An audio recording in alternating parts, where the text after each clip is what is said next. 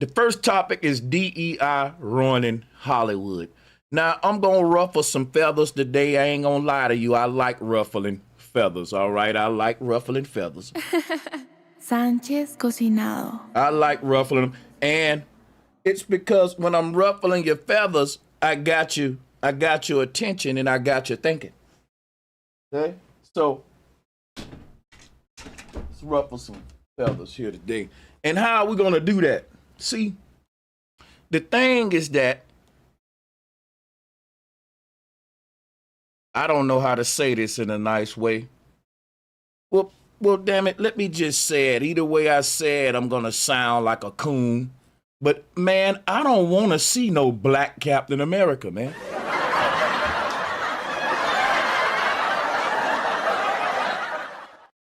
Now, I got a question for y'all.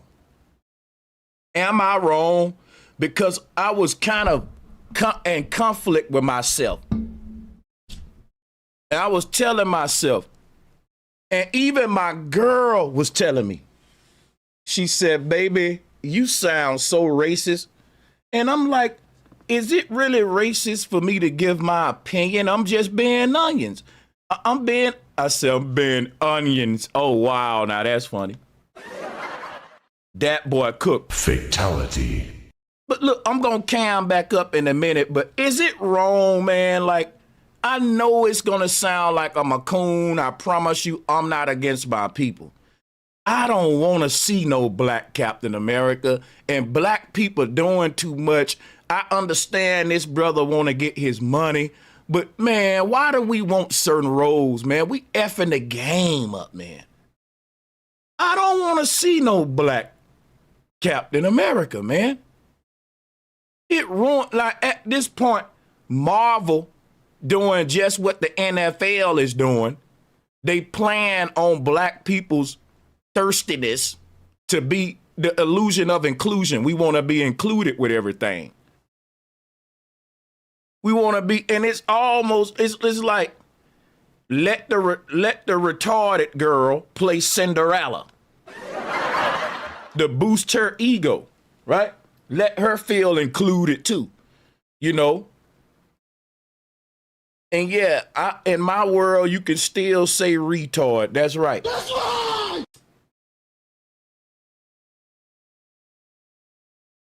DEI, everyone like to talk about, right?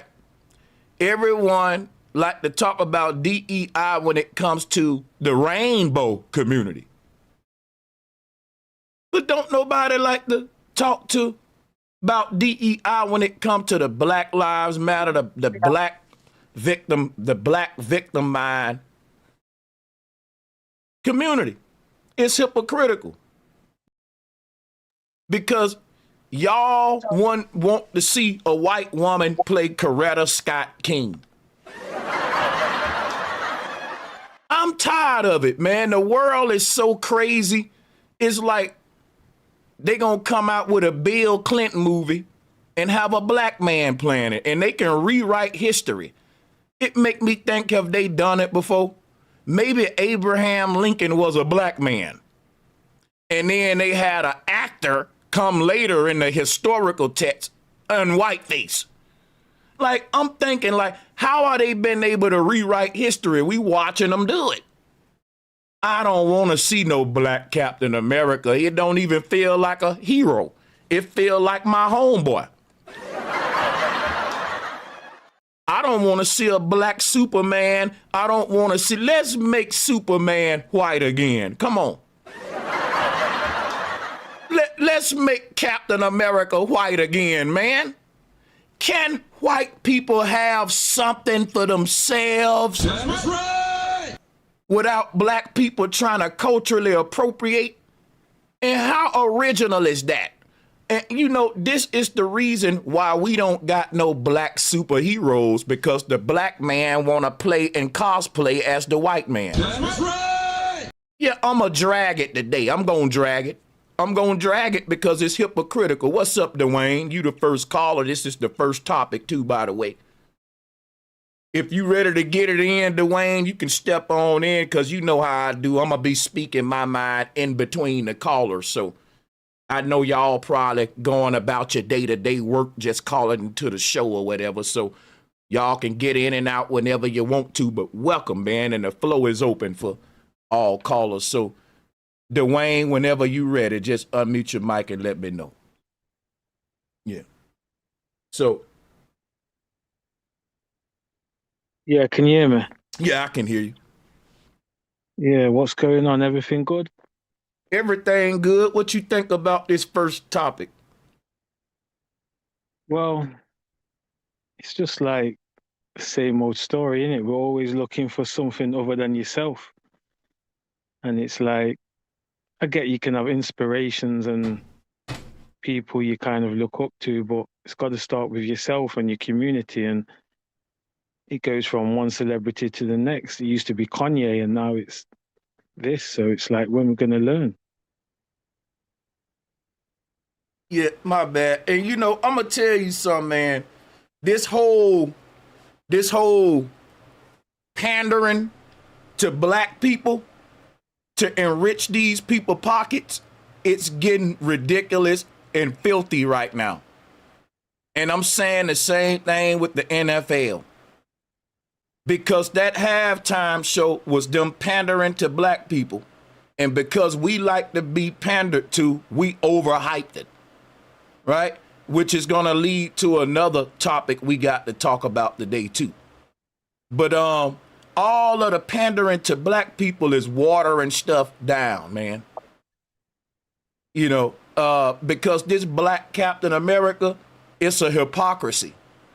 Because Captain America is a white man that's trying to make America great again and save America.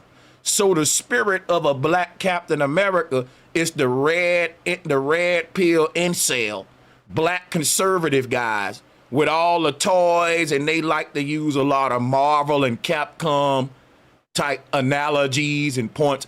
Grown ass men. But when you go to their community posts and all that, Marvel, Capcom pictures of Vegeta, Super Saiyan going on and all this little you know. And they'll be shocked that you don't know all of the Dragon Ball Z characters. No, I don't, sir. Like, dude, I can't believe that. Like, yo, he don't know who all of the Dragon Ball Z characters is. Bro, what about all of, bro, I didn't get it, no. I did, but I didn't. Y'all was, you know, it's different. But this first topic, I gotta talk about it. We got to talk about this first topic, and that's the fact that, yeah, we don't want to see a black man play every role because when it come to the black man, the one created, quit being Captain Save a Hoe. And one of the biggest whores is America. Don't you know that? That's right. You can't say that hoe, man. That's the Babylon bitch. Hey, read your Bible. Don't save her. She don't want to be saved. The black man playing Captain America, right? Right, the black man playing Captain America is like the big gorilla saving the white girl. In the King Kong, I think, which one it is. You gotta look at the antics and the symbolism, like, even though we put the black people at the bottom of America, symbolically, on TV, they gonna be the saviors of a country that they never even benefited from. They gonna be the saviors of a country that exploited and extorted them now. That's right. Symbolically, I don't like the message this telling the young black children because guess what? We need our own superheroes with our own agendas because the black superhero ain't gonna be trying to save America. He gonna be trying to take over it. That's right. Right, the black superhero gonna be trying to rise up from the bottom of society in America to the top of it. Tell me I'm lying. We need superheroes that represent our mission and our agenda. Not letting me put the white man's costume on is no different than me being in the military with the American flag uniform on. It's no different than me being a police officer, a law enforcement officer. Either way it go, it's a black man saying, I'm on the system side, I'm on American side, I'm a black patriot, and I'm for Americanism. And I don't think Americanism is for you, sir. That's right.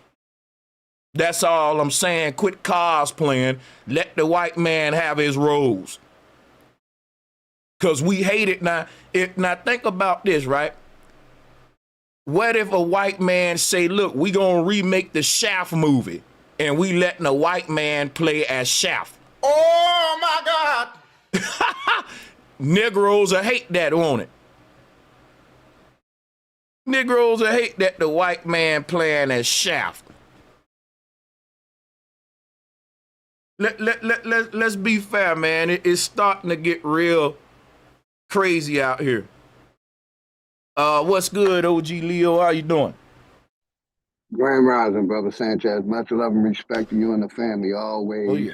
black motherfucking power, and much love and respect to everybody in the chat. It's like you on point like always. I agree, brother. They teach the younger generation that we slaves and that we came here on a boat, but yet in the media they want to portray us as some superheroes. Like you said, it's mixing up the minds of our children. That, you know, in your imagination you can be anything, but Right. in real life you're stuck to being a servant or a slave. When we want to challenge America, they say go back to Africa. But when we want to conform to it and tuck our head down and shut up, they'll let you be the savior of this mug. They'll let you put the hero uniform on when you tuck your tail. But let these brothers start challenging America on how it literally treats black people. You can't be Captain America then, because the image and savior of America ain't a voice that's challenging the system of America. Now that's fact. That's right. That right there, see, you really need to be the antagonizer. Whoever Captain America's enemy is, that's really most suitable to roll for the black man if you want to keep the reality straight. I mean, come on. Let's keep it real, man. So You're right, brother Sanchez. The black man has always been a villain, and every movie that they made us playing mostly. So you might as well keep him in that same role. You got it, bro. yeah, Dwayne, go ahead. Bro Sanchez. Yeah. Yeah, the last couple weeks or so, I can hear that you're getting really frustrated about the situation of things right now. And I feel it You because... said frustrated? Yeah, it's like no matter what happens, we get back to the same position of just being duped. It doesn't matter whether it's sports, politics. Why you think I'm frustrated? No, not like that. You know, where it's like you just sit, it's like the gimmicks after gimmicks, and you get a little bit of hope that we see what's going on, and then we fall for the trick again, and then we fall for the trick again. And... Oh yeah, I'm definitely frustrated that the masses are slow as hell, for sure. Yeah, even like with the religious thing, like we can have respect for all each other, but when people just like, they're just not seeing what's going on, or they see what's going on and they're making excuses. Like you was talking about one thing last time with the Christian guy. And even though they know it doesn't make sense, they're just not willing to say, well, this is what I've grew up with. I can't just turn the blind eye to it overnight. But they'll just make excuses and like fairy tales. And it's like, we just need to get together and just be real and honest. Because until that happens, nothing's not going to happen. Well, I'm going to take it one day at a time and keep fighting a good fight. And I'm going to take your words into consideration too, bro. I appreciate that. No, what was the name of this movie with the black witch just came out, the Princess joint? What's this joint with the wicked witch of the East? What was that, y'all? Type that in the chat room. Anybody on the panel? The black chick playing White role in that movie messed that up. People gonna say I'm cooning. And anybody in the chat room that would like to come up with solutions, come on up. Now, this is how you call out the trolls. This is how you call out trolls, y'all. Because I already solved the problem. And the problem was there wasn't enough black platforms reaching out to the people, allowing them to have a voice on the show. Am I right or wrong, OG? And to the other brother, because OG got a platform where he allowed people to call in, and our people take advantage of that. So we're solving a small problem that can be solved. Like I'm playing my part here. I'm saying, look, I'm providing a platform where thousands of people gonna be able to hear you if you click that link and come on. So instead of telling me to do everything, how about you come up and take advantage of the service that I'm providing and give a solution that I may have forgot to give? Or maybe it slipped my mind. Maybe I gave this solution, but there was other solutions too. Don't leave it all on one man, because guess what ain't the solution is? Getting in the chat room saying somebody else ain't bringing no solution when the floor is open and the call line is open. That's right. That ain't happened either. Yeah. And Brother Sanchez, real quick, didn't the government make sure that no black messiah led up from our people? So if they made sure that a black messiah didn't raise up, why would they put him in Captain America movie? You see what I'm saying? Mm-hmm. Mm-hmm. Mm-hmm. Yeah, they only gonna give you a black messiah on TV, like your Kendrick Lamar's, your black Captain America. It's just a symbolic savior, messiah. One that's put, I'm so sick of all the symbolism at this point, and I decode it. And the reason as a symbologist why I'm sick of the symbolism, because they are using it to hypnotize people and put them under a spell and rock them to sleep. But one thing I will say is that the DEI, this DEI stuff is ruining Hollywood. It's ruining Hollywood. Next, they're going to have men playing women's roles and women playing men roles. They're going to have, right, a documentary about an NFL quarterback that's played by a woman. And they're going to have documentaries for Whitney Houston going to be played by a man. I'm telling you now. Because why? We want to include everybody.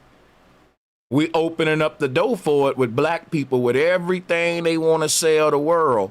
They know, sell it to black folks first, because these Negroes is thirsty to be included with everything. So I don't want to see a black green witch. That green looks good on white skin, but on black skin is confusing. We ain't witches. We're angels, not demons. And see, we want to be part of everything that the pagans and the cave people is doing. And yeah, I'm calling it, and I shouldn't call them cave people, because cave people are actually smart. But the heathens, right? Let them have all their wickedness. Look at the name of the movie, Wicked.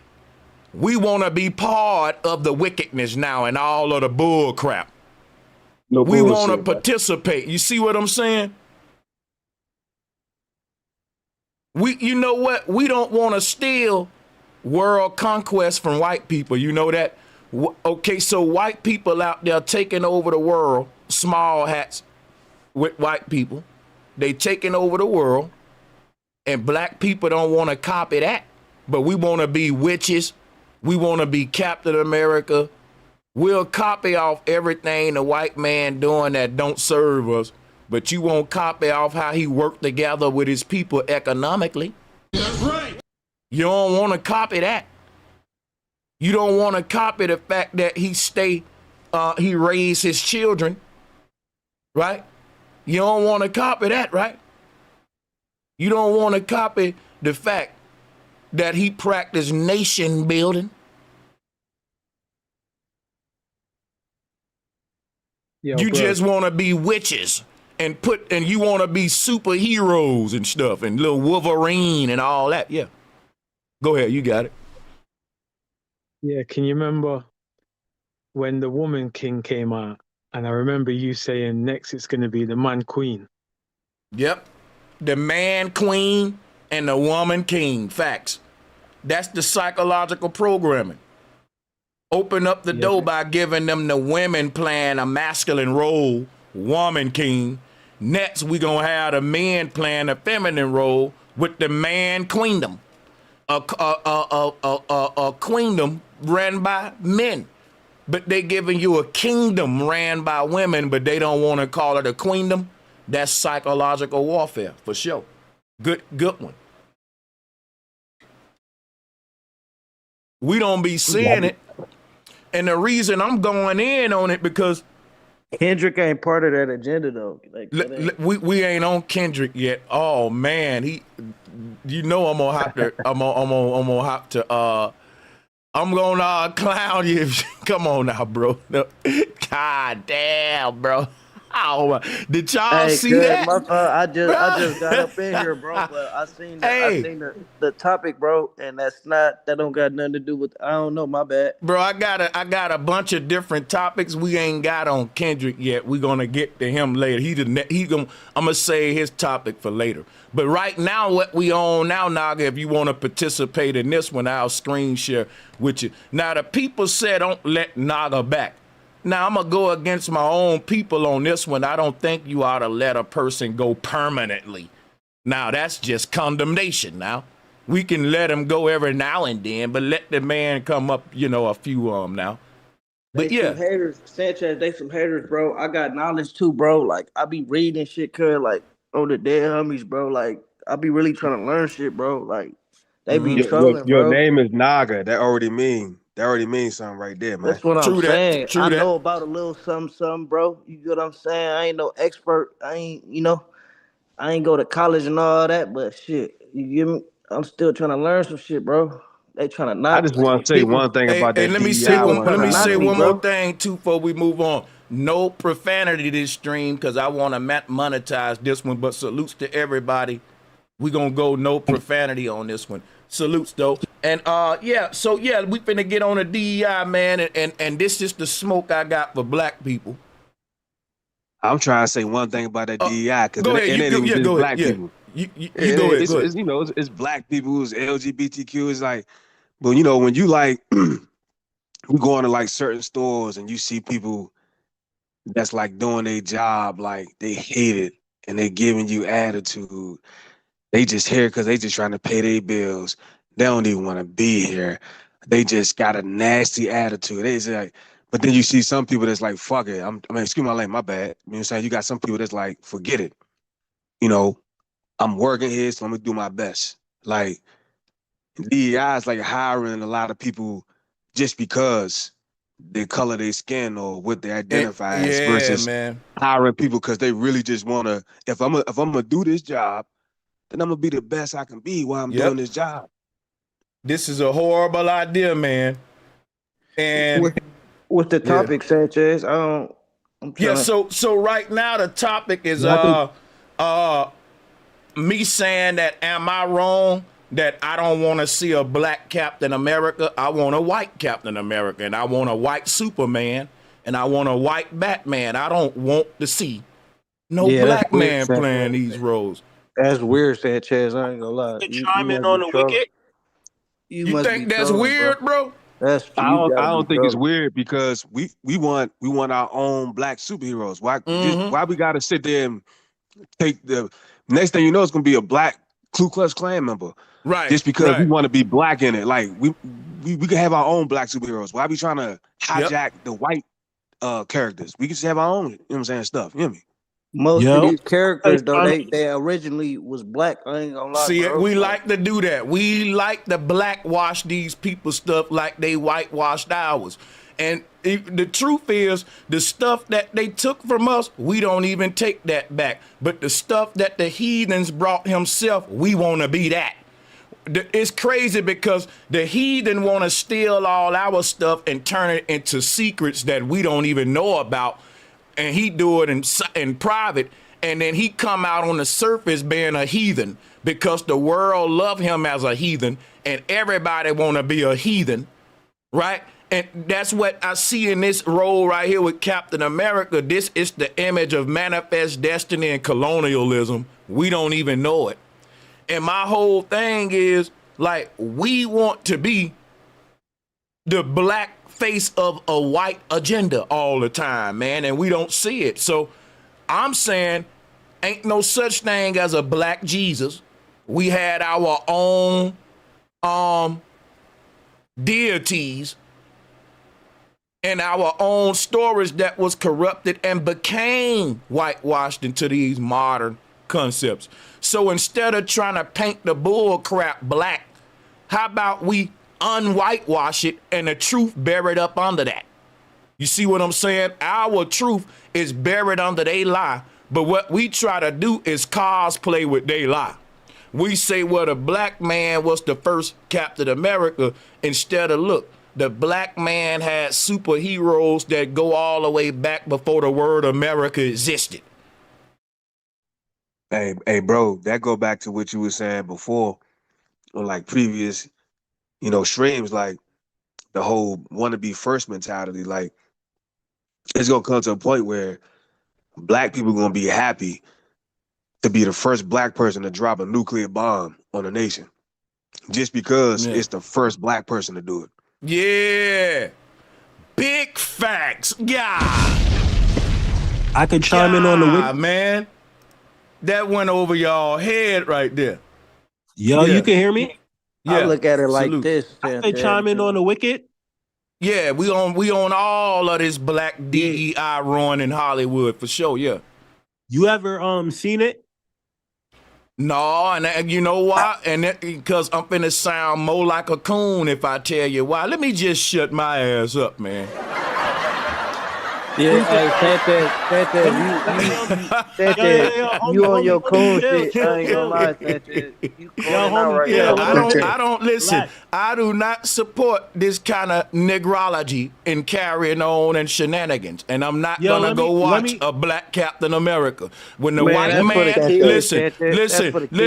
When the white man go back to playing his roles, then I'll go and give him the money. And that's how that's gonna go, sir. I'm cooning it all the way up. I'm gonna coon it all the way up now. Hey, that shit is for the kids, Sanchez. Let me tell you how this shit went. You heard? Yeah, go ahead. Basically the green girl was born by like two black people. They was basically disowning her because she was green and stuff. Like, she was an ugly kid, so they was like, they wasn't feeling her. So basically she grew up, they had another kid. They was like basically still disowning her, but like she had powers and shit somehow. So basically, she went to a school and shit. They was trying to steal her powers and shit. Nigga, they brought her to the Wizard of Oz. He ain't have no powers. He wanted her powers. And she basically was dubbing them, and that's why they called her Wicked. Now, what do you think about the movie? That it's a W for black women? Because you know that black women are out there. They had the Kendrick Lamar effect over this movie. It's so many black women out there, like how it represents sisterhood and black femininity. And I'm like, the name of the damn movie is Wicked. What the hell? Go ahead. They called her Wicked because she wasn't trying to be with the wicked people. So they basically flipped the script on her. They called her Wicked. Yeah, type shit. All right, I ain't seen the movie. But shit. Any screen time for our community, nigga, that's a W, bro. So here's what I'll say. Part of what I do here, y'all, is to be entertaining and humorous too. And I have this alter ego that's kind of like Uncle Ruckus, where I go into my coon mode.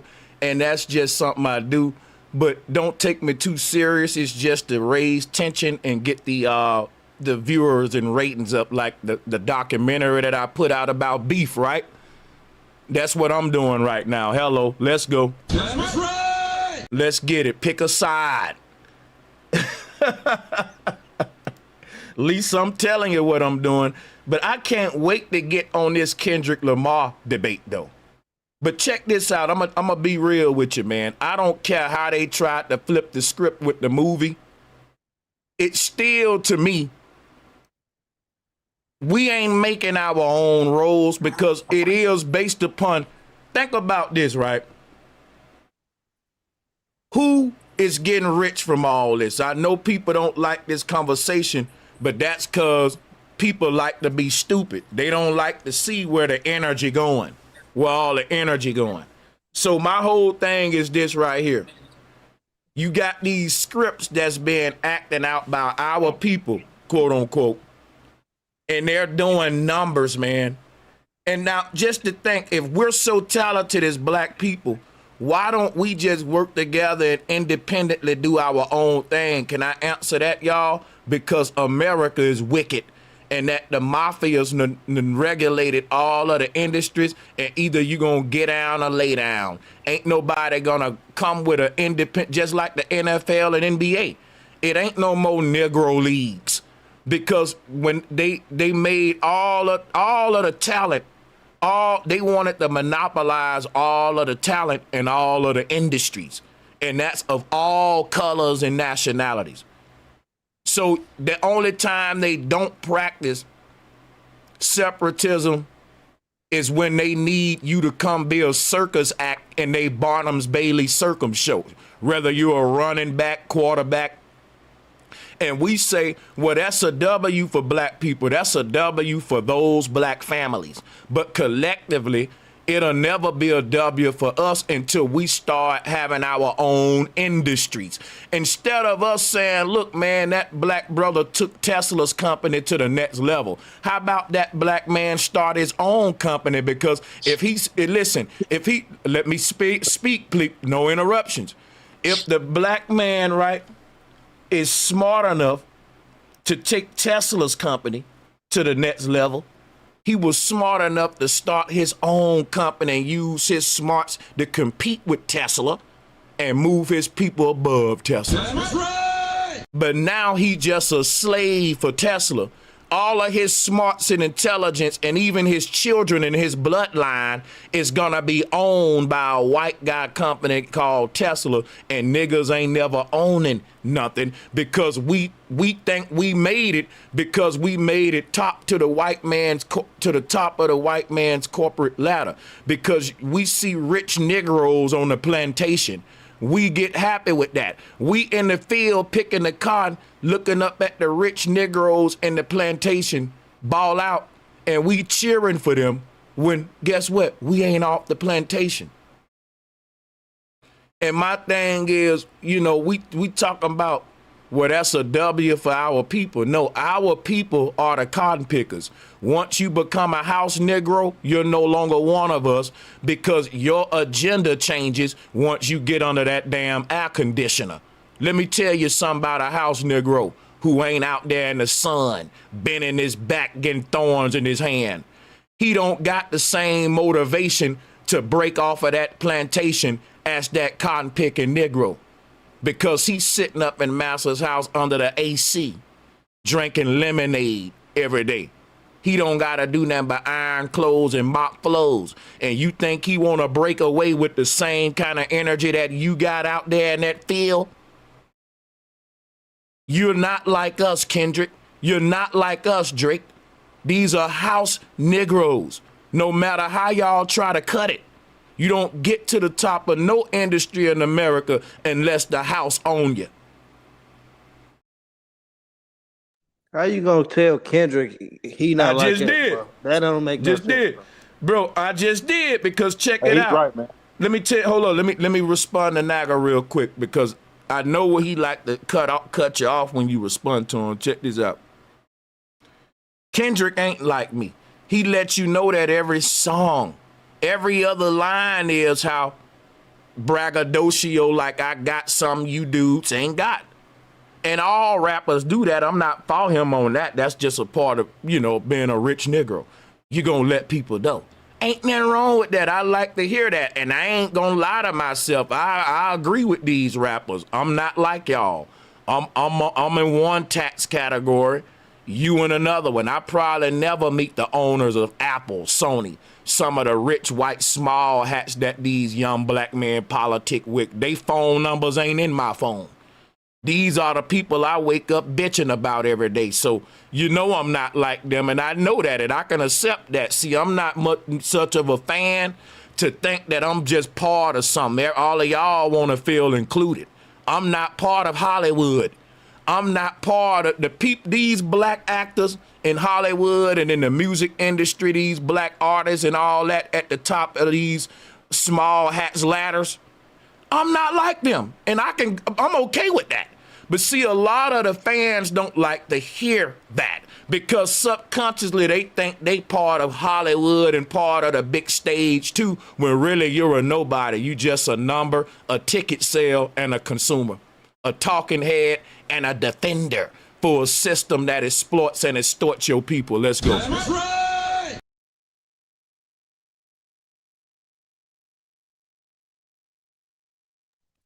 Shit, bro. I just feel like, hey, we need to just figure something else out, bro. Like this Kendrick shit, that's cool. Like, yeah, Cat's already out the heck. Cuz already got exposed for being, you get what I'm saying? Who you saying he is? You saying he not with our people, bro. All right, bro. What's the next step, bro? You get what I'm saying? On the dead homies, niggas ain't finna just keep running the homie name down. Like, that's out. Like, guess what? Listen, as long as you got people coming out every day glazing him and defending him and going against Drake, then I'm gonna make my content, and I ain't going against him or Drake. I'm going against the fans of these people, and I'm telling them, y'all shouldn't even be fans after a certain age. You too grown to be a fan. That's teeny bopper stuff. Teeny boppers go to these shows and they defend these idols like that. Like, grow up, quit being a fan, and it's bigger stuff to get invested in. And my thing is, I can also admit Kendrick ain't who they think he is.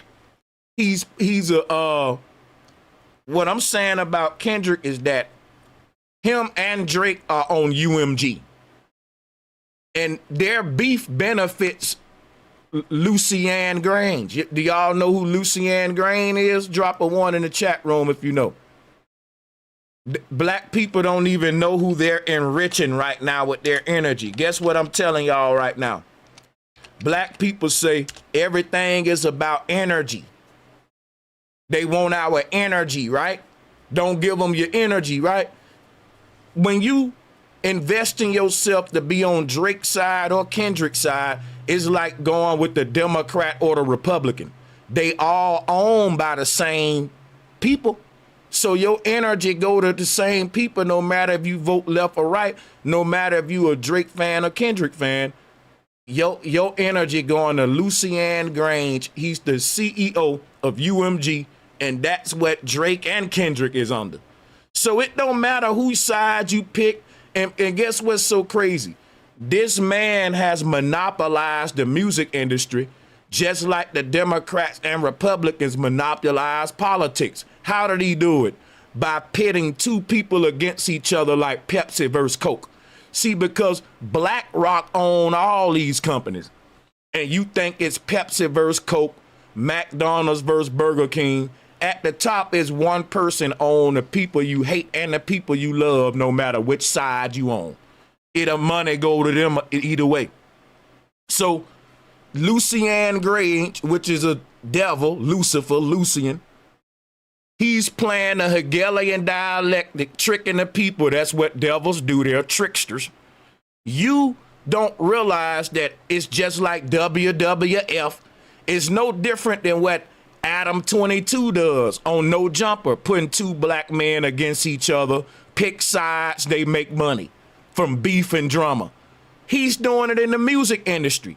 The music ain't even artistic no more. It's all dissing each other, dissing the dead, battle and beefs and drama. I'm tired of it. So my whole thing is, you don't really gotta be that good today. You just got to be as better as the artist that tried to diss you last. And that's cheating. Now check this out, right? So Lucian Grange is winning because Kendrick is winning and Drake is losing. Now you may say, well, how he winning because Drake losing? Because Drake losing is actually winning him money. Like I'm telling y'all, all of Kendrick fans, guess what they gonna do? They're gonna go listen to Drake album. All of them listens equals money for Lucian Grange. It don't matter if you love Kendrick or hate Kendrick, you're gonna listen to both albums. That's the same thing they did with Blueprint versus Stillmatic, Nas versus Jay-Z. And what did we find out later about Nas and Jay-Z? It was all a game. It was all a game, man. Everybody end up shaking hands. Is all love, and then the Masonic ass handshake with the thumb over the palm. Let you know it was a game, and we tricked y'all and got all that money, because if they wouldn't have never beefed with each other, them two albums wouldn't have been their biggest albums, both of them. They know that controversy sells, and I ain't gonna even hate on it.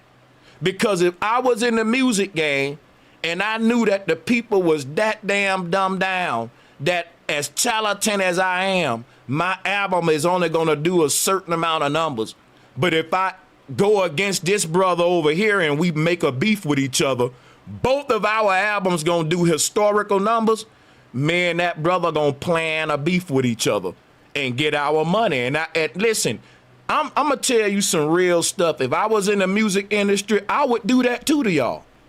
So I'm gonna sit here and keep it real. But guess what I'm not gonna do? Lie to you like that ain't what we're doing. I'm gonna be open with it, just like I am now telling you. This what's going on, this what they doing, and if I was in the game, I would do it too. That's how you sell tickets. But I'll be one of the dudes that niggas will be like, bro, you telling them the game, like you messing up the game, bro. But guess what? A lot of folks do what I'm doing. Later on, when it's all over, they come back and say, bro, we didn't really have beef like that for real. How many of y'all heard those interviews before? Where later on, years later, they interview them brothers and both brothers be like, oh yeah, man, it wasn't that serious, man. You know, I actually hope the brother's doing well. And you realize, bro, you really thought that was serious. And they needed you to think that for that time to get the sales. Nah, Sanchez, I ain't gonna lie, bro. Drake can't even really come to the city, bro. They on his top, bro. I get it. Let me tell you something. Fake beef equals real division. That's just like this. Biggest Smalls can come to certain places in America, and he didn't even do none of them people. It was just because they're Tupac fans. I can't even go to certain YouTubers' channels and say I like Drake without getting blocked. And that's why I said they ruining hip hop, and we finna get to that topic next. So let's segue into this next topic. Let me change my poll. And while I change my poll from the black DEI stuff, and we can bounce around back and forth to these. Yeah, I was cooning being funny at first, but my real energy is that, yeah, man, we need our own superheroes with our own agendas. We need to quit trying to cosplay as the white man, because it ain't cute. Like, it worked both ways. If it ain't cute when the white man try to cosplay in certain black roles and we call it out and don't like it when he do it to us, it ain't cute when we do it to him either. And try to be witches and warlocks and Teletubbies and, you know, and whatever the white man created out of his mind, let him have it. If we got all this good original stuff as original people that our ancestors got, ancient antique stuff, we the oldest people, right? Why we need to bite from his new stuff, what he doing in his new world?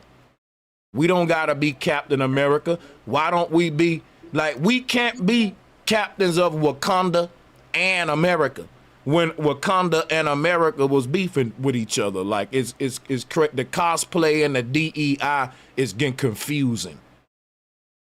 The imagery is just hypocrisy. A black man is Captain America when he's at the bottom of America. It's just stupidity. We started all that shit though, bro. I ain't gonna lie. Anything they got, bro, they biting from us, bro. That's a fact. Okay, so let me ask you something. So in these rich, small hat families where they're doing oral circumcision to babies and practicing incest, they get that from us, huh? Or you finna pick and choose now? Keep the same energy. Everything, right? Nah, they get all that. They started that incest shit. We started that and they copied it, bro. That's what you just said. No. Nah, I'm talking about as far as the creativity, hold on, bro. brother. But brother, no, bro. You said everything they started. We did. Didn't he say everything, y'all? When they coming up with these characters and shit, bro. We been, that's come from us. Let me explain something to you. We didn't have to play these characters because we were these characters. And I'm saying instead of playing these characters today, how about we start becoming what we are as saviors to our own people versus costuming it up like we're saviors to a system that failed us. I don't like the symbolism in this, and I don't like the DEI concept. I think it's going to open up the door for all kind of more confusion, like women playing men roles and men playing women roles. You're going to have Martin Luther King played by an Asian man. You're going to have Bruce Lee played by a Jamaican man. And I just don't like where the world going with all that. And I'm not being divisive and all that. I'm just saying it's stupid. I want to see a white Captain America. Hey, Sanchez, let me build with you for a second. Yeah. Now, I've always been, we talked before, I'm from Alabama also. And I've always been like a comic book head. And I collect comics, collectibles, all that type of stuff. A lot of people associate that with just being, weird and white or whatever, but our people be involved in that stuff too.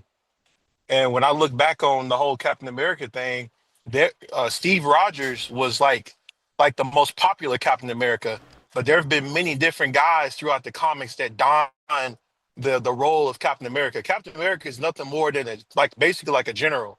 He's like a mercenary basically. And he's a military character. So the guy that's playing him now, he was in the military. He was the Falcon. And he was following around Steve Rogers for a long, long time in the comics. And then when Steve Rogers, something happens where he dies and he gets older or whatever in the comics, and he had to pick another guy, just like in the military, he had to pick another guy to take his place, and he chose the Falcon. But in the comics, there are all type of different guys that play that. I mean, he ain't the only black that's been black that played that character. Can I ask you a question? What I'm talking about is originality. If I pull up a picture of the first Captain America that was ever conceived by Marvel or Capcom or whichever one make them, will it be a black man? Yep, that's for sure black. Can you give me those receipts?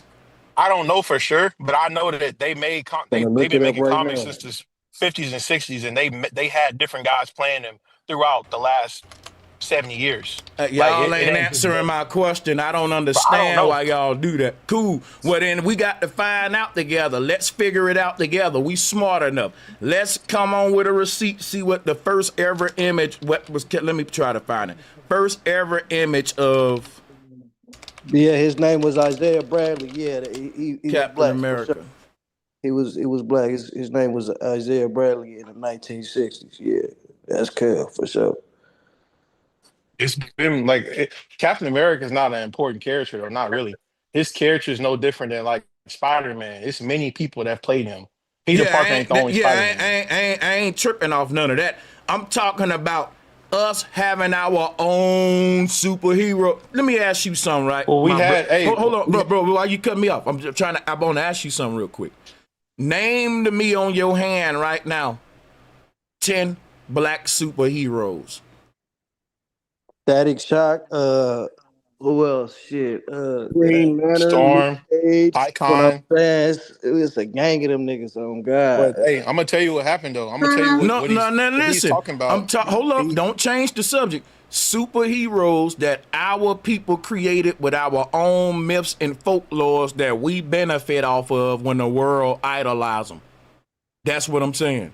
Well, That's ours, yeah. look it up Miles if you can. If Morales, you can, look up a that character. nigga It's Miles a Morales, his ass. Oh God, well. No, that's hold originally. on, hold on. He talk. I'm trying to go in a different direction. So let me Basically, ask you something, we right? had our own comics. We had our own So comics, but like okay, go ahead. like Milestone, like if you look up Milestone Comics, they were a black owned, black created company. Okay. DC once they weren't making enough money like that, so DC bought their characters out, and that's how you get characters like the Black Lightning and Now Static watch Shock. this. And they So shouldn't we say, okay, they got them. Let us go back with our beautiful black minds and create some more. And this time we ain't gonna sell these new characters that we create. We gonna now. Cause think about it, the world ain't got nothing new. All we got is the same old characters year after year, generation after generation. And you said black people created these timeless characters that everyone loved out of our beautiful minds. That means we can say, hey, you know what? They can have those. Let's create some more, because if we created them, we can outdo them. We can create a whole list of other superheroes and make them destroy Captain America and all them in our comic books, and we'll rise to power in mythology and in reality through the comic reality. And since they stole our stuff, our comic book superheroes got a chip on their shoulder. We gonna write in the script that they're avenging their ancestors because these comic book warlords stole their intellectual artwork, so they on a mission to event, and we can have a whole script written out for these black superheroes that have our own agenda, our own script for us.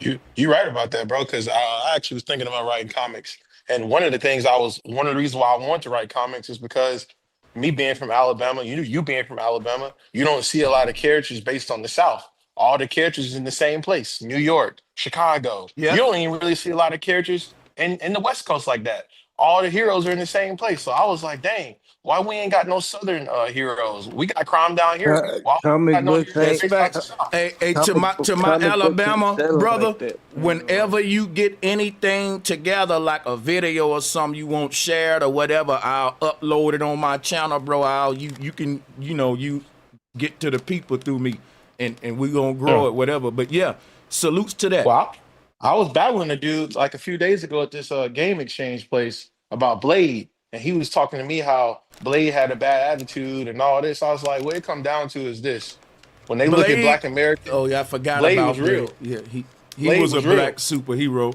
but we didn't create him though. Well, no, we didn't create him, but he How was. you He know was we ain't creating? characters.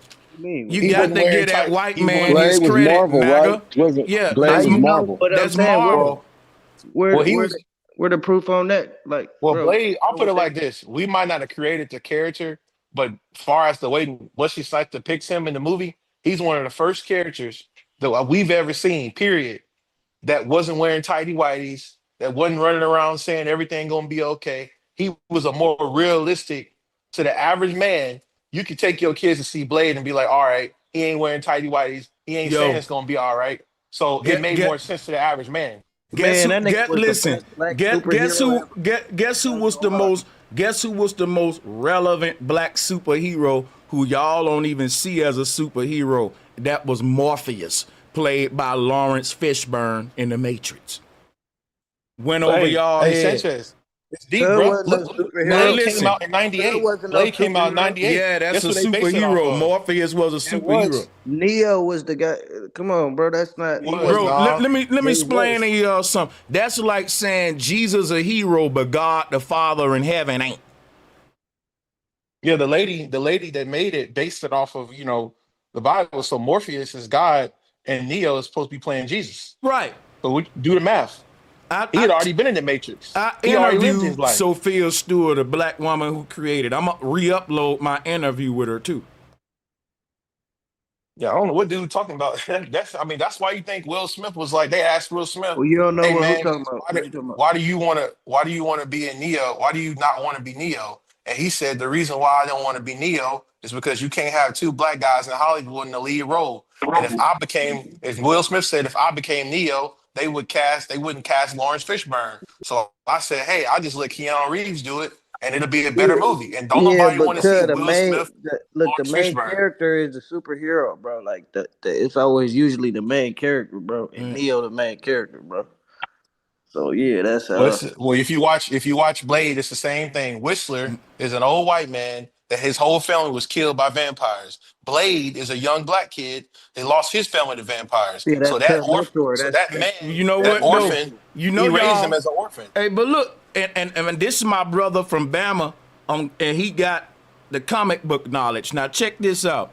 Y'all still ain't put it this way. This is what I forgot to ask. Where's the black comic book company that's benefiting off our own unique characters? Shout out, hey Smoke, what up? Welcome back, bro. And shout out my brother Eric, and who else? Mo's TV, all of y'all, man. What's good? A lot of people coming What's on. happening? What's happening? Shout out nobody Bill buy comic Cosby. books. Bill Cosby had comic Hey books back in the Sanchez, day. Nobody if you buy can, that shit. look up What? Milestone Comics. Look up that company called Milestone Comics. Look up and read some of the characters off of there if you can.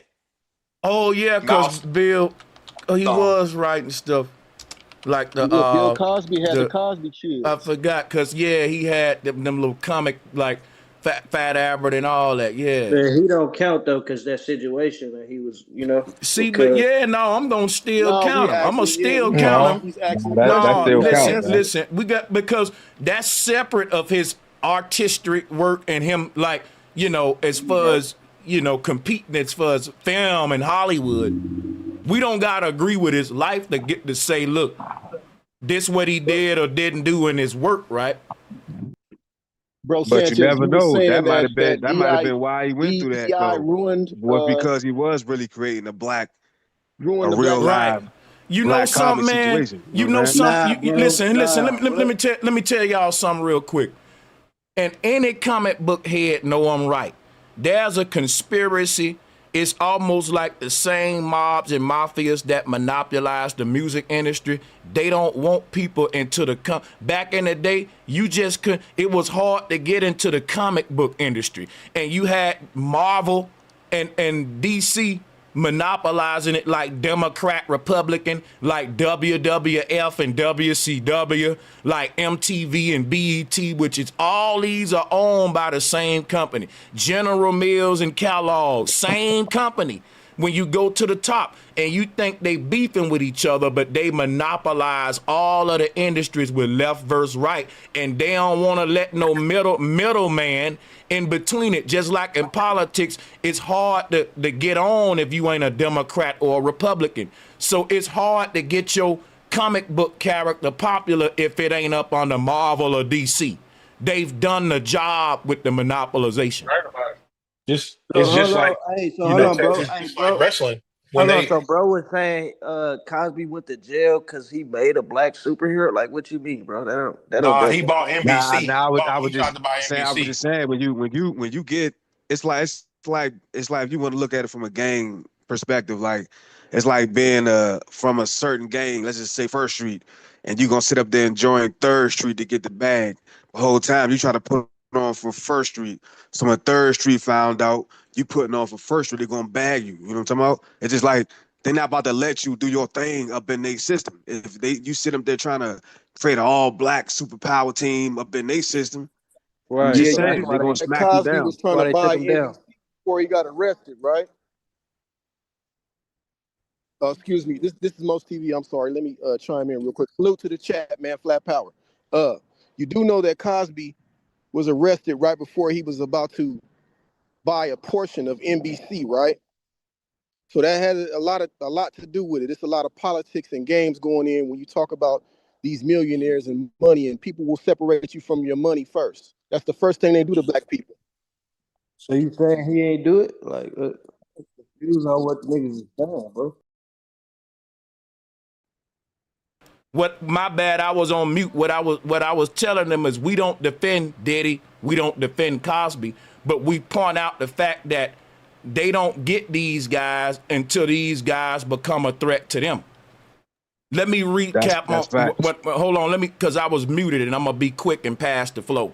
What I was telling them, y'all, when I was on mute was that on my channel, right, most of the guys here, we don't do no Diddy defending. We don't defend no predators. But it is true that the people in power, they already knew that Diddy was a monster. These people, if Cosby was a predator, they been knew it.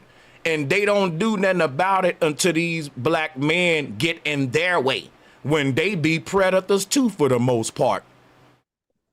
Oh yeah, I'm glad you cleared that up. I thought bro was defending. Oh nah, hell No, nah, no, that's I'm facts. just I'm saying, feel like this, they Naga. always go to this whole Let's say Naga, know how you to get pull in the one. Hollywood, Brody.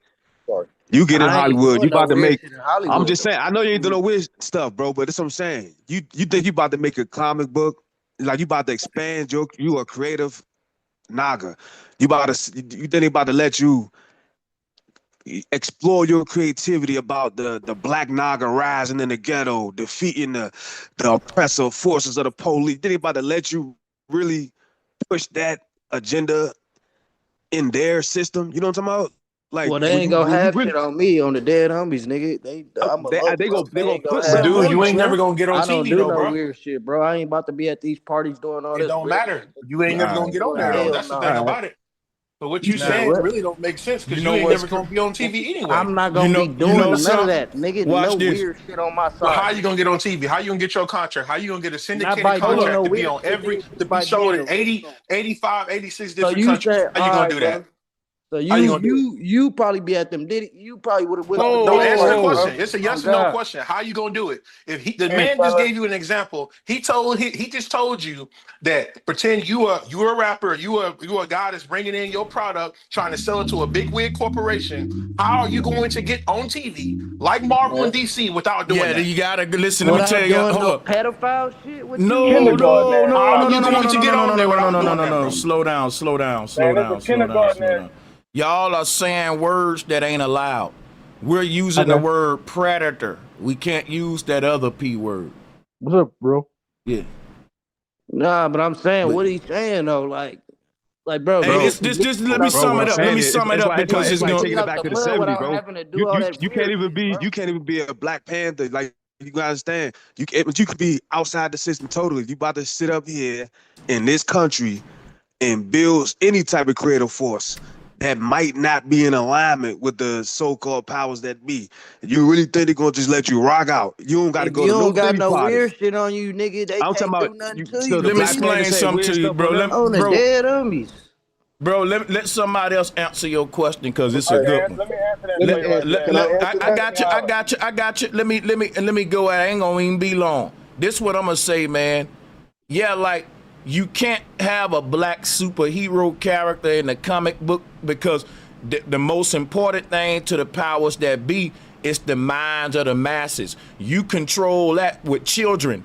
And they love the imagination, the minds of the babies. They not finna let nobody else in anything that directly influence children minds and compete with their programming for these babies, like the brother was saying, and try to rewrite some different character in their mind that's against the system and all that, because you gonna end up breeding a lot of messiahs, a lot of revolutionaries. They ain't finna let you do that. That'll be just stupid of them to do that. But let me ask this though. Let's say let's say a pale skinned person try to come up in the gang territory. Here you go, little random pale skin or whoever try to come up in your gang neighborhood. Gang And he shit, sitting bro. up there telling me, I'm about to create a whole new thing for your gang now. Here I come, y'all. You never knew where I'm from, but here I'm about to create a whole new thing for your gang.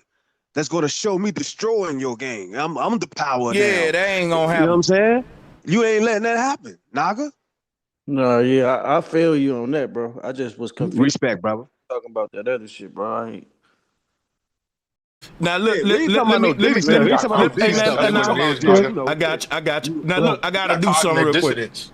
I gotta do something real quick. Who I got gotta cognitive? I gotta You do, skip. Naga. We don't need y'all brothers to get into a. We got topics for smoke, so let me throw them out there for you. So look, we passed the Hollywood DEI jump, but we can bounce back to it. I got other topics that I ain't got a lot of time. The next topic is hold on, dang. What I'm moving to next, it's got about 2-3 more of them. Let me see. The next topic gonna be Drake and Kendrick fans ruining hip hop. That's the next one. are Drake and Kendrick fans running hip hop, and I'm gonna answer it and we'll pass it around and make sure when we passing the mic around, we ain't talking over each other and everybody get to tackle the question. You feel me?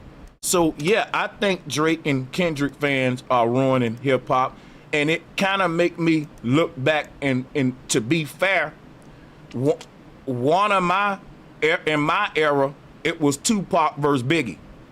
That was the biggest beef of my generation. Today is Kendrick versus Drake, but what I'll say is this.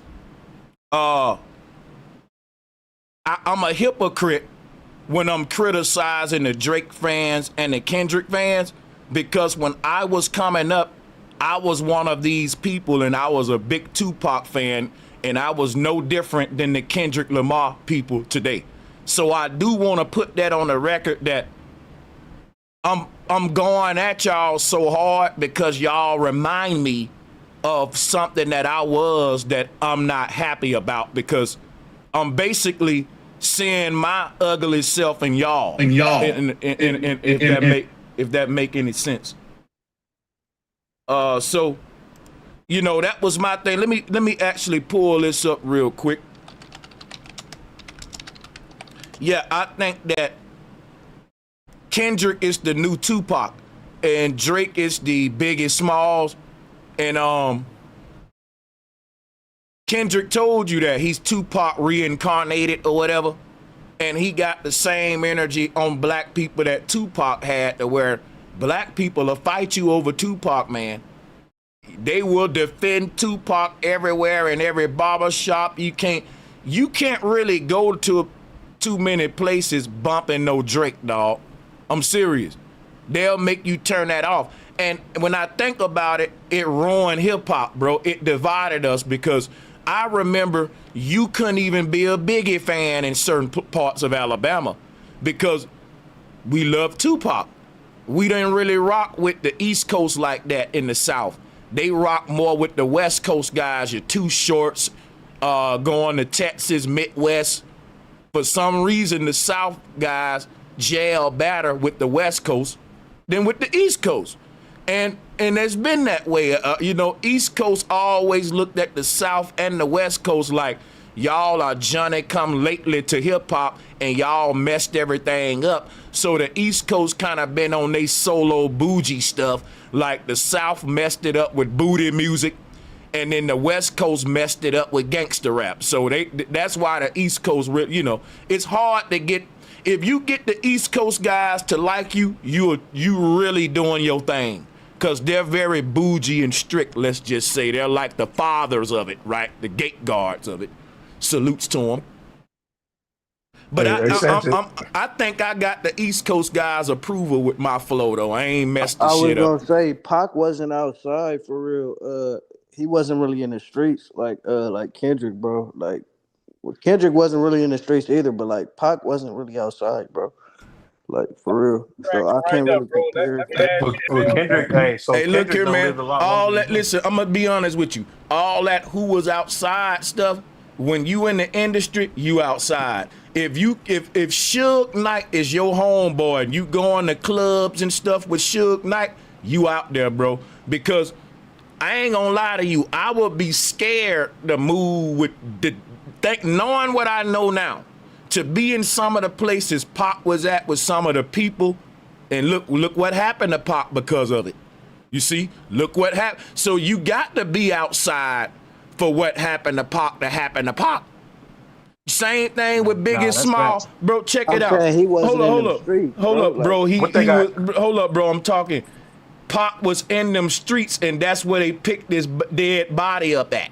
We ain't finna make it no like Pac went out there like that. He was out there so much that his enemies got the drop on him, and they knew exactly which street he was at and what time. That mean you out there. You're out there, because guess what? Don't nobody know that about me right now, because I'm too scared to be out there like Pac. Like, Pac was a celebrity who was very controversial, and he didn't move like that. You know why? Because Pac was spoiled.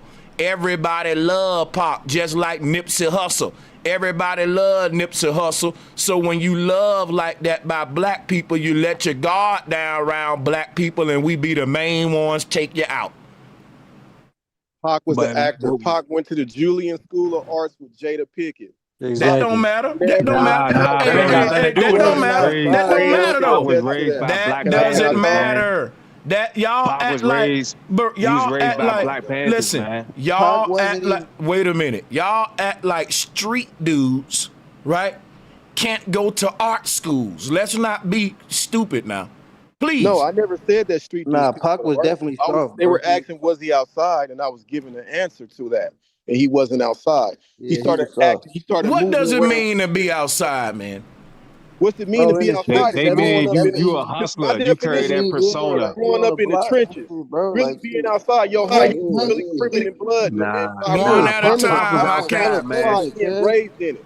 Pac was hella Being feminine, born bro. in it, not sworn in it. That's what outside means to me. Let me explain something to you. I'm tired of the outside line because it ain't no real definitive thing on what it is. People just try to use it to dance around certain facts because I'm gonna be honest with you, man. If you ain't outside when you in this music industry, ain't nobody gonna have the drops on you. Guess how XXXTentacion died? He was outside. He knew he had beef, but guess what? Just like Tupac, it's some dudes that they just not gonna be a coward. If I got beef with, that's just like me. If I got beef with a dude, he ain't gonna make me hide in my damn house in my bedroom.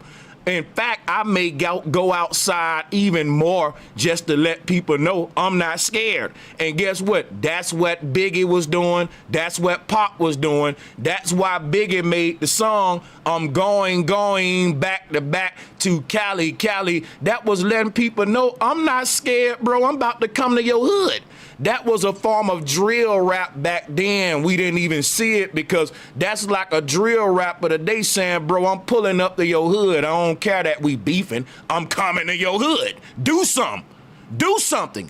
That's what the song, bro, these guys was, the way that Pop was talking to people. Listen, let me land my plane, bro. Why you want to knock my plane out the sky? I can land it. I'm a good pilot now. Relax. It may take me some time, but I'm going to land this mug. Watch this, right? The way Pop was talking reckless on these albums and going out to Vegas, to casinos, on camera, doing interview after interview while talking reckless after he got shot already. Don't you know how many times Pac got shot before he really died, and you telling me that man went outside? When that man got shot, he raised his middle finger up in the camera just like niggas do who really outside, who really about that life. If I would have got shot like Pac, nigga, I would have been shitting on myself, scared as hell I'm about to die. Pac was about to die and sticking his middle finger up to his enemies. That's a goddamn nigga that's outside. I don't care what you telling me, brother. That's outside. If that ain't outside, y'all want to change what outside is, man. Pac was all in big casinos when he was making big diss tracks about everybody, and he wasn't scared to go up in the big golden and the big casinos and all that, knowing that he was an enemy to everybody, and even was an enemy to the industry. He was even sitting next to Snoop Dogg during America's Most Wanted tour of America that time, and Snoop Dogg had the look on his face like, this Negro ain't gonna be living long, because Pop was reckless. He was beefing with everybody and had tension on his own label with Negroes, and he wasn't scared. He wasn't scared. And he shot at undercover cops He too. never, but he ain't never. Sanchez, this how you shut him down. Never seen Pop with no strap. Like you ain't never. Sanchez, I don't want to hear all that. He shot at undercover cops. Hey, Sanchez, this what you gotta do, bro. This how you shut him down. Look up Pac's age when he died, and look up the age of Kendrick. If Kendrick was really what Pac is, he would have not made it to the age that he is. Look up Pac's age. Let's figure that out. Figure out when he was born. That's BS, bro. Let me tell you Look something. up when he was born. I'm gonna take Kendrick when it comes to is Kendrick like Pac? Well, Kendrick said he's Pac reincarnated. So you gonna debate him now on that, and that's interesting. Go ahead. Kendrick is more like Nip than I don't think he meant it like more that. like Nip, bro. Pac, See, now we gonna get into how he meant it now. Outside, bro. Now you're gonna get into how how he meant it, though. Threat then. The threat gonna get taken out. That's what I'm saying. They ain't gonna take Kendrick ain't nobody do out that ain't a threat. Illuminati. Kendrick ain't do Illuminati, That's man. what I'm saying. Pac did kill Illuminati, and he So shot why at Pac ain't undercover cop. alive right now then? Okay. Why Pac ain't alive right now running around with his grandkids then if he ain't no threat? If he wasn't in the streets? And Just Prince because you and get Michael shot Jackson. don't mean you a threat, bro. What you talking Yes, about? it does, bro. He gonna yes, say it does. he gonna say Hey, Michael That's Jackson crazy. wasn't He's saying, outside. That's Can I ask crazy. wasn't Pac y'all shot at why he's undercover not here? cops too, Ain't though. nobody shoot no I can person tell you that's a why. non-threat. Hey, Bro, I a can lot tell of you niggas why get if you shot want for to no listen. reason, Sanchez. You know And that. these Ask guys didn't get shot for no reason. Pac got shot for a reason, and he know why. That's why he stuck his middle finger up to the people that did it. But Pac do you got Hey, know shot he because hey, somebody this how got you hey jumped. Somebody Sanchez, got ask him jumped. this. They went Was to go Martin Luther shoot King Pac. Jr. outside? Was Pac Martin ain't Luther shoot King at Jr. nobody, Come outside? bro. on, man. listen, bro. Pac ain't The never man, shoot at nobody, bro. Was Martin He Luther shot at King bro, Jr. undercover man. outside? cops, Yes or bro. no? He got Was Martin Luther a King real Jr. life case outside? shooting at undercover cops, Brody. That's real. That's real. He really Nigga, shot that at ain't no undercover gang cops. member. Shoot at the niggas trying to Now I'm kill just saying, you. how You many shoot gang at the members cop. shooting at undercover cops, bro? How many Yeah, But but a gang lot of members bro, these go a shoot lot outside of at these shooting at gang go shoot cops at members, at the they all, bro? go shoot at y'all them go after niggas you y'all's got own problems people, with. but Nigga, y'all you won't do shooting nothing to at the the white So, people. undercover so let me police. ask you a question, Naga. Are you saying Pac should have shot at gang members? Y'all some He should have cowards shot at them anyways. niggas that he had a problem with, bro. That was after him, bro. Dead And homies, who was bro. that? Bro, the Who? same nigga. I heard the story, bro. Some nigga got jumped. I don't know his name. Cuz got jumped. Baby Orlando. They Lane. went to go slide on Pac. Orlando. Literally, Name cuz is got Baby Nah. Lane. What His jumped. about the hood real name Like, Baby people? bro, Lane. Say Baby the that real Lane. don't people's mean name. Say Pac was Clive with the Davis. shit. That just Say mean he Jimmy was shooting Iovine. that shit went Hey, down. That's what about that? Why y'all ain't talking about that? What about Jimmy Iovine? What about What Clive about him? Davis? Why you ain't talking about them? All what y'all What gang about about members, them, him? cuz? Hey, all look, the check. gang dudes always talk all this trash, but they ain't really gonna do nothing. They go after people that they know they can get off with. They ain't Yeah, gonna go after well, I nobody don't real. know what you Go after talking about, somebody cuz. real. You know what I'm talking Let about. me ask the question. Though I'm asking a question that I need everybody on the panel to answer.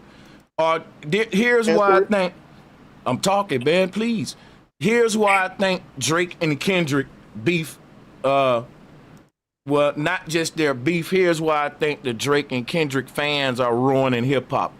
I think Drake and Kendrick fans are ruining hip hop because I can't like both of them, and I do. Like, I listen to Drake's new album, and it's fire to me. I like it. I'm like, where all the hate coming from with Drake's new album? This is dope right here. Real talk. And guess what? I like Kendrick's album. You know, I like Kendrick's album better, and not that I'm hating on Drake. It's that Drake got an R&B album which is more toward women, but I don't think it's no flop, and I don't think it sound bad. Now here's what I'll say too. It sucks because they're ruining hip hop the way that the Biggie and Tupac beef did. The fact that you couldn't have Biggie album and Pac album. You had to pick a side. You had to pick East Coast or West Coast, Bad Boy or Death Row. You couldn't pick both, right? And so, like I said, it was so bad back in them days, you couldn't go to certain places and bump your Biggie music. You had to cut it off, just like you can't play Kendrick in Canada. You can't just roll through Toronto bumping Kendrick and Drake in certain places. Like, you can't roll through Compton bumping Drake. And I'm like, this is what happened when hip hop get too much like with the idolatry. That's ruining the culture, because what if I like them both? What if you about to beat me up because I'm bumping my Drake album when I was about to put in the Kendrick album right after that, my guy? Like, why I gotta pick a side? Why can't I like both of these guys? And it's so sad because when Drake was at the top of the game, before Kendrick was running it, here's what I'll say, and I yield the flow. What I don't like about Kendrick running the game versus Drake running it, and what I do like. With Kendrick running the game, the music sound better, that's for sure. We getting our money worth. It ain't just, because Drake, he just got a formula that works and he don't stray from it. Kendrick really catches off guard with new stuff and is always creative. But here's what I don't like about Kendrick being on top. People forgot Kendrick is a puppet. When Drake was at the top, we liked it, Drake, but we knew Drake was a puppet. Everybody knew when Drake was killing the game, we loved Drake, but we didn't lie to ourselves like he wasn't no industry puppet. But with Kendrick, it's kind of like the Donald Trump effect. What's dangerous about Trump being liked by so many black people is we think he's not a puppet still. You know, and it's sad when they trick us like that. You know what I'm saying? So, yeah, Trump, even though Trump liked by a lot of black people, he's still a puppet too. And I ain't gonna lie, I like Trump more than I like Kamala, and I like Kendrick more than I like Drake, but I like truth more than I like lies, which is why I know both sides is run by the same white dude who benefiting off it. Pac was a puppet too, Kel. Oh God. Right. I didn't know, and listen, I didn't know Pac was a puppet at the time. Couldn't nobody tell me that Pac wasn't a revolutionary that was fighting a war for black people. That's why I said I really kind of owe the Kendrick Lamar fans an apology, because I didn't see how I was being hypocritical. I was just going in on them, and I had to self-reflect like, wait a minute. I was a diehard Pac fan, and nobody can tell me Pac didn't have black people's back. And now that I'm woke and I'm older, I realize I was just young and naive, just like a lot of Kendrick, bro, just like a lot of, I can't land. So I realized that I was just young and naive, right? Just like a lot of Kendrick fans are today. I just wanted to say, bro, it ain't just because you was young and naive. It's because Pac showed you with his art that he might have been a puppet at one point, but he showed you that he wasn't really with that no more. He broke it. Well, he didn't show me that, bro. He clearly said with his words that I'm going to say the word, kill Illuminati. I'm going to say it. I ain't scared to say it. These rappers, I ain't even say they're scared to say it. He said it. Pac said it, man. My whole that's what I was saying. Pac said it, man. But look, let me respond. Let me respond to him. The whole thing, my brother, and I agree with you, but what I'm saying is with Pac, right? Pac had me sold just for the fact that his lyrics was anti-industry. Pac was talking crap about the music industry while being in the music industry. Pac was doing what Donald Trump doing. Trump talking crap about government, about the system, about the powers that be, but he's a part of it though. And the people can't see that with Trump because they only see that he's rising up against the system. And that's how I was with Tupac until I grew up and realized that the system controls the opposition. And Pac ain't an exception. Like, I see what you're saying, but I feel like Pac was one of the only, so-called rappers in Hollywood, on the game, whatever, that really went against the entire thing. No, he's not though. Let me explain something to you though. In his interviews, he was like, "Man, they eating their babies." He started going wild. He started saying everything. Let me explain something to you. There's been a lot of rappers that rose up against the industry, and if they didn't lose their life, they lost their careers. So I'm not just gonna give that to Pac. All right, like immortal technique, man. He look up ODB. What about ODB? But see, here's the thing, what I want to make about Pac, and I'm going to yield the flow because the brother is right. I'm not debating you. You right. What I was saying is, though, is once you do become a problem to the system, they'll get rid of you like Tupac. So my thing is, Tupac was the J. Cole of our time, to where the industry need a conscious rapper. They need a left rapper, one of those rappers that cater to the ills and struggles of the people. Pac was that at the time, yo. And I'm saying that all of the albums I bought, it benefited the system. Think about this. Pac rapping all that stuff against the system. It's making black people buy his album. But when we buy his album, the people who for the system is getting more powerful and funded. So it's like it's a weird situation where they giving us what we want, right?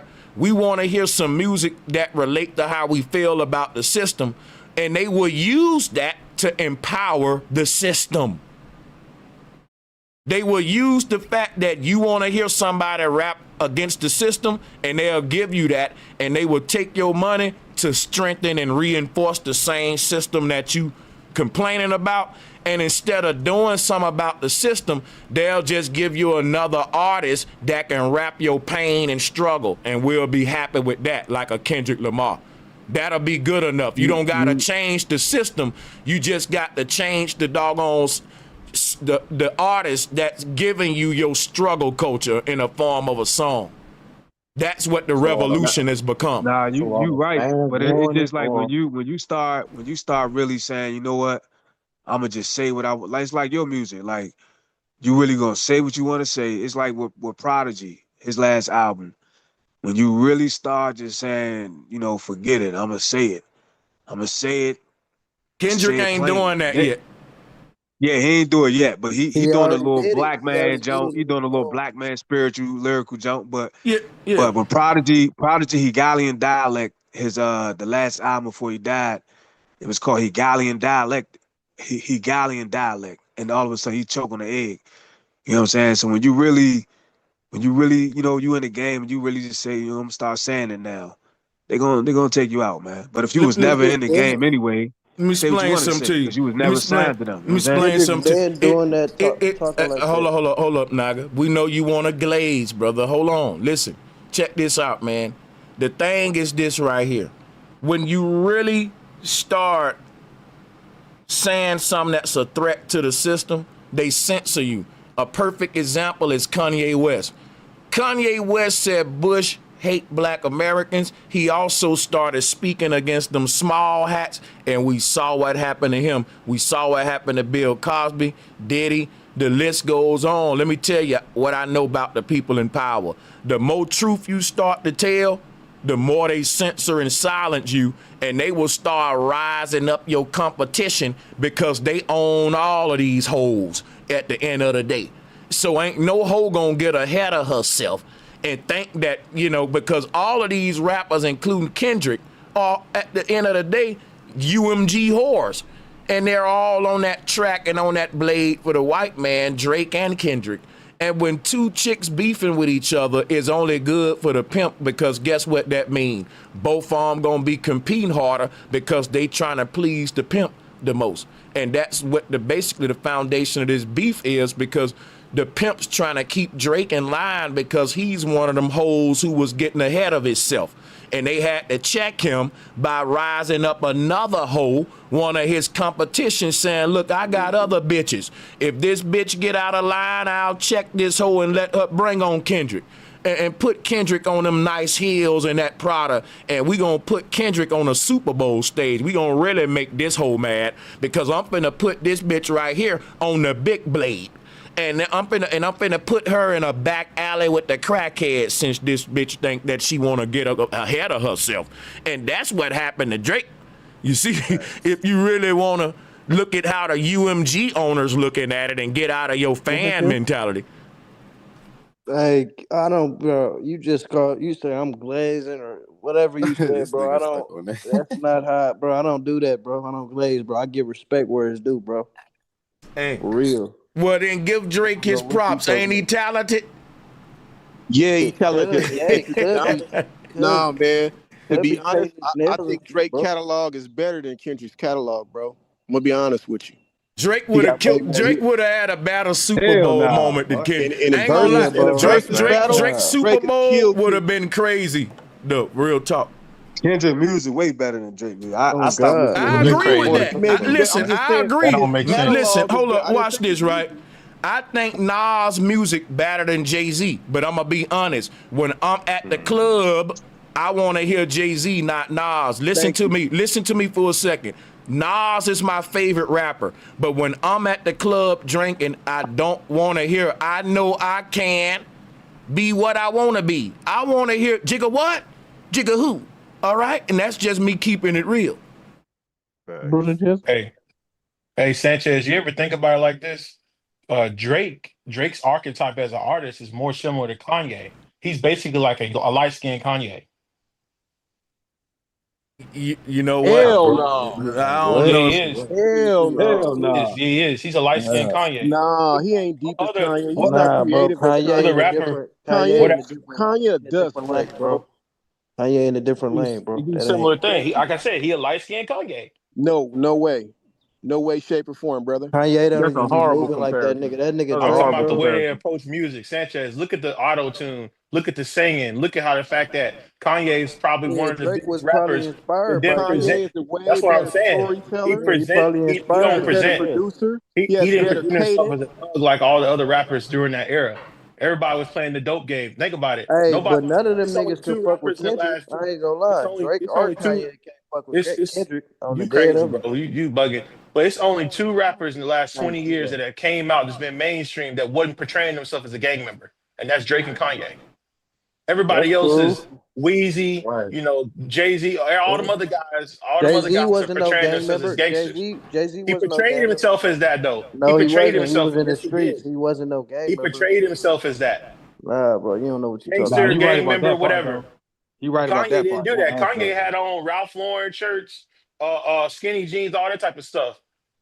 Same Okay. thing with what you call. Uh, what's your point though? Let me see your point with My this. point is that Drake and Kanye are in their own category. They're not even you can't even put them in the same conversation with guys like Kendrick and Wayne and God. They're like the Yeah, whole that's why I different type always of thought rapper. that was a So you weird said they're conflict because untouchable? they should have They're never been not beefing they're from the not in the gate. same type. They're not the same type of artists. They're not like that. Who They're not like? entertainers. Uh, They're like entertainers, bro. Kanye West would have did a great. He got enough hits to do a great Super Bowl show. Oh yeah, Listen, that would have been dope. let me tell you something. Let me say this. Kendrick got enough hits to done a better show than what he done. It depend. Here's what Kendrick thing is. Bingo. Listen, Kendrick did a good show if you wanted the conscious Kendrick at the Super Bowl. Now, here's the problem. If you want the symbolic conscious Kendrick at the Super Bowl, you got to make excuses on why it didn't move the people as it would have moved it if it was Drake or one of them. I ain't going to fake around with it. I'm going to say Kendrick could have moved the crowd just as much as anybody y'all naming right there, but he made the decision, forget moving the crowd. I want to go and give a symbolism. So I'm not going to make it like Kendrick just don't got what it take to not rock the Super Bowl.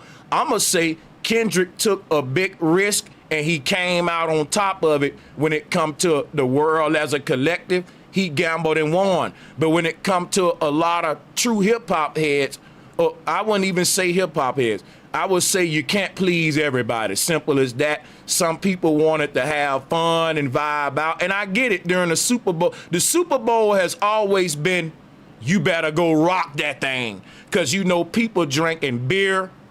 You know all that stuff. They tipsy. They crunk because of the game. And they don't want to turn that off and start now pulling out your notebooks and pencils and pads. That's what I'm saying. yeah, Yeah, that's that's Let right. me, Like you let me gotta throw think this at you. traditionally, the the most. It Super was Bowl the is Hold on, most. bro. associated Hold with on, bro. Let like somebody talk, R&B man. music and all Dog, that. That did was Rock. anybody dope. think about the fact that it was a horrible halftime show? And I Nah. don't think the symbolism was Well, deep. Wait, let me finish. Let me you right. finish and then give me This brother, pushback. right? Go ahead. It wasn't that I good. don't think the symbolism was deep. I think it was a horrible halftime show. I think only conscious people who think in the terms of syncretism was pulling from everything they can to make that shit make sense. And I think it wasn't well orchestrated at all. And I also gonna tell you, I feel like that shit was intentional, and he did that shit intentionally. So everybody who's saying, and I'm about to land right here, anybody who's saying, oh, it was the most entertaining show, and it wasn't meant to be entertaining, it was informative. When you an artist, you could entertain or you can inform, or you can inform while you entertain. But whichever one you lean into, you take the risk of the other one suffering. And he could have did that shit better, and I think it was fucked up and whack on purpose, and y'all fell for the fucking psyop because y'all Man, talking about Hold that on, shit wait, bro like it wait, had was. wait, black wait, wait. Uncle I got What you Sam. y'all. think? I Bro got you. had black Uncle I got Sam. you. One at a time. I got y'all. I gotta ask everybody that speak this question. Is Drake and Kendrick fans ruining hip hop? So after y'all get through saying whatever you want to say, you gotta answer that question too at the end of your spiel. Why you think they ruining hip hop? Yes or no, or why? Then pass the mic. That's all I'm asking. Yeah, go ahead. I'm gonna say no, and the Okay. reason why I'm gonna say no because it's been beefs going on. Just like you said, your favorite artist is Nas, right? Yeah. So back in the days when Nas and Jay-Z was beefing it, you know, you couldn't go to the Marcy Projects bumping no Nas, and you couldn't Yeah, go to Queens that's ruining hip bumping hop no though. Jay-Z. It's always been, you know, But you see, hold on, let me break something down to you. That's wrong because back in the day, you had rap battles. Today, you got what's called beefs. It's different. Let me break it down. Back in the day, you had two MCs challenging each other to be the greatest lyricists, and they weren't really talking about each other's mamas and daughters and girlfriends and having your baby mama at my house crip walking. Like, this is a soap opera now. It's a reality. It's making the band. And my whole thing is like, back in the day, it was your bars better be tight. If you get into a rap battle with LL Cool J, you just can't show up with his baby mama at the game. You just can't do what Tupac did, because I'm going to be honest with you. Hit 'Em Up wasn't a lyrical album. It doesn't represent Tupac's best writing skills and poetry. Hit 'Em Up is messy, is ratchet, is raunchy, and that's everything I love about it. It shows another side of Tupac where he's not lyrical, where he's just mad, pissed off, and it seems like he really won't smoke. And it'll kind of make me forget that what I really love about hip hop is creativity and lyrical wit and word wizardry and all of that stuff, versus mess and, ooh, let me go see what Drake gonna say about Kendrick. Now let me go see what Kendrick gonna say about Drake. The people who do that are the people that's at the top of these labels, so that they can make you go buy both sides, even if you don't like the other one. So what Lucien Grange know, that if you're a Kendrick Lamar fan, you're gonna listen to all Kendrick music and Drake music, because, listen, you're gonna go listen to Drake album to talk crap about it. If I'm a Kendrick Lamar fan, I'm gonna do a whole review of Drake album on my YouTube channel to show how it sucked, and I'm just giving Drake all of that energy and streams and money to UMG. Let me tell you how the streaming game works. A spin is a spin, whether you hating on it or not, whether you're a fan or an enemy. Think about this. If I was the owner of UMG, and I had Kendrick under my joint and Drake under it, how would I kill all the other competition and make a monopoly? I would do what the Democrats and Republicans doing. I would make my best, biggest artists beef with each other, and I'll have a lock on the game. And that's how guess who's the number two talked about artists in the world right now? Kendrick and Drake. People think Drake losing. Drake ain't never been talked about this much. Even when Drake was killing the game, he wasn't talked about like this, because if you didn't like Drake, you weren't talking about him. But now, if you don't like Drake, you talking about him because you like Kendrick too. So it's like, if you're the owner of UMG, both of your biggest artists got the industry in a headlock. Everybody is focused on either Drake or Kendrick. Is like they the only two artists in the game. That benefits Lucien Grange. He don't care if he dividing the community. He don't care if he's putting these two black brothers against each other. That's the shiesty game about the industry, and WWF, WWE is fake beef. Now, if it ain't fake beef, because I'm 50-50, then guess what happens also? What's worse than fake beef is real beef that the labels play into and fuel the flames on it just to get money, and they don't care when the bullets go to flying, just like Pac and Biggie. The record labels fuel that beef. Now both of them brothers dead, but they albums selling more than they ever been selling. They do better dead than alive. Go ahead, y'all.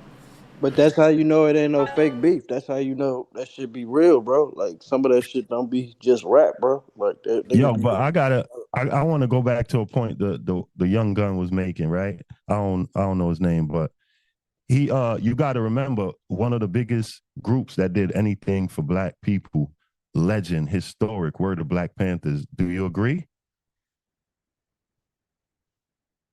Why I say that is those guys were college students, bro. They were college students. So y'all keep stereotyping what it takes to do something for black people. Like they got to be hanging out in front of the corner store every day selling crack to be taken seriously. And that's the mind state that's going to make us lose. Wait, how old is you, bro? You need your soldiers. How old is you? Need your scholars. You got on a shiesty, bro. Yeah, that's what I'm saying, bro. Oh, no, I just came in the crib. You got on a What does that mean? Bro? That was my other point. Why do y'all stereotype everything? Was you finna go slide on somebody? You heard? Why y'all stereotype everything? You got on Nike Tech I'm and a from New ski York. It's mask, cold. bro. I just got in the house and I heard y'all talking this, and I wanted to get on and make a point You look like because you just y'all robbed somebody, bro. stereotyping everything, bro. That's how I know No, we were. y'all not I really. think you confused, bro. You know what I mean? Hey, What we were bro, saying. What we what? were saying was. You Excuse can't Go be me. ahead, speaking on clarify that with a because I just shiesty, heard it. bro. Go ahead and clarify. Excuse me. What we were saying was that Tupac. That was the conversation. Was Tupac outside or not? It don't have nothing to do with the Black Panthers and all of that. That's great. We know the No. Black The part Panthers of the were college conversation students. was y'all don't take a black leader seriously, or coming from the hip hop culture, Who y'all don't said we take don't? a black Bro, you leader dressed Who like a said young that? nigga, seriously bro. Read the unless he's title. Read outside the or title of the he's video, bro. so-called gangster. Who Huey P. said? Newton was a college student. That's He was great. a But college who student said that that we don't take organized Black protests leaders seriously? on his campus. You know what Where I'm did saying? you hear that at, So, sir? We never said that.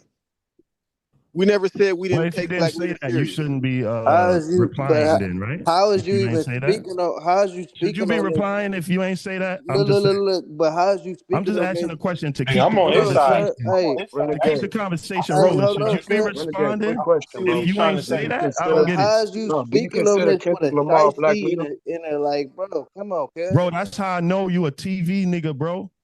You see a shiesty and Renegade. you think a nigga can't speak on certain No, let me things? ask you a question Like, real bro, quick, you bro. dressed Because I like one of just them came young inside the niggas, bro. house. You got You's on a that Do you Nike consider TV Tech ass Kendrick shit. Lamar internet a nigga, black bro. leader? Chill. Prove Do all you things. consider Anyways, I'm I ain't saying, coming to cuz, argue. I like, just Prove wanted to all things, clarify bro. that Prove what point. he is. you dressed like a young nigga, Yeah, bro. y'all Well,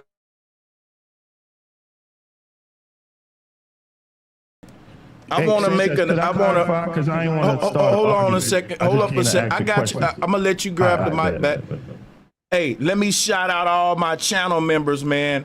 This show is lit today. I guess it's a turn up Tuesday, but I forgot to say shout out to my channel members, man. Love y'all. Appreciate y'all for being members of this channel. And y'all know I couldn't do it without you. So let me keep giving y'all this fire content, and let me pass the mic back to Renegade. Shout out for all of the donations. I'm going to read all of them in a minute. Oh, we don't have none yet. But Renegade, take the floor. Let's not talk over each other. And if a brother challenge you on something, let's deal with what he challenged you on versus some other than that to run from the challenge. Let's do that. Let's go ahead. I'll take partial blame. I came in hot. I meant to ask it as a question, meaning, are we saying that we can't take a leader as a militant leader if he's not, like, quote unquote, outside? And you said earlier, we all got to come to a agreement on what that definition is. You know what I mean? Word up, brother. In my humble opinion, I don't believe no rappers are our leaders. We don't Can I have no ask you this black though, people. bro? Don't have no All no respect, like real shit, bro. Like, bro, you look like you a little older, bro. Like, and you got on that mask, bro, and it's like, bro, like young niggas be wearing that shit, bro, and like, my bad to like go off Nah, I topic. don't live like that. That's a cliche lifestyle. I walk past the young niggas all day with my shiesty on. Anytime I go to the store, if it's cold, I'll put the fucking mask on. See, Oh, you okay, you trapped wearing in it this because it's box cold. that, this means this means that. You know what I mean? Like, come on, bro. Yeah, all right, Hey, That's bet. hey, mad cliche. That's something house you nigga. ain't thinking about. I'm not saying you're a house nigga, but that's how house niggas think. Hey, Hey, I I'm got with you, smoke bro. for He, every. he don't I know ain't what no he Hold house talking on. nigga, about. bro. All right, Listen, man. Look, But get off. some I niggas got. is too I got. old to be I wearing a got. mask, bro. that I ain't ain't got gonna nothing to cap. do with it. That's My in grandfather your was wearing that at box. All 85. right, You all right. don't I gotta realize mute. you I in a gotta little mute box. y'all again. I gotta mute y'all again for a second. Let me give a shout out to Stacy Galore. Thank you so much for the super chat. Let's drop a bomb for that. Appreciate the love as always, Miss Galore. You are one of the top supporters. We appreciate you and everyone else. Shout out to all my moderators and all of my donators. Y'all know who you are. If you like this content, hit the like button, share button. Every now and then on the sit down, we sit down with the fellas and we chop it up like stuff like this, controversial topics, and it can get tense sometime, but we want to hear everybody. So at this time, it requires me to moderate this joint. Let me give a shout out to That Away, man. Said pass that collection plate. Thank you so much. Thank you so much, That Away, man. And shout out to Gail Monifa. Thank y'all for these super chats that's coming in. I appreciate all the love. We're going to read all super chats And if you send in a Cash App and you don't want it read, put don't read. Or if you do send in a Cash App, I'm gonna read that live on the show too. Let's hear everybody, man. We got a lot of people on the call. Adolphus, let's let you get it in, and then we're gonna just pass it around like that. Okay, sir. So, bro, how are you doing? How are you doing today? I'm doing good, man. How you doing? Good. So, real quick, before I get into the actual topic, is your email talk to bro Sanchez at gmail.com? Talk to bro Sanchez at gmail.com for sure. Okay. So I was wondering, can you? I would really appreciate it. I would really appreciate it if you took because I say something I say something that I worked on. I say something, I'm not gonna say it, but I would appreciate it if you took a look at the email I sent you. Because one day I was hoping that I could have a whole show to my plan. I created a whole plan. I'm not gonna say what it is, but I constructed a whole massive coherent plan. And I was wondering if I could get if you could give me a whole show on that plan, a whole premium live just for my plan, and on top of that, I can share it with the world. I can share with the world and inspire other people to make their own plan. I can share with the world. My email is October600 at gmail.com. Okay, listen, that's something I'm gonna have to do once I get out of here. Yeah, and listen, my problem, bro. I'm a busy man, and I have a lot of emails, so bear with me. But you know, I got you though, for sure. Okay.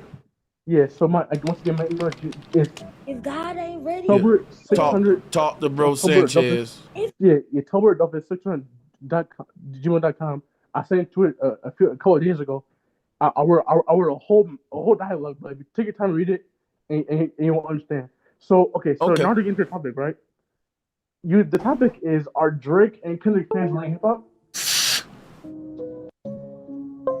Whoever got the music going, we can hear it. Go ahead. Yeah, that's the topic. Are Drake and Kendrick fans ruining hip hop? Yeah, I'm gonna have to say yes. The reason why I say yes is because they are perpetuating the beef, because the fans keep talking about it, even though the beef is done, beef is said and done. There are too many fans that think too many Kendrick fans that think that Drake's legacy is done, is in the grave, when it's not true at all. Drake is still a very successful artist, still prominent artist. He's still making music to this day. So I think that Drake and the Kendrick fans are just dragging the beef out are just dragging it out. And their own Adolphus, let me both sides are dragging it out for the reason. Let me say something that people need to really pay attention to. You gotta put yourself in the mindset and think, if you was the owner of UMG, how would you play this chessboard with your biggest two artists that's under your big company? And now, if I'm in the mind of Lucien Grange, I'm thinking this to myself: Drake is killing the industry. We going to rewind time to when Drake was winning, right? Drake was killing the industry, but guess what? It took the label a lot of resources to keep Drake at the top, and Drake had to keep coming out like back to back to stay relevant, because the way that Drake was killing the industry is by drenching it out, and just everywhere you go, here go Drake again. Lil Wayne did that too, and what that is when you featuring yourself with Future, 2 Chainz, when they call Drake a parasite from being on everybody that's popping. Drake was doing a strategy that meant that every artist that got a hit on the radio, Drake on that song. So you can't escape Drake. He's everywhere. And it's like, dang, everywhere I look, there go Drake again. And guess what? Drake learned that from Lil Wayne. Lil Wayne had that at first at one point. At some point in the game, if Lil Wayne went on your hook or on your song, it was like, what are you doing? And that's how Drake learned that from Weezy. We keep forgetting Drake come from the Young Money, Cash Money, Squad Up era. So to just cancel Drake is stupid, because I'm a hip hop head and I'm not canceling the Squad Up era and all that. That was really like a crucial time in hip hop as far as lyrics in the South. That was like with Lil Wayne and Squad Up. You had to be on your lyrical shit as a Southern rapper. And it wasn't like that at first, to where Southern rappers just got to be lyrical. Weezy made it like that. Yeah. I remember one year Weezy had 72 feet. My fault, brother. Go ahead. No, I was saying, Drake, hold on, bro. You cutting me off, bro. I said, hold on, bro. You've been talking all day, bro. Hold on, hey, that's cool. Look, I'm saying something, bro. Everybody been talking all day, bro. Hey, all I'm saying is, bro, Drake's last record sales, bro, they look bad, bro. Let me tell you something. Let me tell you. I got this, bro. Trust me, I got this. I'm versed in all this. Let me tell y'all something from a true hip hop head. F record sales. And I would say that in DJ Academic's face, because DJ Academics is a Drake fan. And guess what? If we go by record sales, there are some years you can go back to where Drake is that Negro. And guess what I was saying during that time? And I like Drake. I was saying, bro, we just can't make him the GOAT because of them sales. Because we know that the streaming platforms, the labels and all that, you can buy sales and buy spins. That's been going on since my time. Guess what the labels will do? It was called Sound Scan, where your CD had a barcode on it and they was counting sales by the scans. Now, guess what the labels would do? The labels would buy like the first million of their own joint, and it'll go like in a resale in these little mom and pop CD stores, but you don't even know that's already been purchased by the label. It's been scanned already.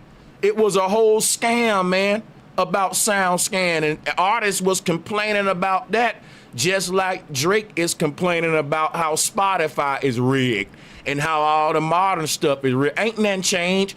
If they want you to be at the top of them charts, they can snap their finger and have Drake back at the top. And the people are so damn controlled that these people can snap their finger and they can make everybody hating on Drake love him again if Drake get his attitude right. Because when they market you up, put you on a big screen with a nice anthem and a song behind you to win the people's heart, people will be like, but I ain't gonna lie though, Drake is still that guy though, I'm telling you, that's how it was with Nas and Jay-Z. Guess what happened?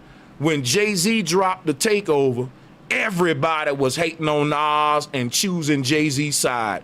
Guess what I said? I said, y'all just wait till Nas respond. And at the time, I was bumping the takeover and I was on Jay-Z blueprint. Like, I was bumping the hell out of it. But when Stillmatic came out, Blood of a Slave, Heart of a King, man, when Stillmatic came out, I said, bro, Nas won this war. Ether, come on, man. And look, all the Jay-Z fans was on Ether they was on it like a mug, bro. They was all on Nas. I'm like, bro, now it's crazy, because I wouldn't be surprised if that beef benefited the same parent companies, just like what's happening with Drake and Kendrick now with UMG. I could chime in real quick. Yeah, that's a fact though. I bet. I just want to say like 3 quick things. Drake's album sales ain't really dropped. He just broke a record first week with his new album, 250,000 or something like that.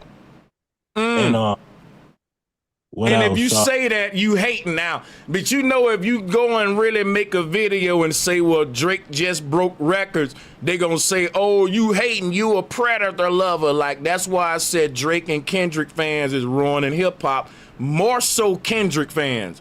And I'm not even being biased, but that's what I'm seeing. And I wanted to. I mean, that's cool. Wait, chill. Let me finish, bro. Let me finish. And I wanted to say, I don't think that Drake and Kendrick fans is killing hip hop. I think that the more shit they talk, the better music both artists is gonna produce. So that's better for us. We get better music. Every beef, in my opinion, creates better music. So okay, so let me have smoke with him on that thought real quick. Here's what I'm saying, right?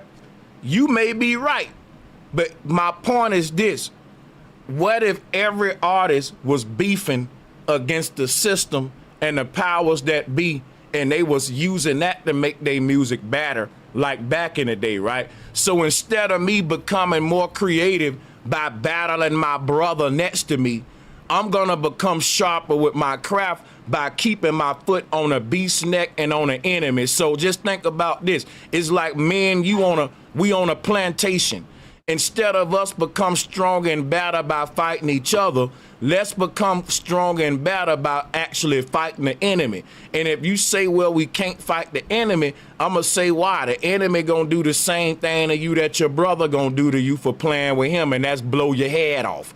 You're going to face the same fate, whether a white man or a black man doing it, but we fighting for crumbs, we crabs in a bucket, versus, hey, if we going to fight and be willing to die, we might as well start our own independent stuff and go against the big media mafias that's controlling everything. And if they be like, well, that's the mob, Sanchez, they gonna get us. Well, what you think the black man gonna do? The brother that grew up in the projects next to you, that's just as broke as you, he gonna blow your head off too. One thing about warfare, it don't matter if you rich or poor. When you're beefing with a man, you better watch your back. And that's when it's like, and the thing is this right here, if you know, well, I can die playing with this brother. Well, you can die playing with the people in power. You can die doing anything in a capitalistic world that's at the expense of you competing with another man who trying to feed his family too. So if we know that and we willing to die to go against another crab in the bucket, then guess what? It's crazy that the crabs in the bucket don't mind dying when they fighting each other, because they kill each other in that bucket all the time. But if you tell them, let's come together and push the wall and flip this bucket over and all us to get out, they gonna say, man, you know we can die if we come together and try to push against the system. And I'm like, bro, we killing each other inside this bucket. Nah, facts. Facts, bro. Niggas ain't really ready to die for what's really worth it. And I could tell y'all the definition of outside, since nobody seems to know. Yo, let's talk about that. I mean, the definition that I know is that if you have oppositions, if you outside, that means you slide in, you doing shit like that. You not just talking. Nah, outside is in the trenches. I like that definition. Outside is in the trenches, bro. Nah, he like, right though. You out there. I like how he put the context of, if you have beef or if you have problems, you still where you be at, like you said, in the trenches or on the block, or it could be a shopping area that the whole hood go to, like over here is Jamaica Ave. You know what I'm saying? If you got beef and you ain't sliding through Jamaica Ave like you always do shopping, that means you're not outside. So hey, it's all of that. It's levels and layers to it, you know? Hey, let me ask you this. Okay, you say you got the like the white man, for instance. He don't wear his pants all the way sagged out. He ain't got all these tattoos or whatever the case may be. He ain't speaking Ebonics, but he outside more than anybody on this call. Nah, he ain't in the trenches, bro. That's what I'm saying. How the white man ain't in the trenches? Outside is the trenches, bro. He going land to land. I ain't gonna lie. He going land to land, conquering countries. What countries have you conquered? If you adding your layer to it, bro, you not outside. What country have the Crips conquered? If you say y'all generalizing, man. Hey, man, I'm just saying, bro. I'm just saying, bro. I don't know what y'all mean by outside, because a minute ago, watch this. Hold up, bro. I don't know what you mean by the trenches, because I'm gonna tell you this, bro. Because you ain't never been outside, bro. Let me finish, please. He was in the military. This is what I'm saying right here, bro. On one hand, we was just saying Tupac went outside. But guess what, though? Tupac was frequenting places where you can get your head blowed off at. So I don't know what you mean by outside, because what I know about Tupac being on the West Coast over a decade, talking to dudes with tattoos in their fucking faces, what I learned about Tupac out here was that Tupac can go in any hood, any set, even if them sets was beefing with each other. That's how much the West Coast loved Pac at his prime. And it ain't too many more people can say that. And guess what?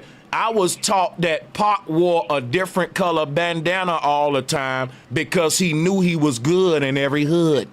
So wait a minute. Why can't I never land my plane, bro? Guess what? Here, and I'm finna land it right here, though. Here's what I'm saying, why I brought Pac up. Y'all making me forget why I even brought it up, bro. Because the reason that I brought Pac up was that outside. Pac was outside. Different color rags. Everybody. Different color rag, bro. He paying Pac them niggas. was outside. Bro. He paying them niggas to be around. No, bro. he wasn't, bro. Like how many niggas could Let me tell you, Bro, guess how I know this brother lying about Pac paying him to be outside for everybody hop in? Cause I'm responding. This my beef. I open this can of worms. Let me respond to him, and I'm gonna pass it around. Everybody got to be patient, man. Watch this. This how we know you lying. You got dudes in all kind of gangs across LA that got thug life tatted on their stomach because of Pac, and it don't matter that they from different sets that's beefing with each other. And that's another reason too, I think Pac had to go, because he the only person I know that had the potential to really unite the gangs. Because just the fact that you got gangs from all over LA, even gangs that's beefing with each other, with thug life on their stomach, is saying this brother really influencing a lot. You know what I'm saying? You can't be a non-affiliate. Hold on, you can't be a non-affiliate and bring anything together, bro. I ain't gonna lie to you, bro. Nipsey, if anything, Nipsey had that power to do that, bro. Pac, he wasn't from nowhere, bro. You get what I'm saying? There's a lot of niggas. And I think that a person from nowhere got the biggest potential of squashing the beef, because guess what? Think about this. If I'm somewhere and I'm trying to end all this gang beef, guess what every gang gonna say? Well, it was this particular set right here who can take the credit for initiating this piece. And guess what? If somebody from no set do it, don't nobody get the credit. Ain't no hey, ain't nobody. It's just simply something every gang wanna do because it's the right thing to do. Because there's been several truces attempts to make them. Even Farrakhan tried to do one. Now, you said that Nipsey had the potential of bringing a gang peace and gang truce, and the irony of that is that Nipsey, the way that he lost his life, is a prime example of how much influence he had, if you ask me, over.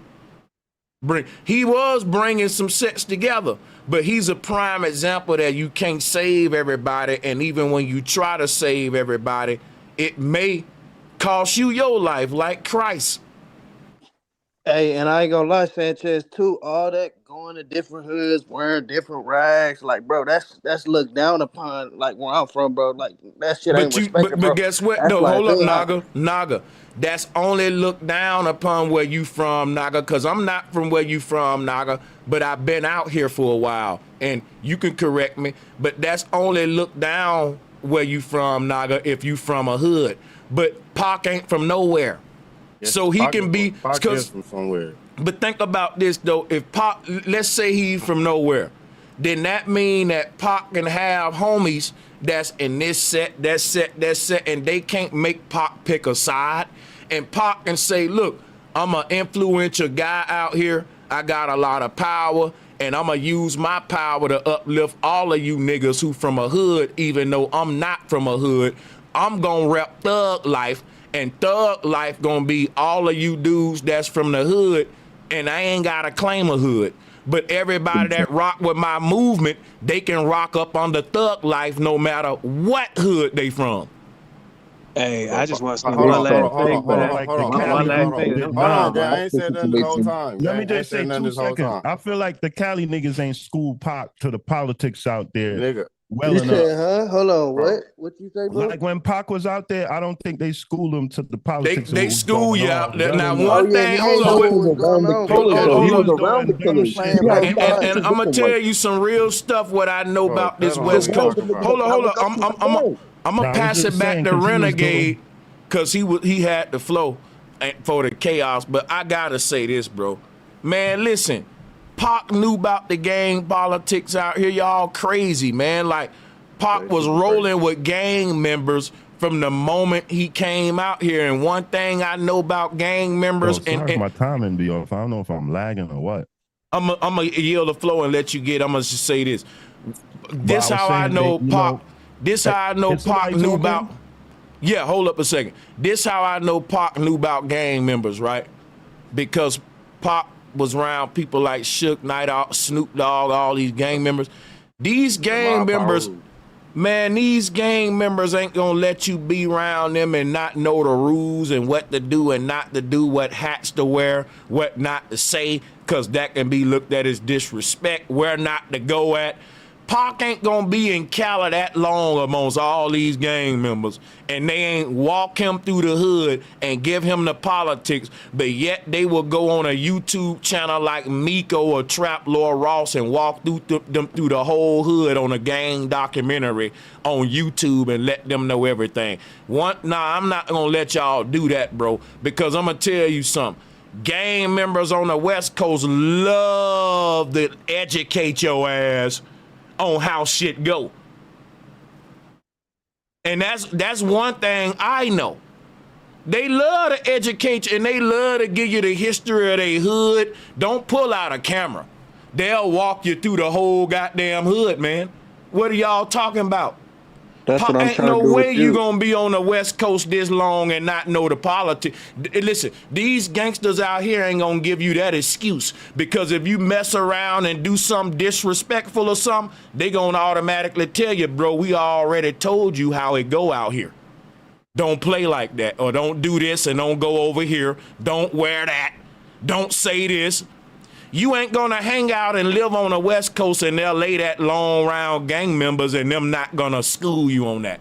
I don't agree with y'all on that. Suge wasn't outside. Hold on, Suge wasn't really even. He wasn't on that either, bro. He really Nigga, he still was a nigga at that time. What you mean he wasn't? Yeah, but he wasn't super gang banged out. But he still was a Was nigga in the like that, industry and niggas was marking still niggas out. scared of niggas that was in death row. And Cuz Pac was was in still, the and industry let's marking not forget, rappers.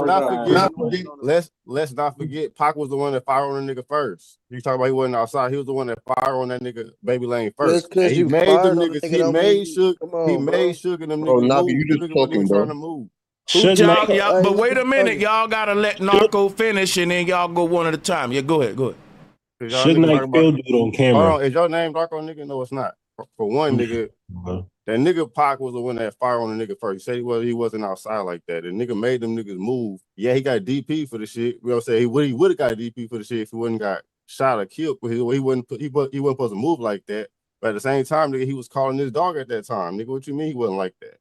Just cause he fired on a nigga around a bunch of niggas, he got a bunch of niggas with him firing on the nigga. Don't mean that mean his you homies with outside. him. Yeah, that His mean you homies with him, outside. nigga. He from Mob Paru. A bunch of Mob Paru niggas outside. That don't Nigga, mean he you made them niggas move. Wait, hold on. Let me ask y'all something real quick. Let me ask Narco something, and I'm gonna let y'all get it back. So Pac was from Mob Paru. I thought so Bad Boy was working with Southside Compton Crips, right? I would say like after the fact, but we talk about like in the beginning when she was just all bad in the like in you know what's crazy, man? Mob Paru have a lot of like my favorite revolutionary artists like Kendrick and Pac. It's a trend with them putting out like these. I guess that's why Kendrick said. I guess that's why Kendrick said he's Pac reincarnated. But I mean, I don't think Kendrick gotta get put on. What I know is that you ain't gonna play with Kendrick without having problems with Mob Paru, put on or not. because he Kendrick from West represent Side a Power. lot to. Oh, I thought that was the same thing. Nah, it's not the same thing. Two Oh, different my shit. bad. Yeah, tripping. Let me just Because say I one thought thing, that man. Washington Royals hat was niggas in trunks back in the day. You heard? That Let me nigga, say one man, thing, Mo. I'm about to get he up got out of here, Hip Hop man. To the was Naga, man. that nigga To the Pop Naga, was man. soft, bro.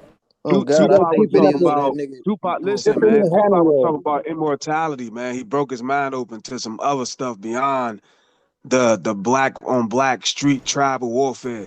So when you choose that title Naga and you start looking into what that means, you're gonna see more.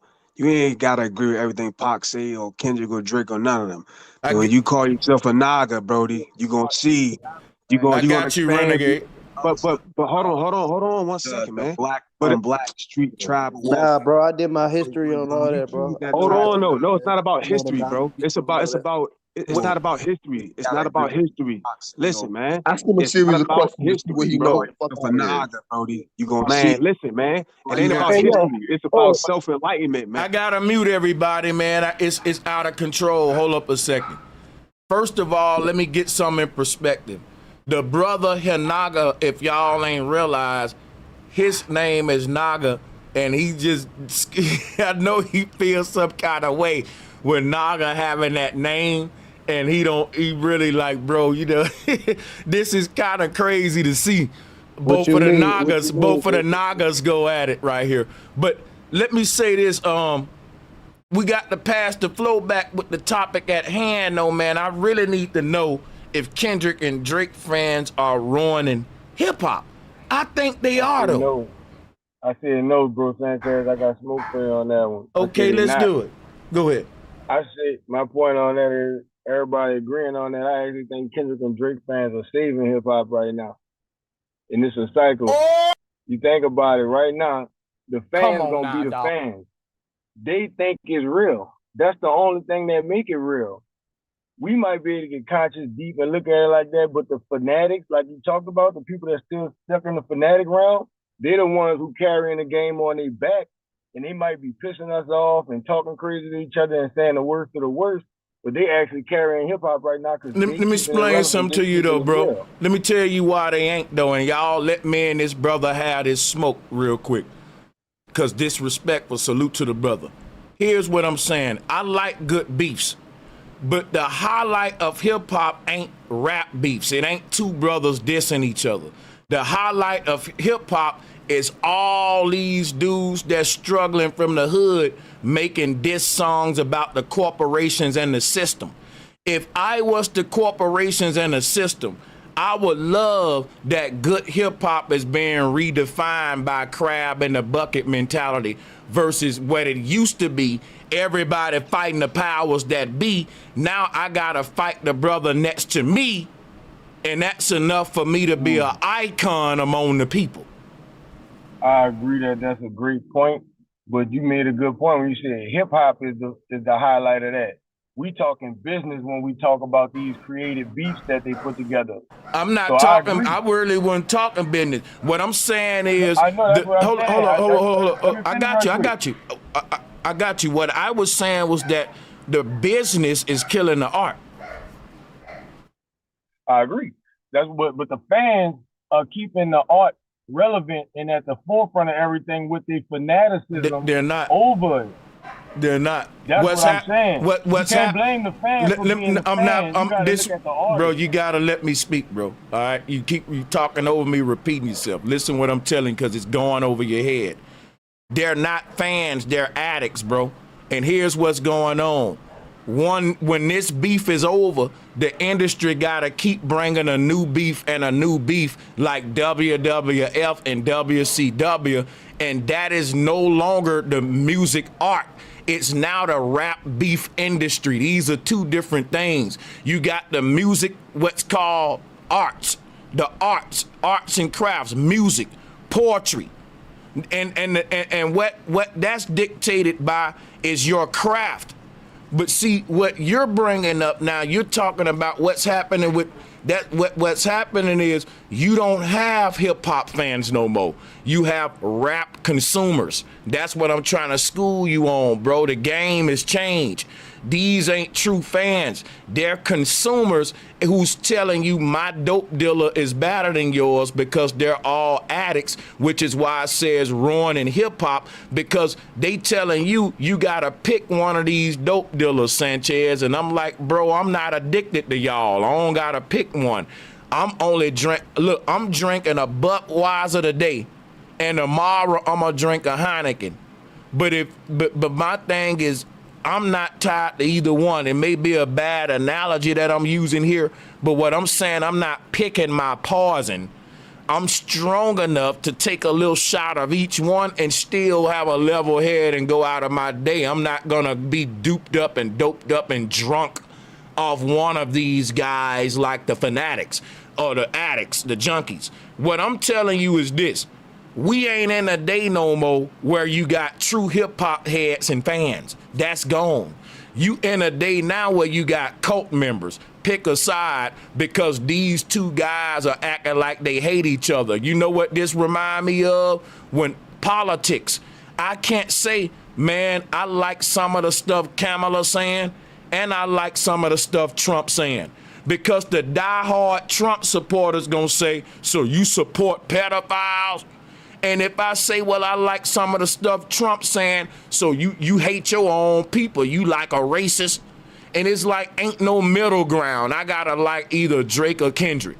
And you telling me that that's good for hip hop. It's not, bro, because when LL Cool J was beefing with Cannabis, we didn't have to pick a side. What we did was have to judge who's the greatest artist. Not who I like the most based on personality worship, man. That's what's going on now, because guess what's happening?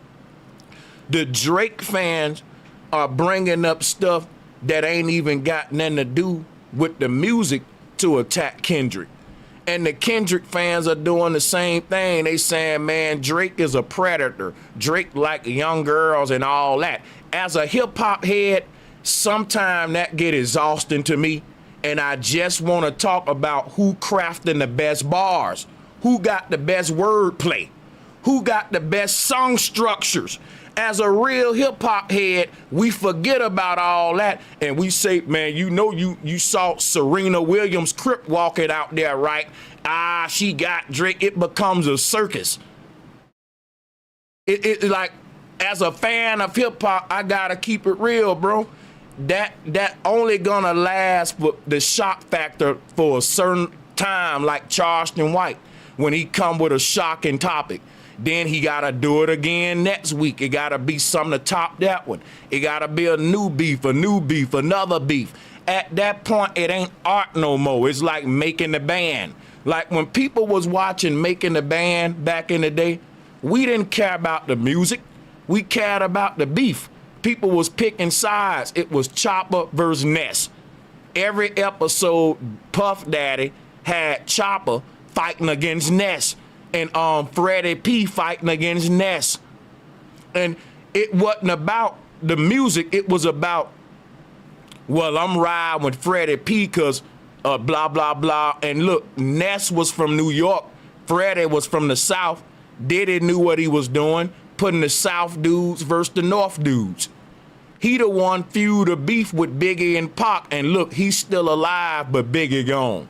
Cause all of these label owners know that beef helped they label.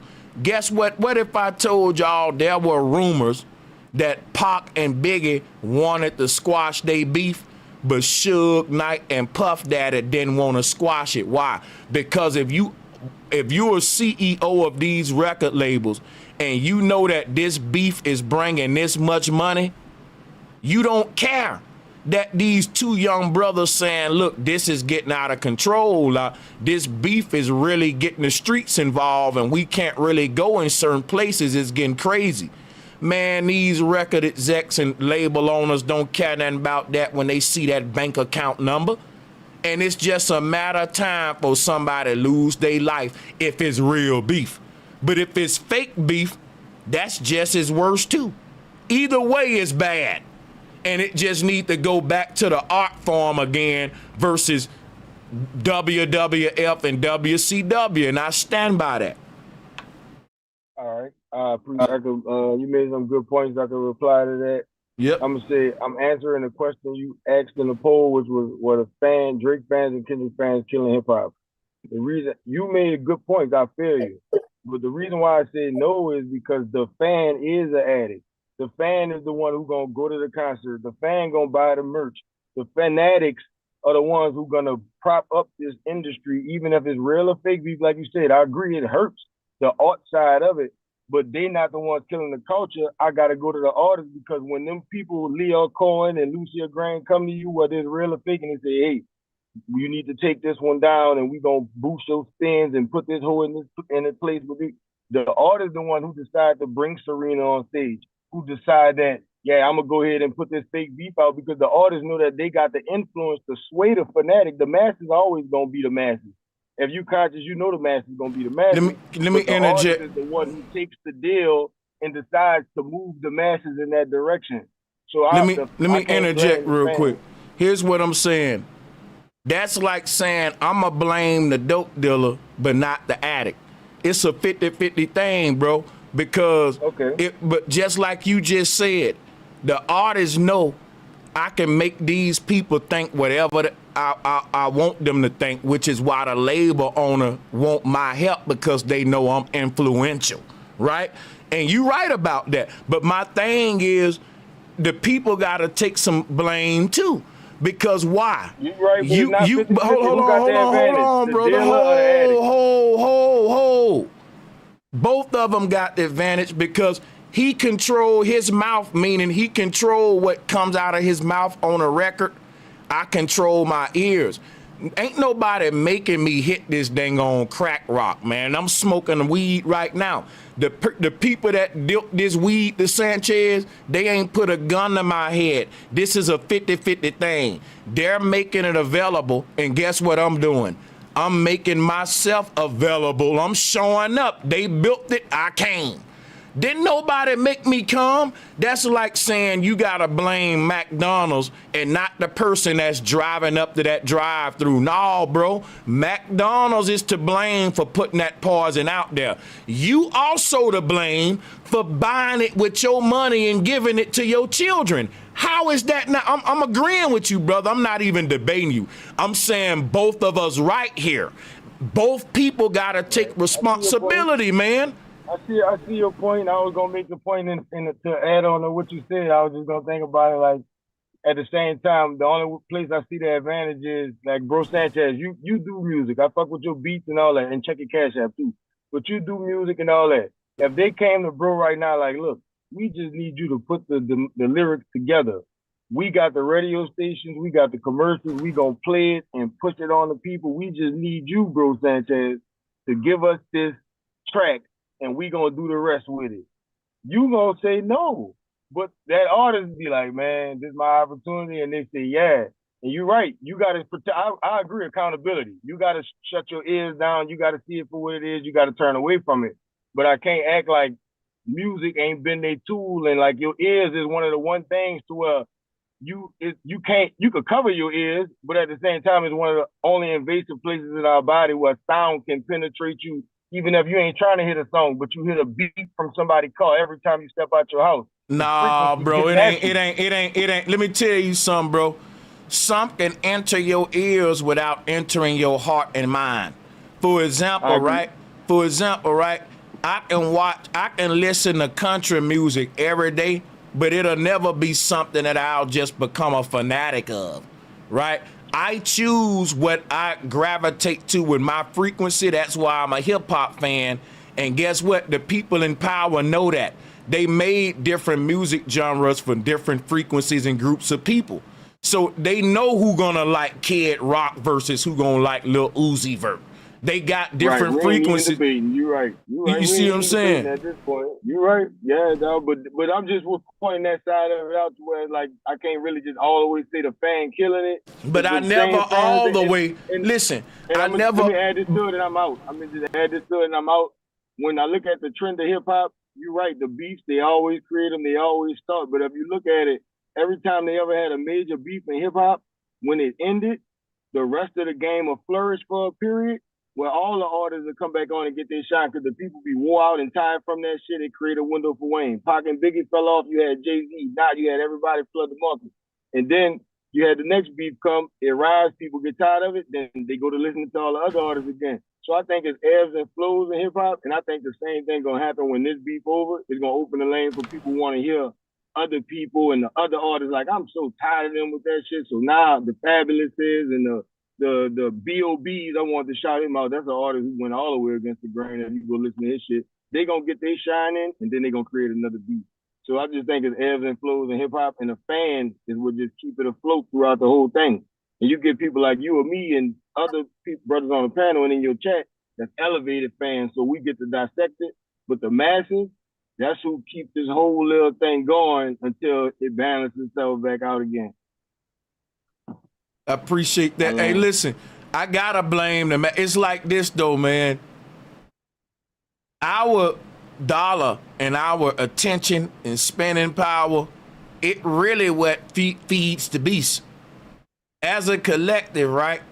If we all said, look, we ain't eating at McDonald's no more, they'll go out of business.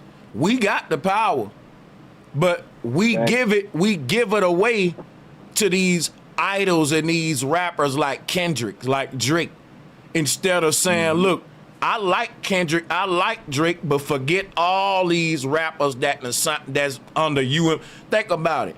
Me liking Kendrick and Drake only gonna make UMG rich and wealthier. My whole thing is this. There's a whole underground right now of young, fresh talent that we ain't even checking for. And it's almost like Kendrick and Drake are the only two artists in the industry right now when there's a lot of talent out there. We're failing the young, fresh talent. And we just making these we playing into these monopolies and these psyops. And this is an agenda of Lucian Grange. I'm making another documentary on this. And let me say this and I'll pass the mic. I got a documentary out right now on this channel that y'all need to check out. I put a lot of work into it. It's scripted. It's it's all the good stuff. Eye candy, all that. Check the link out that's pinned to the top of the chat. It's free. It's free. So let's pass the mic.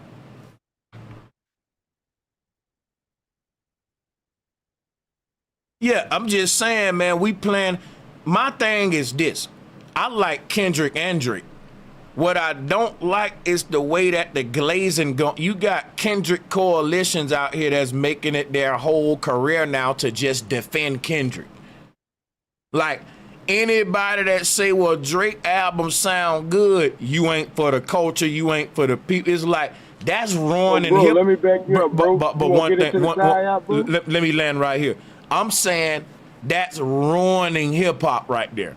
Because to me, what's healthy for hip hop is I can say, hey, I like Drake album for this reason.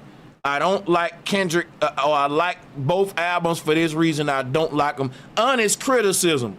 Like, to me, let's be fanatics of hip hop first, and then later let's be fans of any artist. Because that's what's gonna make a non-biased judge. If you judging based on lyricism and not based upon, well, Drake is a teller, Drake from Canada. I never liked the Drake. Drake like little children. These ain't good ways to judge art, and I don't like what the art is becoming. I'm a real poet, bro. I'm a real poet. I don't want nobody judging my art for some of the bull crap that I'm hearing with the Kendrick and Lamar and Drake beef. It is beyond bars and talent. Y'all act like I'm lying. It's straight up mess and antics, in my opinion. Even the Tupac and Biggie beef was the same. That's why I told you, when Tupac made the song Hit 'Em Up, that one Tupac, like, I like Hit 'Em Up, but it ain't lyrical. Tupac wasn't being just complex and word wizardry, and he wasn't lyrical, he was just being spiteful. Like, I liked it because it's like, oh shit, Pac pissed. Now he's pissed off. This is smoke. But I didn't like Cannabis for Smoke. I like Cannabis because he was very complex with his rhyming, his lyrical savvy, the way he can rhyme, like go from chemistry to cosmology to mathematics to Socrates. Like, you see what I'm saying? That's what I'm saying. Like, but yeah, go ahead. So, bro, you think Cannabis beat LL? Say that again. No, I don't. I don't. Here's what I'm gonna say right here. I think Cannabis is more lyrical than LL, but I don't think that being more lyrical than a person gonna guarantee you a W in a rap battle. So, in my opinion, LL won from energy, intensity. Like LL is still lyrical, but he's just enough lyrical and not, but there's still enough to make you bob your head. Cannabis is so lyrical, he may sacrifice the bobbing of the head for the thinking of the mind. And sometimes that don't play out right in rap battles, and I know that firsthand, to where you can be too deep when somebody dissing you and you gotta make a response song. That's why I liked it Ether, because Nas is very deep and lyrical, but he watered it down just enough for Ether. You know what I'm saying? To get everybody on his side. Yeah, unlike Cannabis still trying to make you think and all that when somebody's sending shots at you, bro. You know what I'm saying? And you got to balance it out in the middle of a big rap battle. You can't be too you see what I'm saying? Nah, facts. And I'm not really too big on the soap opera, brat beef and stuff like that, the Serena Williams. And it's just like, bro, if Kendrick is Pyru, why is she crip walking on stage? Like, it just don't even make sense. Let me tell you why. And this my thing, what I know about the West Coast. You can crip walk, man. Like, the gangs beef out here, but it ain't that deep to where the entertainers and celebrities, like, you got certain celebrities who may be from blood hoods, and they children might be out there crip walking and stuff. They ain't gonna spank their children or be mad or check them, and then, like, it ain't that deep for real. Certain things ain't just that deep. Like, it's still smoke and beef with the ops and stuff like that. It ain't no games now. But certain things, like, man, the gangsters know that's TV. People like music, like, you know what I'm saying? But I will say this, with a lot of these drill rappers, that's different. Because these drill rappers, what's so evil about these labels, like I said in my documentary, they stage a lot of beef, but they prefer real beef. And that's where we get to the drill rap today, where they signing different gang members from opposite hoods and making them kill each other again. It's real devilish now. It's just at an all-time low, at the bottom of the bottom. And they letting them crash out, kill each other, and they making money on all the way around, man. It's sad.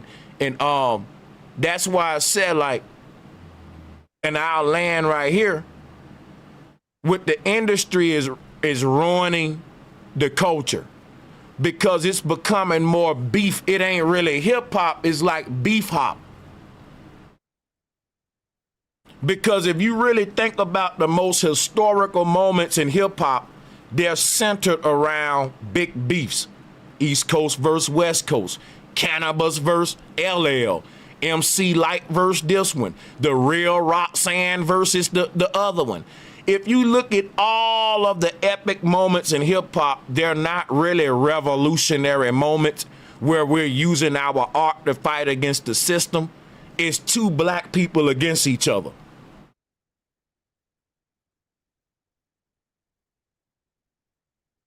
And this is what's defining our culture. Beef.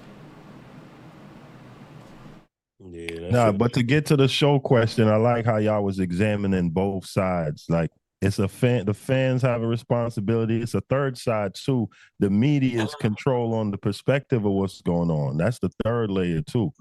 And I was trying to say earlier, it's multiple layers. And that's the problem when we have culture conversations, because we have to generalize for conversation's sake, but it's not that simple. You know what I mean? With every issue, I know you run across it all the time, Sanchez, but it's like you can't give every side during conversation. But that's what causes the rift sometimes.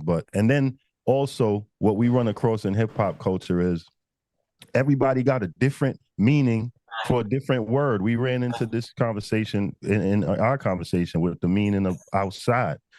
People run in different areas or different groups of people, even in the same city, will have totally different definitions of what that word means. It grows and it means something different. So I'm gonna tell you what you think. Let me ask you a question. No, I don't want to cut you off. Don't forget what you're saying. This question I got for you. Do you think that being outside is some modern young folk stuff, or it goes to our generation too, Renegade? Because how old you are? How old are you? Labeling it, I'm from your era, bro. Okay, 90s, for sure. We was outside. Yeah, got you. You know what I mean? Graduated 99, but yeah. The thing is, it just be a different label for different kind of energy, because we had the same energy. We was young outside running around, and we was calling the other kids house dudes or whatever. Or y'all ain't, you know what I'm saying? Yeah. Y'all ain't popping. Y'all ain't out here with us, like. And I guess that's what bodied meant. Kind of energy, right? Like in New Orleans, that's what if you bodied, like Master P, right. that meant you was outside, like, you know what I'm saying? Old school heads, you ain't down. Hey, Sanchez, I'm from Alabama, bro. I'm 26. So the Slim was outside. Yeah, Bama. We don't be saying that. See, over here, we don't be saying nothing about outside. Right, we don't say that. Out west, out north, they go crazy if you got a gun. My grandpa put a double barrel in my hand when I was 5 years old. That's what I'm saying too. about the different definitions. You got regular folk, they literally just go outside to the park and they'll make videos. I'm outside. It's like these different perspectives of the slang, you know what I'm saying? And it all flurries in because there's layers of fans. The majority of people controlling the shit we discussing, hip hop, is under 16-year-old non-black kids, bro. Literally, they're controlling the analytics that the labels are watching. You feel me? Because they're the ones streaming. They're the ones fucking playing these, making these streamers rich. You feel me? Hey, they watching them dudes for 8 hours straight. Like, bro. You remember when Drake kept saying YOLO, you only live once? That don't even make sense. You remember when that word was real popular about 12 years ago? It made sense to us then. When it first came, everybody was screaming it. Yeah. And listen, people, you know what? Drake is from our era. I don't know why some folks debate. I don't know if that's a debate or not, but yeah, Drake like what, 41 years old? Yeah. We ran across this in New York a bunch of times. You know what I'm saying? Like when the West Coast music was popping, you know, it was guys out here rocking that stuff. Don't let people fool you. Oh, hell yeah, man. And we used to make fun of, like, one of my best friends. I'm going to switch to another era. One of my best friends, his favorite group was Bone Thugs. And when it first one hit of New my York, favorite groups too. Receptive of it. Yeah, word. You know what's crazy? You know what's crazy though? Yeah. Is we saying that we saw the death of groups in our generation and we never thought we would, because when I was coming up, Hot Boys, Wu-Tang, 3 6 Mafia, groups was a thing, man. I never thought it'd be a day where groups look corny and where it just ain't no groups no more. But I'm just looking back and to the type of conversation. And it existed back then. I'm sorry, brother. I don't mean to cut you off. I'm just going to say it real quick. I don't see no groups Gucci, today. Right? When Gucci was popping, it was a thing in New York. Like, some people was like, oh, you listen to Gucci? You listen to that country shit? You know, that implied control over what you supposed to listen to, or you can't listen to everything. It's always been there. But I think, like, the stronger person, so I like how the brother broke down the difference between a fan, a fanatic, and a listener, or just a person, regular person that's in the culture that's enjoying music. It's different perspectives on the music. You know what I'm saying? Some people, there's just real people that's just lifestyle soundtracks, and they're listening to mad different shit. You know what I mean? Yo, Sanchez. Go ahead, bro. Bro, I was listening to Black Thought. I was a real neo soul type, just poet, spoken word type, damn near not even rap, damn near spoken word. But yeah, go ahead. The Migos is a big group. You know what though? I'm just saying. I know that there are I'm saying that there are groups today, but you don't. You have one or two different groups. You don't have like back in our day. Every other song on the radio was a group. Like let's think about in the 90s with R&B. Everybody was a group, man. From SWV to man. Look, it was so many groups. Drew Hill. You see what I'm saying? But it ain't like that no more. Like you can go through your car the whole day on the radio and you may hear one or two groups. Everybody else single up. The Griselda movement and all the artists coming out of the Griselda movement. That's it. But see, Griselda's still kind of underground, but they need to be radio, if you ask me. That's another combo. Can we have that? Because when music that should be underground get displaced into mainstream, do it ruin it? Here's what happened. Here's what happened, right? What happened is the label will sign a group like Griselda. It'll be a label that got the gateway to the mainstream, and that's because Griselda has gotten so popular doing exactly what they're doing that the label don't want them to change it. Now, what happened is this. At some point, that will maximize and reach a point to where the label know this is only going to make this much and it ain't going to go no higher. And what'll happen is, let me just learn. What'll happen is the label got a team that'll say, okay, this particular group that you sign, if you want to make them make more money than what they make and what they maximize that right here, here's what this group will have to do.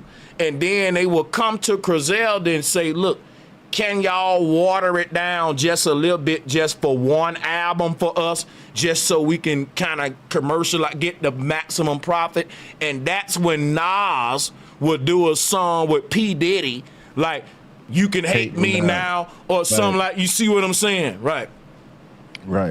And sometimes they'll realize it for themselves. Like they be like, yo, I'm an underground artist, but I want to do something different. That's true. That's true. Yeah, I just love how Griselda is keeping it authentic so far. And a lot of them, like the Butcher, they got big deals. They got deals with them, with like the big guys, Interscopes and all them. Yeah. But here's the thing about Interscope. Interscope have always been known to let artists kind of do what they do, like Jada Kiss and all that, because Interscope, right, because what Interscope ain't, they got a different approach than like your big labels, like for example, where Aftermath would take Eminem and they will give him this alternate ego to where it's but listen, if Eminem was signed directly to Interscope, every song would be some deep lyrical type stuff. He would never have this edge of like mainstream edge. Like that's what I liked about Rockers Records. You can be consistently organic. You don't have to, like, some labels gonna require you to have at least 2-3 songs on your album that's outside of your normal character, that's got the appeal to like everybody. No, but it's back to what you're saying. Those executives in the background, they know how to like found the underground people and latch onto them, let them do themselves just enough to keep the buzz going and sway them in the mainstream direction so they can make money and also push their little messages. Jimmy Iovine was ill for that. He capitalized on the racial thing with Eminem, capitalized on the coastal thing with the West Coast and 50 Cent stuff. Like Jimmy Iovine, man, he did his thing. Same thing with the dude, Def Jam partner, Rick Rubin. You know what I mean? Rick Rubin was good at that too. They know how to leech on just enough and just to sway them, you know what I mean? Because they know the money gonna help anyway. Yeah. Yeah, man. See, and that's my thing. But what people ain't realizing with Drake and Kendrick beef, Lucian Grange is eating so much. Like, nobody want to talk about this question. Who benefit the most from this? Not even Kendrick. He's another one. Lucian Grange and his man, pops. Lucian Grange laughing to the bank, and he don't care if you hate Kendrick, love Kendrick, hate Drake, or love Drake, because these are the most biggest two-stream artists right now in hip-hop. People think Drake losing. Like, you ain't losing if you number 2, bro. Listen, you know how many artists would love to trade places with Drake right now? Okay, so Kendrick wasn't always number 1. Drake was number 1. Now Kendrick turned to be number 1. But Drake ain't just go to the bottom. Drake number 2 now. You mean to tell me my only little punishment is to go from number 1 to number 2? That's a smack on the wrist, man. That ain't nothing. That's a fact. That's why when I have this conversation in my social circles, it always end up to, yo, it really all depends on what Drake do now. It's really on Drake now. You know what I'm saying? Because in perspective, when we fast forward a little looking back, it could be looked at like, yo, it was a hell of a battle. He desecrated him. But yo, Drake came back and he stayed, you know what I mean? Or it could be, you know, I feel like he just doing dumb shit, like the lawsuit, like he's doing dumb. He's not playing it out too well, man, but it's going to be on him to see how it's going to play out for real, for real. Because he's still doing his numbers. His numbers ain't changed like that. Streaming wise or whatever. He breaking records. He's breaking records. Yeah. That's like this, right? Nas, some of Nas' greatest art is when he first came into the game, but it was slept on. I don't know why the game. You know why the game like that? Because that's part of like a hazing ritual. As a freshman in the game, you fresh coming with all your stuff, and it's like they blackballing you till you kind of just, I don't know how you move up, but the thing is this right here. Stillmatic broke records when it comes to Nas' previous work. Nas ain't do the kind of, I think Stillmatic may have, I post a notice because I'm a Nas fan.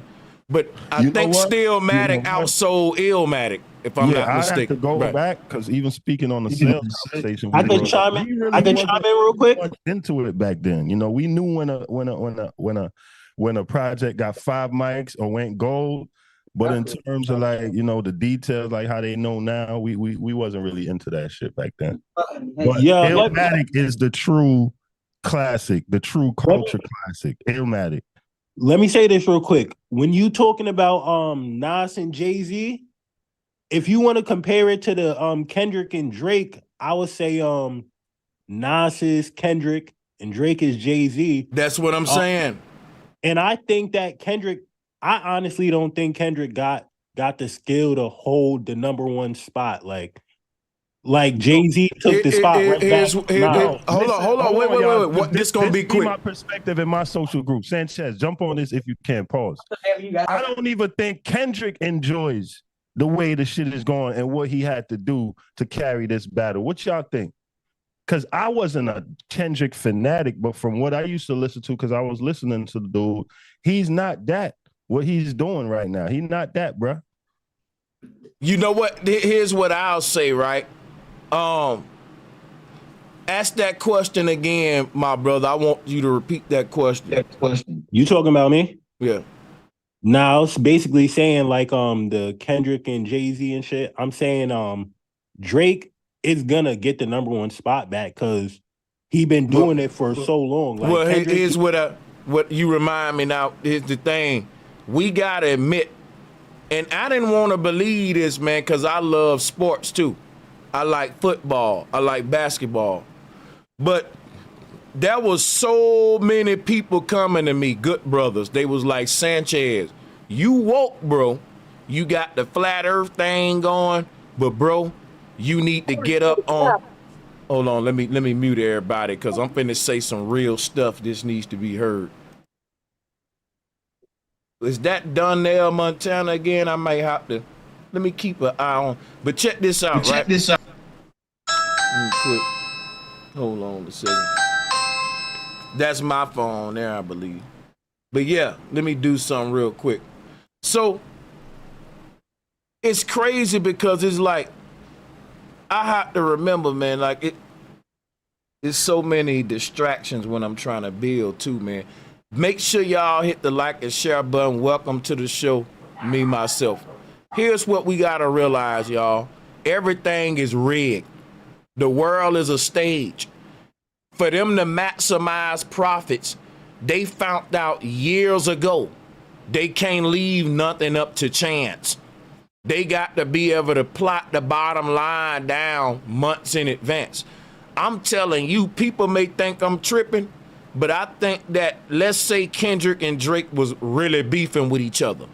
I think that the label fueled that beef, played into that beef, and then had the engineers and teams that's associated with these two artists plan their release dates around each other, plan their album concepts around each other. See, the people don't see this side of the industry. You know why? That's the ugly side. That's like if you got a bunch of teenagers showing up to a wrestling match, they never see the side where both of those two wrestlers are shaking hands, drinking together behind closed doors, because if they see that side, it'll be hard to sell them this big beef that they want you to buy the ticket to, Stone Cold versus The Rock.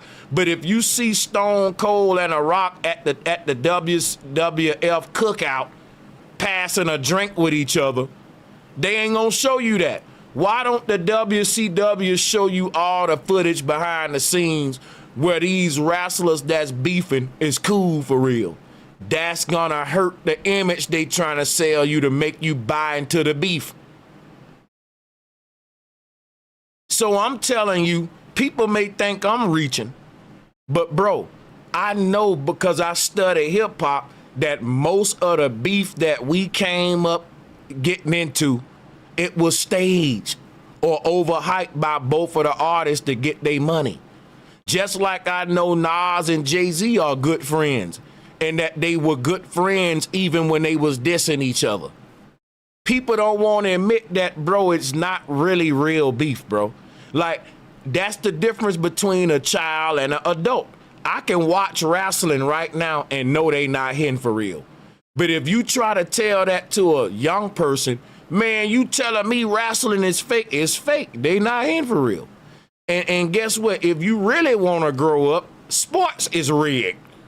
Everything is faked and staged because people is betting billions of dollars on these NFL, NBA games, and they ain't gonna leave it up to chance. They been rigging stuff for the maximum profit. And it's just time for the people to wake up and realize the world is a stage. Everything is scripted. Your most historical moments was scripted. If you found out the truth about your reality, you'll get pissed off, and that's why they don't want y'all to do it. Shout out to VHS. He said, let's be real, bro, Sanchez. Kendrick is every hipster favorite rapper. That's why he gets them awards. Look at each of their fan bases. Now, what I would say is this. Kendrick is every mainstream hipster's favorite rapper. One thing y'all gotta realize, when it comes to the revolution, that's gonna always be underground. It'll never be televised. There's a bunch of underground rappers right now that's saying all the stuff that y'all saying Kendrick can't say. Cause guess what Kendrick fans say? They say, well, Kendrick can't say too much, man. He got to play the game a little bit. Guess what? There are some underground independent artists right now saying what they want to say about the system, and you don't care about them because you're falling for the monopoly. You falling for the Democrat and Republican, and you don't care about the independent runner. You don't care about the Green Party. You falling for the monopoly all the time. Like, we look at WCW or WWF, but both of them fake. But guess what? The real wrestling is what you see in high school, the Olympics. The real wrestling, they wear a helmet and they on a mat and they go to the you can't go to the Olympics if you Hulk Hogan, because that's Hollywood. That's fake wrestling. The real wrestlers, you don't even know their name. You only know Hulk Hogan, Stone Cold. And that's what I'm telling you. The real revolutionary artists, they underground. Ain't no big label trying to put them in at a Super Bowl game. Yeah. Also, I was told, like, it's not just the men. It ain't just the person that make a great man. Like, it's also the time, the era. And it's like, remember Drake era, we was partying, we was on our money shit. You know what I mean? I think like the era now is directly on brand to what Kendrick is bringing, and put on top of that, it's just layers of stuff, because he's a great with his pen. He's great with his pen. So you add that to it, plus he's a great artist. It's just, you know, it's the perfect storm, to be honest. Fighting an impossible battle is what I was saying from jump on many different layers. You know what I'm saying? He was fighting an impossible battle. I don't know how it got there, but just the underdog thing was big too. You know, we like to see people dethroned every now and again. That's just how the masses is. That's just human behavior. Well, think about this, right? Let me explain something to you. On so many levels. I got you. The East Coast was winning, just like the East Coast represents Drake. Drake was winning, just like 50 Cent. 50 Cent was the underdog. He went to the West Coast. He rose up against the big machine, which is the East Coast. Because everybody got to remember, the machine, or what we call the industry, the music industry, is in New York, and it always been there. That's where hip-hop headquarters is at, right? That's where it was born at, and that's where the gate guards is at when it come to your approval among the OGs and the fathers of this culture. That's just facts. So my whole thing is this right here. You know, when I look at Kendrick, for example, he represents something that the industry always needed. Their own version of the revolutionary artist. But he's mainstream. He's able to do Super Bowl shows and big events. He's able to give black people's revolution in a safe way. Because I can show you clips right now of white people who are MAGA. White people who don't agree with reparations, but they giving Kendrick props. I've been around the internet and I said, listen, how is this white channel right here, which is a conservative channel, big up in Kendrick? I wanted to do a whole stream like, wait a minute, man. It's crazy because it's like, and it hit me. They love Kendrick because he's the revolutionary black man that make white America safe. If you give them a Public Enemy, if you give them a Khalid Muhammad, they're gonna go against that and censor that. Like with Kanye West. Like I can give you several examples. And that's why I said, what's up with Kendrick? I had to put two and two together. I said, you know what? He's the sellable revolution. He's the televised revolution. He's the fucking mainstream, watered down, safe ass revolution. Yeah, but you know what I'm saying? I'm going to push back a little on that, Sanchez.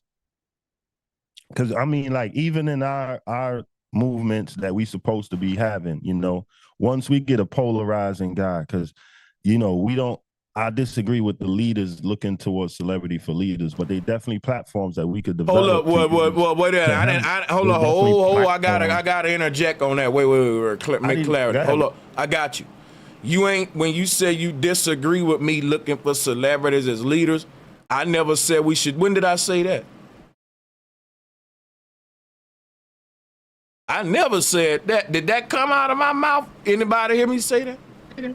Nah. No, you didn't, bro. And hey, the other brother on mute. He may be disagreeing with somebody else that said that. Maybe he thought I said that. That might have somebody else on the panel, Renegade. You on mute, brother. Yeah, I didn't say that, Renegade. I ain't say that. Oh, my fault. I was on mute. I agree with you, man. Ain't none of these Negroes no leaders. Yeah. I guess I sidetracked for a minute. But I was saying that we shouldn't be too, hard pause on those guys, because it's just like in a regular movement. If we find the polarizing, I hate the leader word, but if we find the polarizing guy that brings people together, and he got the wordplay, and he's a good leader. Think Kendrick bringing people together? We not gonna. No, I'm saying this is just an example. If we find that guy, he's not. We not gonna want him to do certain things. He's not gonna be in the street. Hold on, wait. Slow down, because I'm confused here. I'm confused on one thing. You can't make this example if it don't make sense. And why the example don't make sense is because you gotta clarify to me, is Kendrick the guy that's bringing unity? If you can't do that, your whole example is dead right there.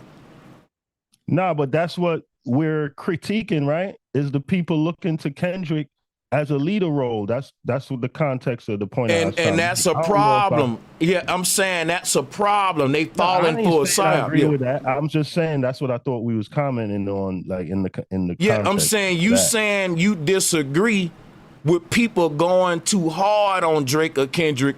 And I'm saying if people look into these artists as leaders, we need to go hard on these. The moment these artists start calling, they're not leaders. I agree. Yeah. That's so what I was trying to get to, and but one thing, and I got you. The moment these artists start saying they're leaders, I'm gonna go hard on them. See, I ain't a Kendrick fanatic. I ain't know he said he was. He said, yeah. Let me tell you what he said. Something worse than that. He said the revolution will be televised. And guess what that's saying? Not only am I a leader, I'm a leader that's also going to be funded on mainstream platforms like the NFL. I'm going to be funded by big groups like Universal and Warner Brothers. And I'm going to lead the Black Revolution. And I'm saying that's a joke. That's why I'm pushing on it so hard. No, I've been listening. I can't even really speak on it because I agree with you on some points of that, but I disagree with you on certain points. Can you name the points you disagree with it on so we can walk them down? No, I'm trying. Okay, so name the points you disagree with me on. I'm trying to tell you where I'm coming from first. Bro. You don't disagree with me on nothing, bro. You agree with me on everything. Nah, you just say that. You're right, because what I was about to explain is I know how I feel and how I think, but I also speak on where we should be, and they're two different things, and sometimes I sidetrack. But I think we should be, even how I truly feel, but I think we should not knock these guys as the way we do. You know what I'm saying? How do we knock them? Point out ways we knock them, man. Like, bro, stop a second. Don't ignore me like that, bro. I know you hear me. I'm asking you for clarity along the way. I ain't trying to cut you off. When you say stuff that I don't understand, that requires me to understand it so I can be obedient and try to do what you're saying, you got to stop if you really want me to follow your orders. You said we should knock them. I don't know what knocking them is. Point out to me what I'm doing, what I should stop, and maybe I'll stop doing it. What do you mean? What am I doing when I'm knocking them? Break that down and maybe I can stop it. To define it. All right, let me define it. Like, just going too in on them and like destroying their whole platform. Let's not destroy how am I doing? Show me, point out to me what I'm doing though. What's happening is this, right? Hold up, stop a second. This what's happening. You said you going in on them, you knocking them, you destroying their platform. Kendrick's platform was the NFL. His platform is Universal. Kendrick's get his message out through these following platforms: the NFL, Apple, UMG, and Top Dog Entertainment. I'm not destroying none of them. Maybe I am, because I am going against the corporations. But shouldn't I be destroying their platforms? Think about it, though. If we really want to go into detail of what you're saying and not just be vague, because I don't like what you're saying, it don't make no sense. It's not like you're saying anything that's giving me something to work with. So I'm going to take your stuff literally. Let's talk about his platforms. Yes, I'm destroying UMG right now. I'm destroying the NFL. I'm destroying the NBA because what I'm doing, I'm saying I don't like that these white organizations use black men beefing against each other to lace their pockets. They do that in the NBA too. They put Westbrook against LeBron, Jordan against Clyde Drexler, LeBron against all this stuff. Like, why can't all these brothers just be great? They exploit them for ticket sales. Everybody want to go watch the game, just like Shaq and Kobe was best friends. They had one little altercation, and the NBA fueled that to the point where Shaq and Kobe never became friends again because they wanted to drive ticket sales to the Lakers and Heat's game because they know Kobe and Shaq gonna play against each other, and it's so much tension and beef and all of that.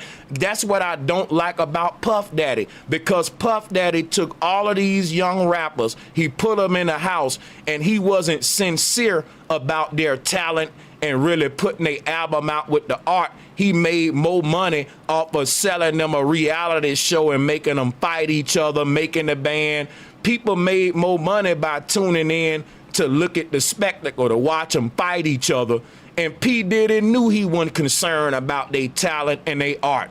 He was concerned about them walking for cheesecake, the antics, making a big spectacle on TV for ratings. And now we don't want to, now y'all giving Lucian Grange a pass for it, but y'all are called Diddy out for that kind of stuff. I'm saying I'm not just going to do it with a black man. I'm going to go up to the top of UMG, and I'm going to do it with everybody, because one thing about Sanchez, I'm thorough. I pick up on parallels, so I don't just see it when a black man do it. I see it, period, when everybody do it. That's what make me a syncretist. That's why I can pick up on all the parallels. I pick up on it when everybody do it. The black man learned it from these small hats that's been going around the world, putting different countries against each other, making them go to war, and then they bankrupt both of them countries and come take over, and now they own both of them. Funding both sides of the war like apartheid in Africa. And they doing the same thing in these industries in America. Food industry, music industry. It's time to wake up, man. All I'm doing is telling people who like wrestling, they not hitting for real.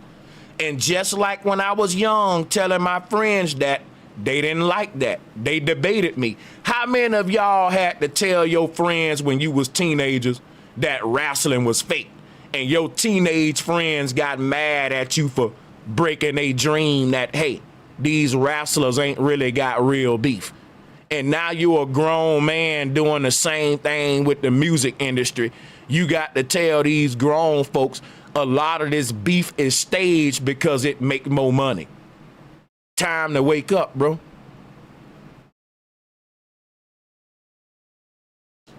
Yes, sir. Santa Claus. That's exactly what it is. Yeah, and check this, bro. I wasn't saying too much. My bad. Oh, no, you good, brother. And check this, right? I posted, and I saw you saw the post, right? Oh, I thought so. Renegade. No, hold on. Let Renegade land his plane, and then you gotta me myself. Nah. I was real when I said that. I wasn't saying too much. Go ahead, brother. Oh, for sure. Right? I thought I maybe. Okay, go ahead. Yeah. And, hey, peace and power to the panel. What's cracking, people? Hey, what if the labels can categorize rap beef as an album because these artists are in crazy debt? And so when you build $100 million plus mansion, that's almost $500 million, right?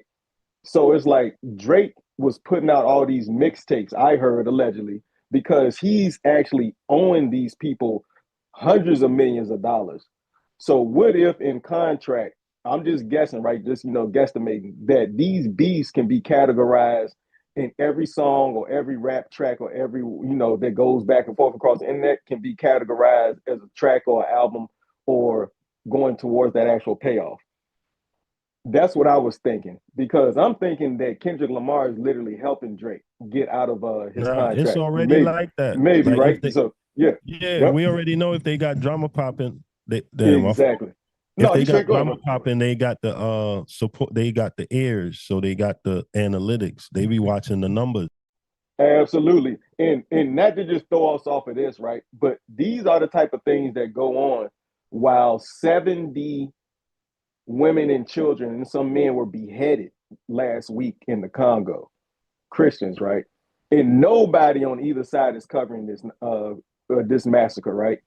But in the meantime, we're talking about. But honestly, we need to be talking about this because we're allowed to be shown what controlled opposition really looks like. Because at first we were just thinking that Drake is the parasite, right? He's the man Drake, he's the dragon, he's the snake, right? The serpent. But then you start to see that Kendrick Lamar in the song that I was listening to on the way over here, almost forgot about it. He's asking them to look at him like Jesus, the new Messiah, call him the new Messiah, call him the new Christ. When he put that crown of thorns on, I was like, he lost me with that. That's Antichrist right there in front of us, and they're just seeing how we gonna take it. But listen, me myself, you got to keep this in mind too. It ain't really Antichrist when you understand the culture Kendrick Lamar selling it to. Kendrick Lamar is saying the black man is God when he do that. That's how, so you'll have, think about it, you'll have a lot of black Christians that's gonna rock with Kendrick and they ain't gonna see it as Antichrist. They gonna see it as, I knew Jesus was a black man. I see your point, absolutely. Yeah, and that Hebrew Israelite movement is kind of crazy because literally that's a racist divide and conquer type of movement. It's literally separating us from the rest of the world when that's the first tactic of any type of warfare. You divide and you conquer. So literally he's part of the program to separate us from the true goal, which is unity in Christ, not separation in a fake Hebrew Israelite, fake Messiah. But yeah, you already know what I'm about, where I'm finna take it. But yeah, I don't trust neither one of these parasites. So me myself, watch this, right? Yo, me myself, you that reminded me, what I was saying before, how Serena was crip walking and then the Crips killed her sister. Now watch this, right? Let me say this, right? People say Trump guy, bro. People say Trump bringing unity, right? When really you gotta pick a side just to choose Trump and you gotta go against the Democrats, right? Don't you know that the Kendrick Lamar fans are saying not like us is bringing unity? When I was in Curtis King chat room, and I was like, and they was about to block me because I said I'm getting tired of Kendrick and Drake fans, and they was about to block me. I'm like, bro, y'all up in this chat room saying not like us is bringing unity, but you blocking everybody that like Drake. That's hypocritical. How is Kendrick bringing unity, but y'all being so divisive against everybody who don't like? If Kendrick bringing unity, we would be able to say, well, I like Drake and Kendrick. Because check this out, right? And this is facts. I promise I'm not making this up. You can go around Drake fans and say, I like Kendrick and Drake. But you can't go around Kendrick fans and say you like Drake, bro. They gonna make you pick. I see this mostly on the Kendrick side. And I swear I ain't gonna cap for it. The Drake fans are more, you know why they like that? Because Drake is so microwave. Drake really mimic everybody. Like Drake is a chameleon. So Drake fans is like whores. If they'll sleep with Drake, they'll sleep with anybody. I give Kendrick fans more props for loyalty because Kendrick fans more really ride. They fuck with Kendrick art to where Drake fans will mess with multiple artists. They're like whores, right?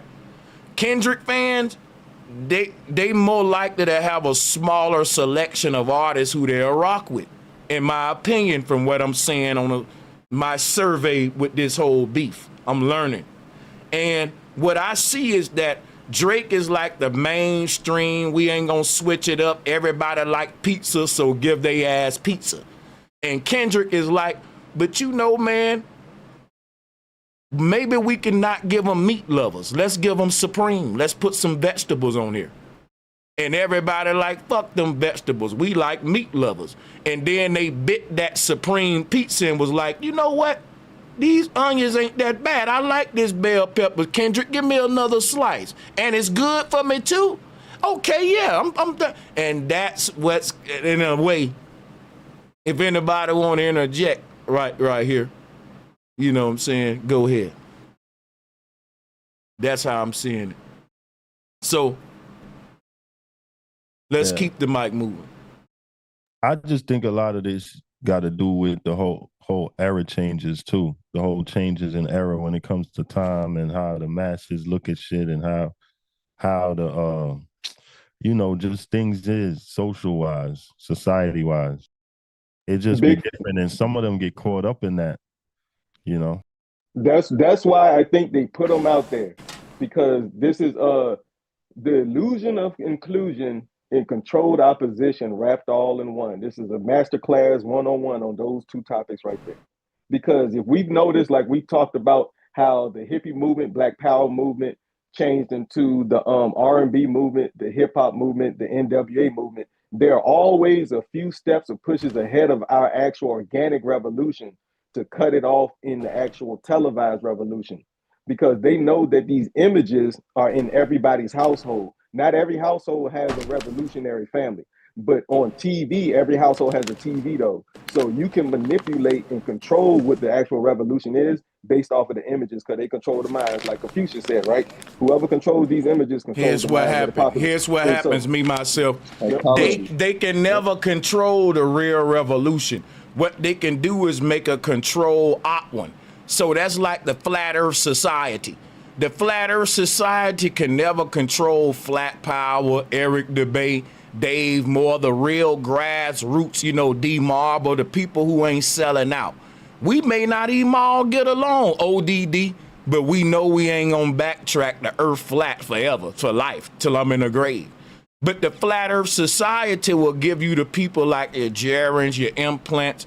They like your fake ones that's gonna give you the main. So my thing is this, what these guys represent is like the Flat Earth Society. They're the industry's version of a revolutionary, one that can be marketed, one that can do big events, because the world have found out that the Black Revolution is very marketable if you can make it non-dangerous to these white people that's in power. In other words, if you can make a Roots movie without having Black people actually do anything, then we in business. If you can market and televise the Black Revolution without actually Black people revolting, we in business now. And that's what they found out how to do. Because everyone know the best way to market is through emotional attachments.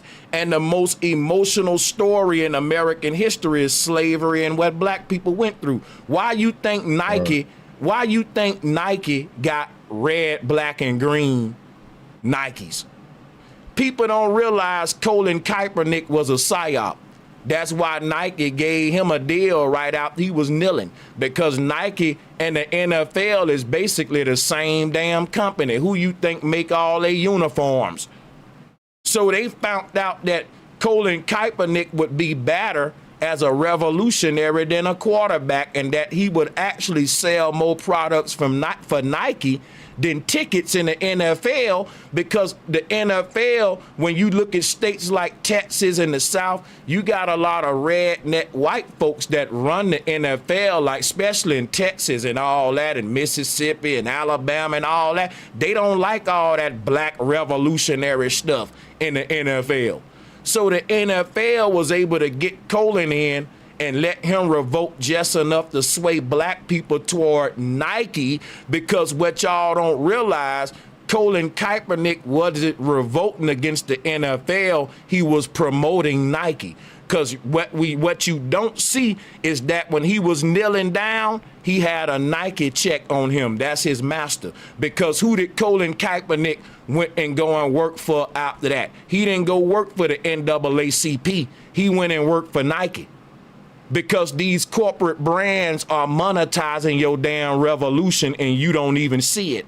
Because you too damn bamboozled and duped and doped up. Don't like the truth. And that's going to be our downfall. I yield the floor. That's right. Big facts, bro.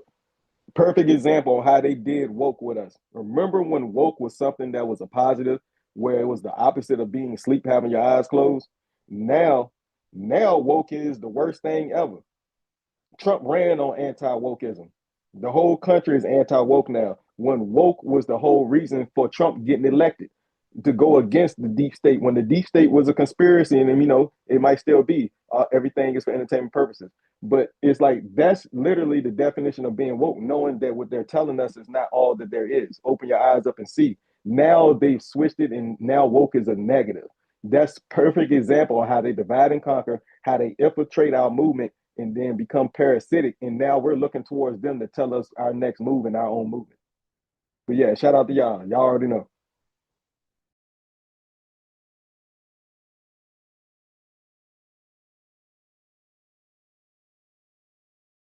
Oh, my bad. In DEI, before I forget, DEI has been overthrown and taken, just like I was just describing the word woke, right? The Rainbow Coalition, not just the Jesse Jacksons of the world, but y'all know what I'm saying, right? They took over what it means to be diverse, and it used to be that you would have a diversity of colors and ethnicities at the job but also they were all on the same work ethic level, that they all could actually do the job. But we want the people that get the job to be diverse, right? Right. So now it's yep, go ahead. Yeah, let me no, you cooking, bro, and I was just gonna say, like, it used to be to where if you had a black fire chief and a white fire chief competing for the position, you gotta include that black man if he qualified. You just can't say, well, he's black and I ain't gonna do it. But if he's black, you gotta give him he more qualified than the white man, he get the job. You gotta include everybody, diversity and all that. Now they making it like what me myself saying, and that's true. It ain't about if he qualified. It's let's put him in there just cause he black. And see what that is. It's like a hit piece. It's to say, okay, so y'all want to be included. So now we gonna include the worst person among your group so we can make it look like diversity and equality and inclusivity is a stupid idea. Cause when we try to do it, it don't work out. Y'all see America, we tried to include everybody and it turned into a circus and everything went down. When really the trick is they didn't do it right. They cheated. They didn't put our best people there. I was about to say. Thank you. Yep. But on another way, I look at the DE. My bad. Hey, hold up, Renegade, because look, this is real important, real quick. Another thing I wanted to point out why I brought up DEI was really for the Captain America movie. You didn't tell me about that, me myself. I was saying, with everything is balanced. And you want to include everybody. If a black man qualified for that job, you can't discriminate and just give it to the, was really for the Captain America. Yeah, if a black man qualified for that job, you just can't discriminate, you know what I'm saying, and give that job to somebody else. You feel me? So my whole thing is, when you talk about DEI, that's the thing about it, what I agree with it. But what I don't agree with it is that we can't include everybody with everything. You gotta be balanced though. Cause they saying, well, a woman can play a man's role and a black man can play a white man's role. A white man can go and be James Brown. They giving us what we want. It's like this, right? Think about this. Let's say somebody asks me for some food that I'm eating, but I don't want to really share it and give it to them. So I throw it in their freaking face and splatter the food all in their face, right? They giving you what you want, but they giving it to a way where you become the spectacle. So you wanted diversity, equality, and inclusion. They giving it to you, but they making it like what you wanted is stupid as hell when they ain't really giving you what you wanted. They giving you what you wanted, but they ain't. Because they know what the hell they doing. They not including skill. They saying, look, so they want to push diversity, equality, and inclusivity. We'll show them all right. We'll give them that. We gonna let men be women. And they know that ain't what we talking about. They know we ain't talking about the white man acting out James Brown script in a documentary. But they gonna give us that to mock what we're asking for, because they don't really want to give us what we asking for. They can't, because the whole system will fail. You see what I'm saying? You feel that? Facts, Y'all? big facts, real revolution. It's like, hey, we're gonna show you diversity, and it's like, we didn't mean that. Thank you, I appreciate it. Thank you, bro. Yeah, let me chime in.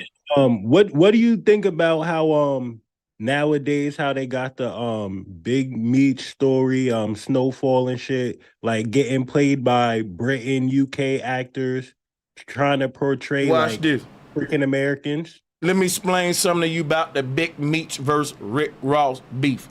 Big Meech versus 50 Cent right now. Don't y'all know Rick Ross is working on an album and Big Meech is working on an album right now? Oh my God! Y'all, tell me y'all knew that. I did not know that. That makes sense though. I ain't know that either. Now watch this. Big Meech is trying to get back in the music industry. He's working on music. Rick Ross is trying to do another album, because guess what y'all don't realize about Rick Ross? Rick Ross was beefing with Drake before Kendrick. Y'all don't remember? Yep. Big fact. So wait a minute. Rick Ross made a diss song about Drake. Y'all remember it? I forgot the name of it, when he was wearing green and all that. And it's a laid back Maybach music thing, living big and bad, something. So think about this, right? So Rick Ross was beefing with Drake. He dissed him on that. That song was viral. That was the first beginning of people wanting to see Drake get dissed and fall off. And Rick Ross don't even get credit for paving the pathway for Kendrick, because Rick Ross had his Kendrick moment, but it wasn't as big as Kendrick. We're Not Like Us. But it was that song, something, living big and bad. What was the name of that Champagne Moments? Thank you. A goat named JT. Champagne Moments. So let's really look at the history of the downfall of Drake, because guess what else now? If I ain't mistaken, Rick Ross up under UMG too. Now, I need to verify that, though, but I think he is. Lucian Grange been killing it with this Hegelian dialectic, I ain't gonna lie. But yeah, let me pass the mic. Yep. Hey, 50 Cent and BMF. I keep forgetting. I don't know why I keep forgetting that every time I see these beefs, that's perfect promo. They're actually working together to help each other out. But yeah. It's simple once you can see through your third eye, through the third person, from top down perspective. It's real easy and simple to see. What you guys think about these Britons playing these black roles on TV, portraying to be Black Americans? That's what I'm thinking. Now listen, here's the thing. A lot of black people are saying they don't like the idea of these UK black people coming like chameleons. And guess what they saying? For years, they didn't even know a lot of these people was from the UK till later. They like chameleons, bro. They come over here and blend in, and they know how to act black. Black is really something you can pick. Like it's exploited. Like it's fucking weird that people who got their own identities and cultures will come to America and say, well, all I know is how to be black. And they will pride themselves in that, when a black person don't even want to be black, because we don't even know who the hell we are. And these tethers think they doing us a favor by saying, yep, I'm Panamanian. And now we finna segue into the FBA topic at this time. Right now we going into FBA. The FBA thing, my thing with the tethers is that they think it's a W because they saying, well, look, yes, I'm a tether, I'm Panamanian, but all I know is how to be black. Like I was born in America, I grew up in black culture. What that mean, if you really grew up in black culture, you should be against the shit like black people, because we at a point now we're waking up, we don't even want to be black no more. We want to be what our ancestors were before the word black and white existed as social statuses. You ain't helping us becoming who we are by having black pride. And the tether act just like a tether. And they prove why we can't welcome them into our motherfucking fellowship. Because your blood ain't like ours. You come over here so damn happy as a tether, you like trying to fit in and shit, when we don't even like what the hell we are, fool. You come over here like, yeah, I'm glad to be black, you know, and I'm a tether and I'm Panamanian, but I grew up in black culture and I've been ratchet and ghetto and all that. And so what? You think we want to stay like that because your tether ass grew up in the hood, nigga? We trying to change and do better. And the tether's trying to reinforce this shit to prove that they not a tether when you proving that you is a tether trying to fit in with this ratchet shit that we doing. Hey man, and to back that up, bro, that shit go just like how motherfucking like Charleston be saying about them other races that be using the word nigga, my nigga, and all of that, but you can't do that shit around your grandma because you know your grandma ain't with that shit. They with y'all original culture. If you say that shit at the dinner table, they gonna look at you stupid and ask you what the fuck is you saying. You see what I'm saying? It's like, ain't no, when you Mexican, my nigga. You can say, you know, way and all of that other kind of shit that they say, you know, homes, all that shit. But as soon as you start saying my nigga, if you around grandma, if you around abuela, if you one of them Chinese motherfuckers and you ain't, you know what I'm saying, you ain't actually with, you know what I'm saying, you ain't black, your Chinese people gonna be like, nigga, why you know what I'm saying nigga and all of this shit and acting like you one of them. You out of pocket. And they gonna be realizing that even the Africans too, or the Haitians or the Jamaicans, it's like y'all coming here appropriating some shit that we trying to get rid of at the same time as ridiculing it. Like, cause the reasons y'all don't want to do business with us, the reason they tell y'all not to hang out with us when y'all niggas come here, is all the same shit, and then y'all turn around and try to act like us, then take your hands off it when it's time to pay a little consequence. Let me holler at you, Q. Let me tell you something else that these tellers do that I don't like, right? These tellers will say, we support black culture, but we ain't for begging the white man for no handouts, right? And we ain't for division. And my thing is this, now watch this. These tellers will say, we support black culture, but we ain't for begging the white man for handouts, and we ain't for division. Now think about this. If you a Panamanian, a Haitian, or whatever you are in America, and you support black culture, why wouldn't you support FBA? That's black culture. The moment you go against FBA, you prove you're an op to black culture, because FBA ain't doing that but trying to identify who's black culture and who's not. Now, the reason we call tethers is because they don't want to identify as what they are. They want to identify as black to leech off of our culture and be vultures. You see, but we can't do that off theirs. That's what Tariq Nasheed talking about. Anybody got a problem with black people delineating, that's a wolf in sheep clothes, that's a tether. And you benefiting off trying to act ratchet and be black. And now that black people saying, we raising our standard. We no longer want to portray this ratchet culture that Vlad TV and all of the small hats and different people is exploiting. Then the tethers get mad.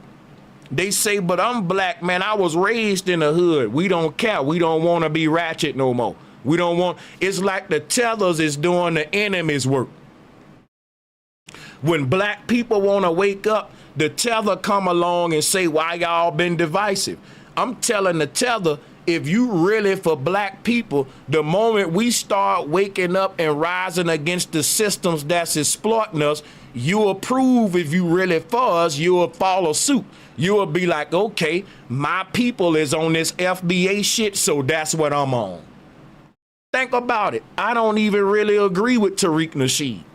It's a lot of things I don't like what he teach, but I'm gonna have unity. I'm not gonna go against FBA because that's my team when it comes to politics.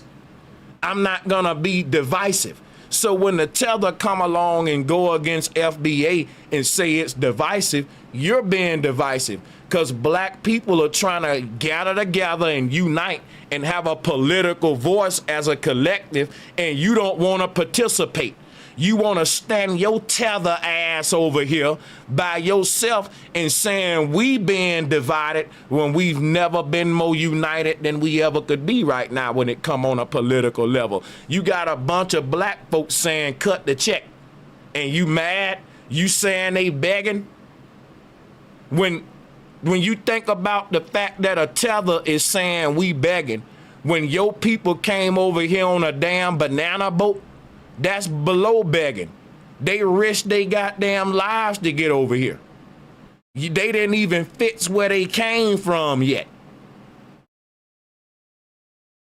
Then you talking about we begging, bro. We going to work every day busting our ass while we asking for reparations. We ain't just sitting around begging, waiting on a check.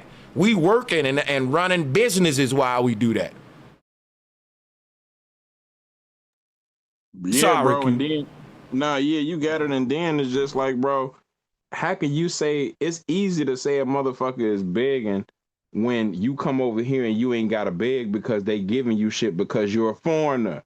You can't sit there and talk shit and say a motherfucker begging when you come over here and they handing you shit. You got two options. Your options is I can come over here and they can hand me shit, or I can go to fuck back where I'm from, where I don't have to worry about being discriminated against in the same fashion. You got a home to go to where your people know who they at and got a whole history that tied back to the land. And then you want to get that up to come play nigga some shit that's artificially created that we don't even really want to be. It's like these tethers, bro. Q, you got it, bro. I've been like these tethers got their own identity and culture, but they want to come over here and play like Ray Ray. You know why? Because they see the money in exploiting black culture. They worse than Vlad and all them because Vlad, at least we can see who Vlad is. These guys look just like us, but they come from the UK, Panama. You don't know that they really got an agenda. They hating on black men for real because they ain't the real deal. They the damn tether. Think about this, bro.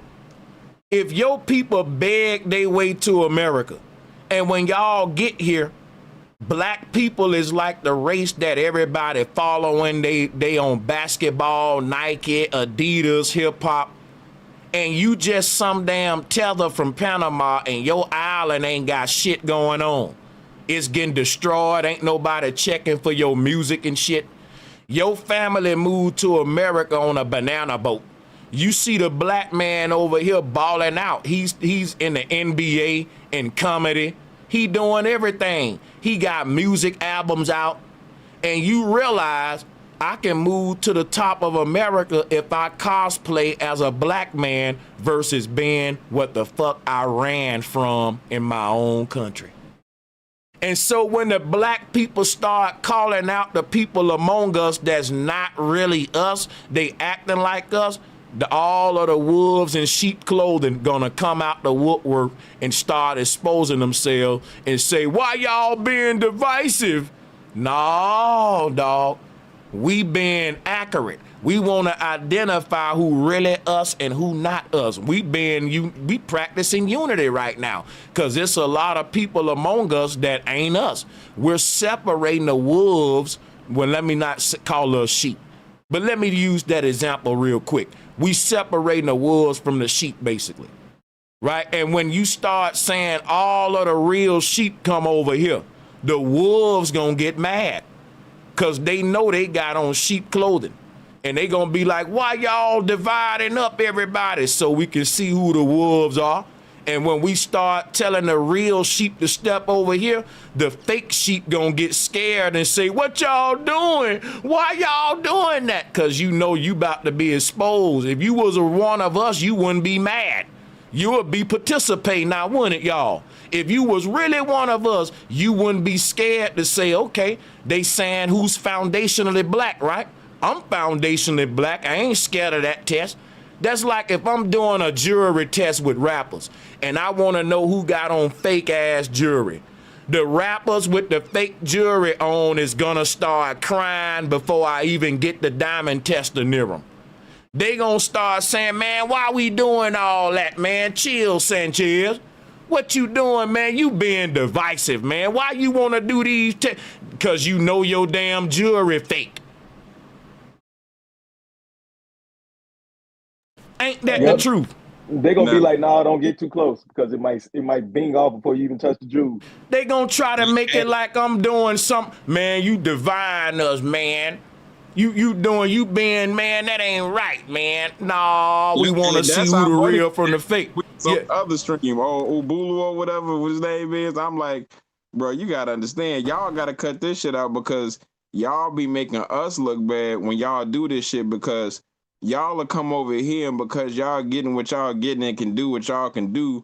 When white folks say, man, what's going on? What these niggas complaining about? You're like, I don't see the problem or whatever. I'm doing good. These niggas can't get their shit together. But you being given shit, nigga, it's like a whole different story. So, like, when you say that these niggas just ain't working hard enough shit to these white people, they trusting y'all word over what we giving them, even though we right here.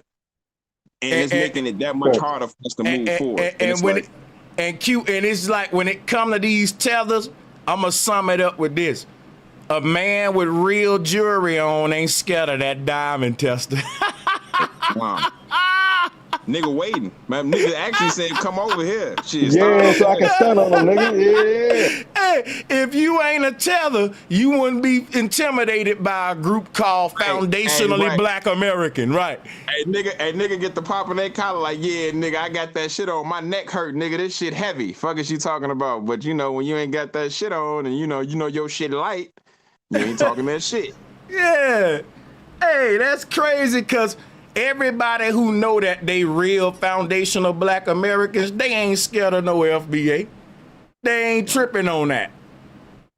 And listen, and what's so crazy about it, even dudes that don't care about FBA, who's FBA, ain't dissing it. They just ignoring it. But if you a wolf in sheep clothes and you know you ain't really black, but you been cosplaying, a group like FBA would be the end of your ass. You would really feel a certain way. That'll be like me coming through because think about it. All of us rappers is blending in together. Q, you got your jewelry on. I got my jewelry on. Everybody blinging. But my shit fake as hell. Now the dude come out with the diamond tester and I'm the only rapper that's mad. I'm the only rapper that's mad at the man with the diamond tester, and when he get to my ass, my jewelry fake.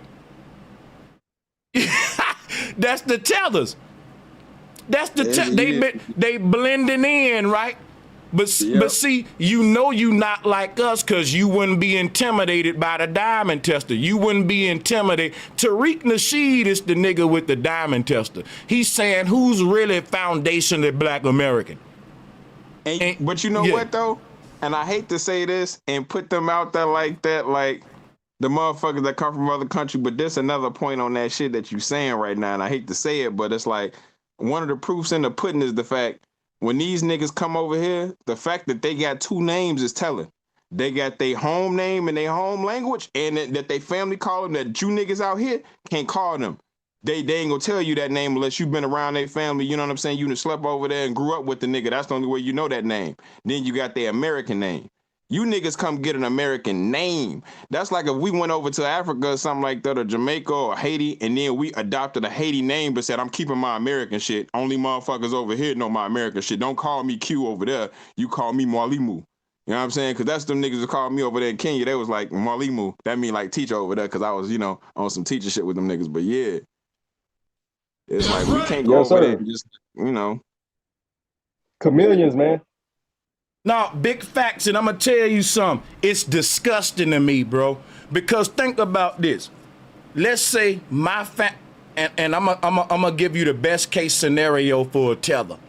The best case scenario for a tether is you was born in America, but your family just came over here. Now the tethers that actually just came over here on the boat, them the worst ones. Now the tethers that's born here, but they family came over on a boat, well, not all of them worse as hell. I take that back. They all the same. I'm rolling. Yeah, fuck all that. Yeah, bro, you know I gotta do it. Come on, you know how we do it. You know we gonna do a lot of cooning and a lot of triggering over here. Hit that like button, baby, but it's gonna be facts. Let's go now. It's gonna be facts, though. It's gonna, listen, man, let me tell you something, man. This is, it ain't cooning for real. I'm just tripping. But what I'm saying, y'all know I'm telling the truth. And what I'm saying is this.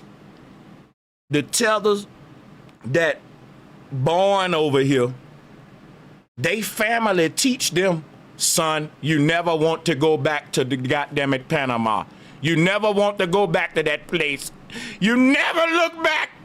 I brought you to America. Kiss the ground right now, son. Kiss the goddamn ground. I brought you to America. I came over here on a banana boat. Sharks and shit was chasing after me.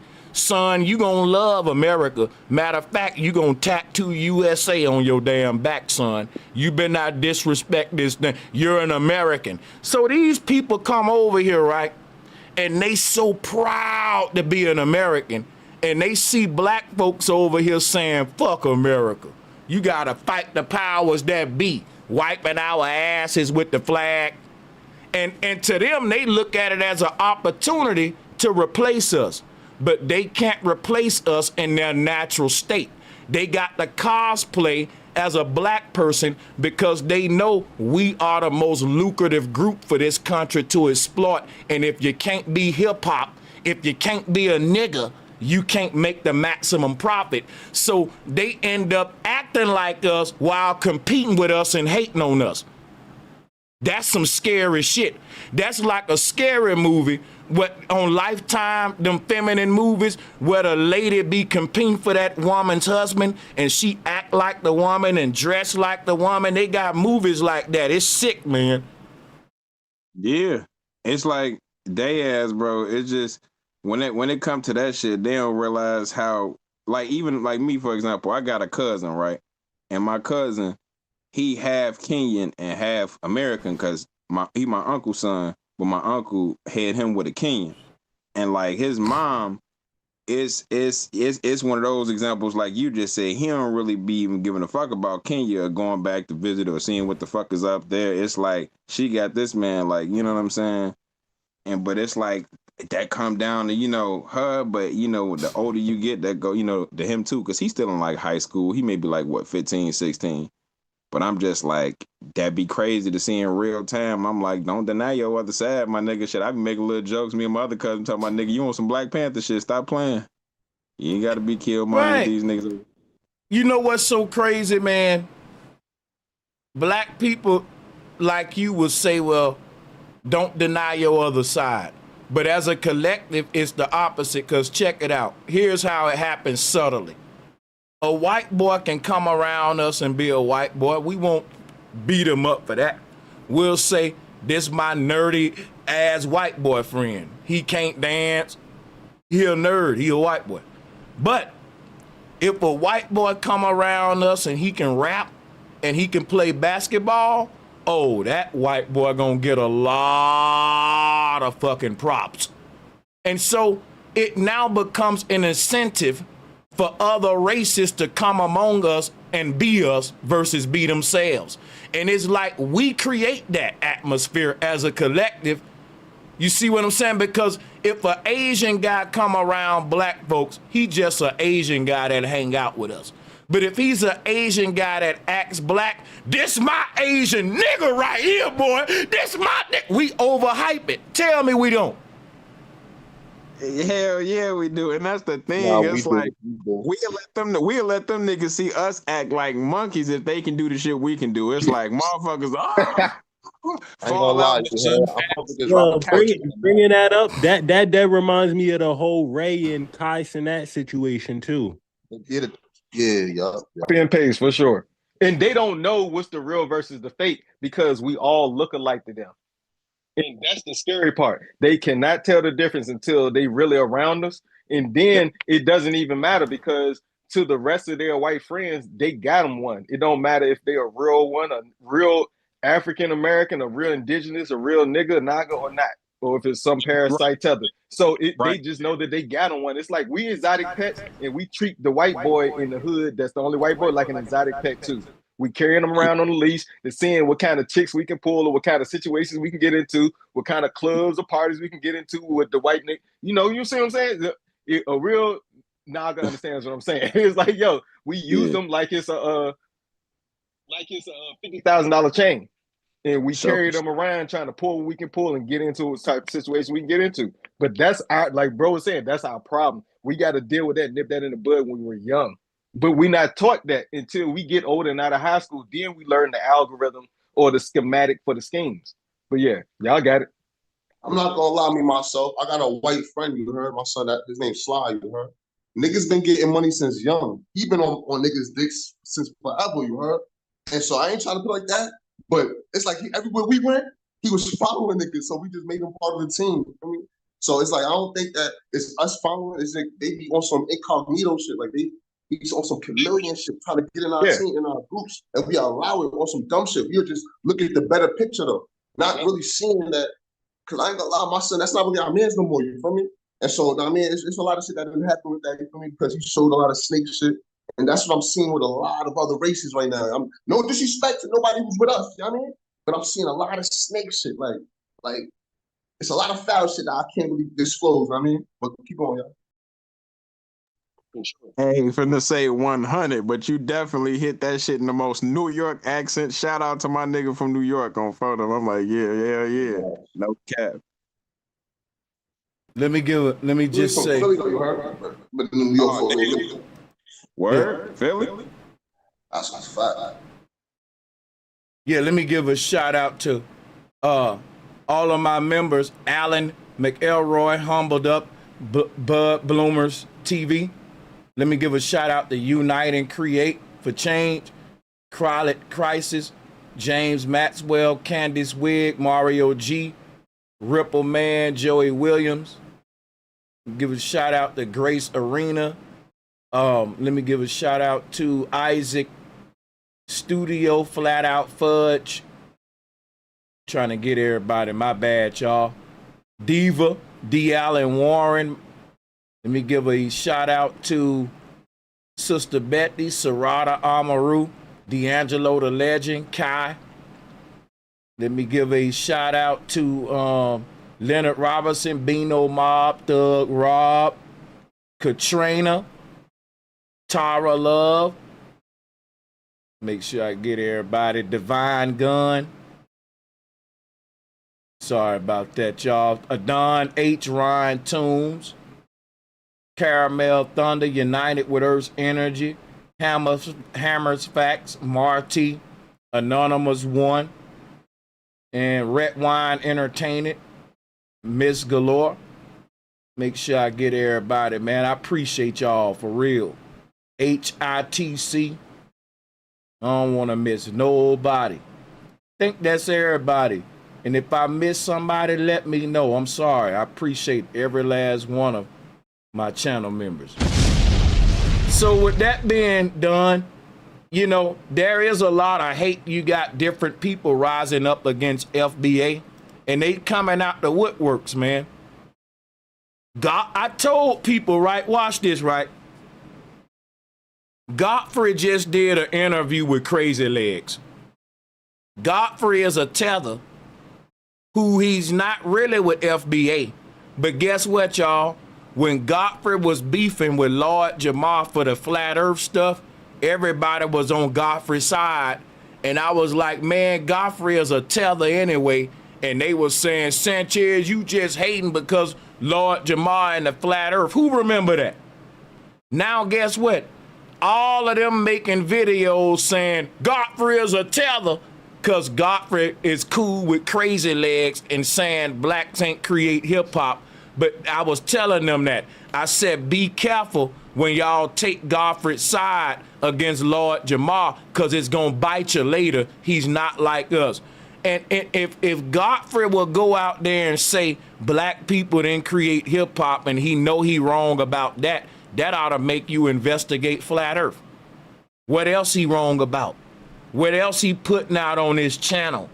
Because what you don't realize, Godfrey ain't catering to black people. He's catering to mainstream America, and he's cosplaying as a black man. So in the eyes of the average American, Godfrey is a black man. But Godfrey is going out there saying Lord Jamar is a dummy, basically. And he's going out there saying blacks didn't create hip hop. So he's the perfect black man to come with a message that's, because think about what Lord Jamar represent. He's a threat to NASA with this flat earth stuff. And how did they combat that? Using this tether against this FBA dude. Y'all ain't peeped the play right there. The same tether that they used to go against Lord Jamar, they turned around and used that same tether against them black people who said that they created hip hop, and I warned y'all on that. I warned y'all about him.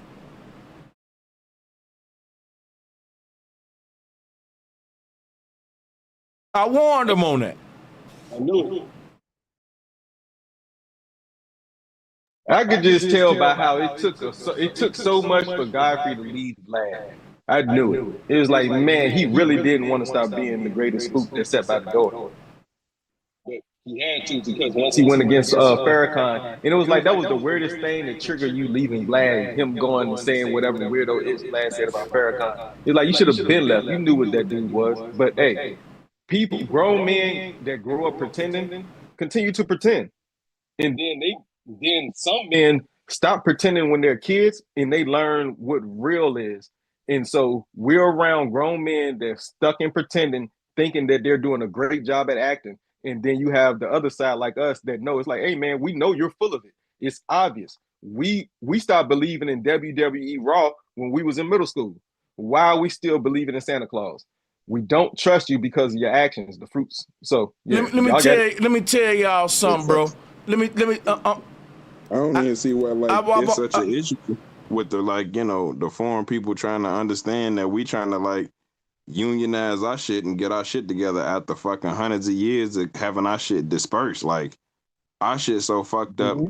We and y'all ain't even for sure that we either is our own shit or y'all. Yeah. Like, y'all ain't even taking into account that it was us here before y'all got here, and y'all ain't taking into account of the new niggas that was created during slavery out of breeding. They are here.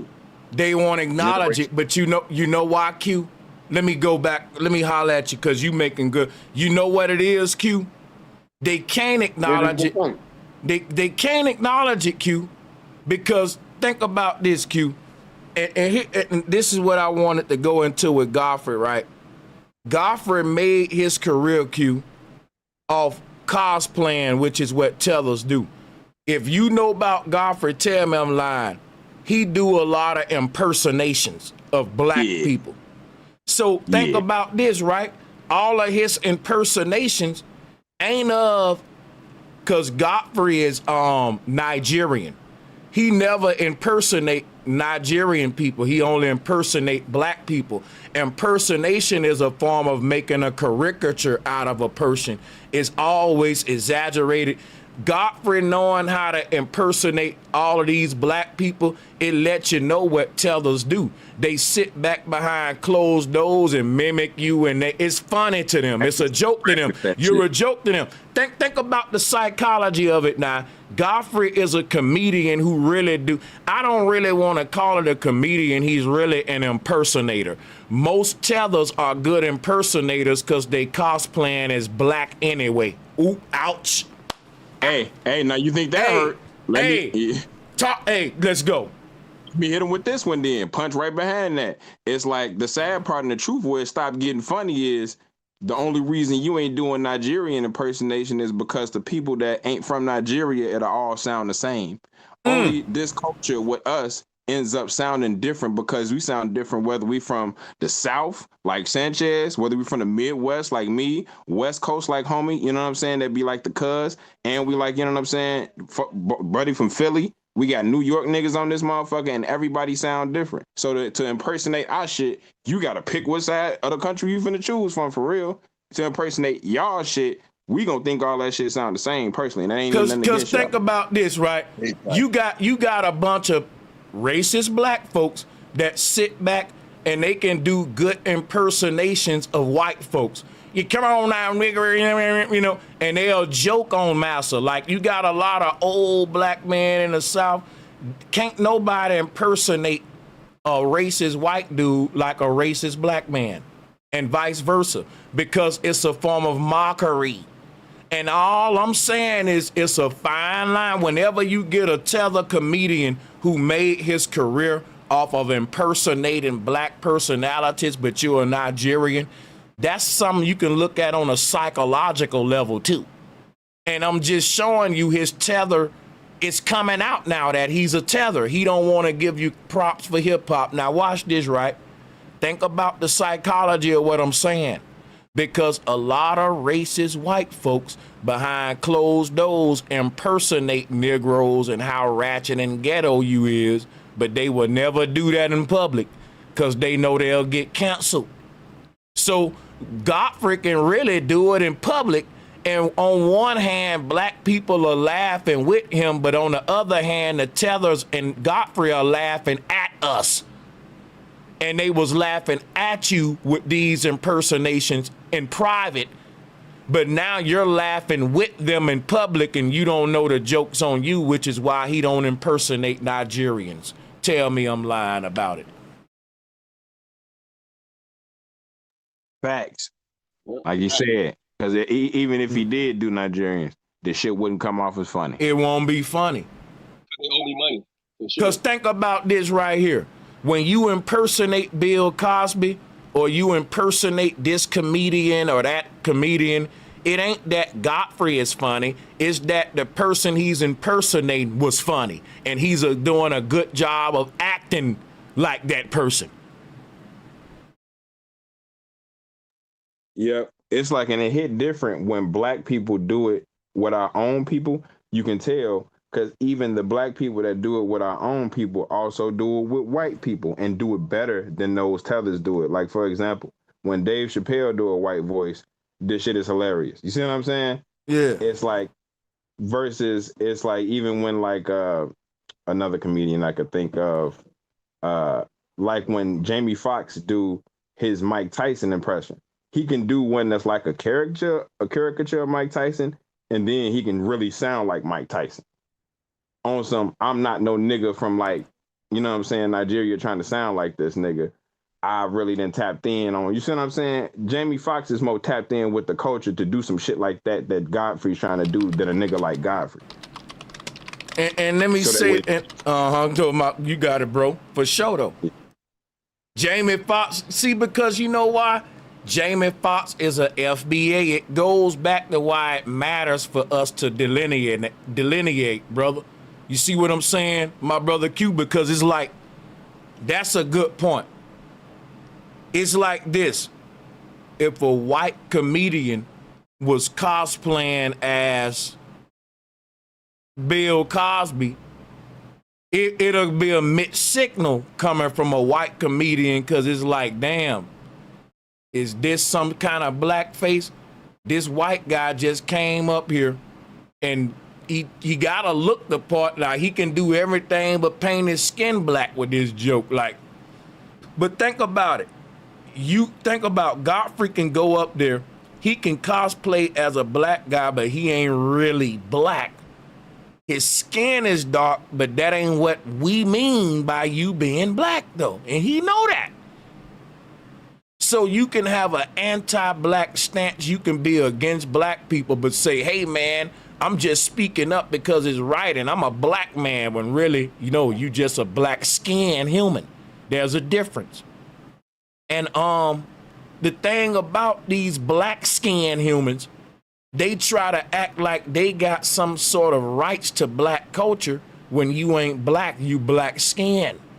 Man. You see what I'm saying? It kills me because it's like, why can't we have our own shit? Why y'all gotta have some shit that we can't have to ourselves, but you can have some shit to yourself? You feel me? That's like a white man trying to take over Jewish culture because Small Hats got white skin and he got white skin.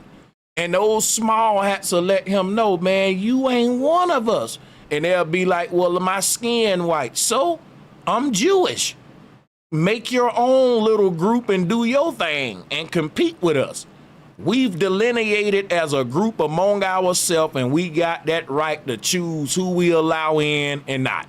Black folks so damn thirsty though, right? We ain't got no rules for who we allow in or not, which is why tethers like Godfrey, we brought them in most of the time. Most of the tethers in black people culture, we open the door for them. Stop me when I lie, y'all. You can't come. Yep, that's why I'm like, yeah.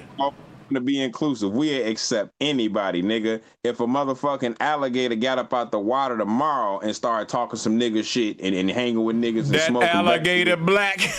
Man, that alligator is my nigga. What? This nigga, I don't give a fuck that he from the swamp, nigga. He smoking backwoods with us. What is you talking about?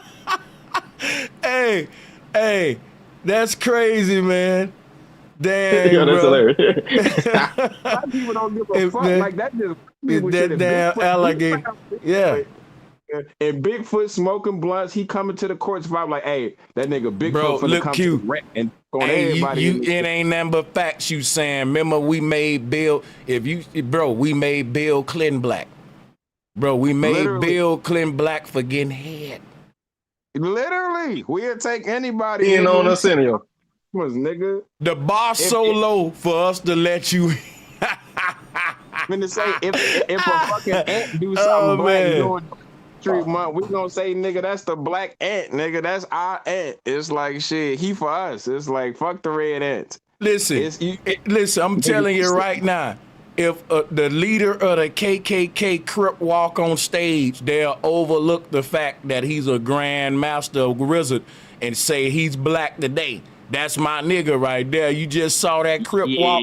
Bro, you know your people dumb when we like that, bro. Yeah. We definitely disarm all bullshit. Talking about, hey, I mean, I know these niggas got that history, but hey, this nigga jigging right now. Right. That Klan member go viral all over TikTok. Look at this Klan. He getting it though. It'll be black folks saying stuff like, this nigga make me want to join the Klan with this Crip walk. Stop talking about, let me be the first black Klan member in this bitch. I'm Clayton Biggs. Yeah. I'm telling you. First episode of Chappelle, my nigga. Absolutely that. And then that nigga hit his head spontaneously combusted when it blew. His brain couldn't comprehend what he saw with his eyes. But yay. Man, this is amazing. This is amazing, man, bro. Let me tell you something. Oh, my bad. No, I cut you off, bro. No, letting your plane me must go ahead. You go, bro. You forgot. Man, damn, my bad. Look, no, what I was gonna say was the boss so low to be one of us, bro. I was looking at one of them little YouTube trap. You know, all of these white boys like to go to the hood and film the zoo, go to the gangs, and you know that's the thing now. But the white boy went to the hood and they took him to their favorite fried chicken little joint. And they were like, bro, everybody in the hood come here. And when that white boy ate that chicken, they celebrated like that nigga had rebuilt the parks. And guess what, bro?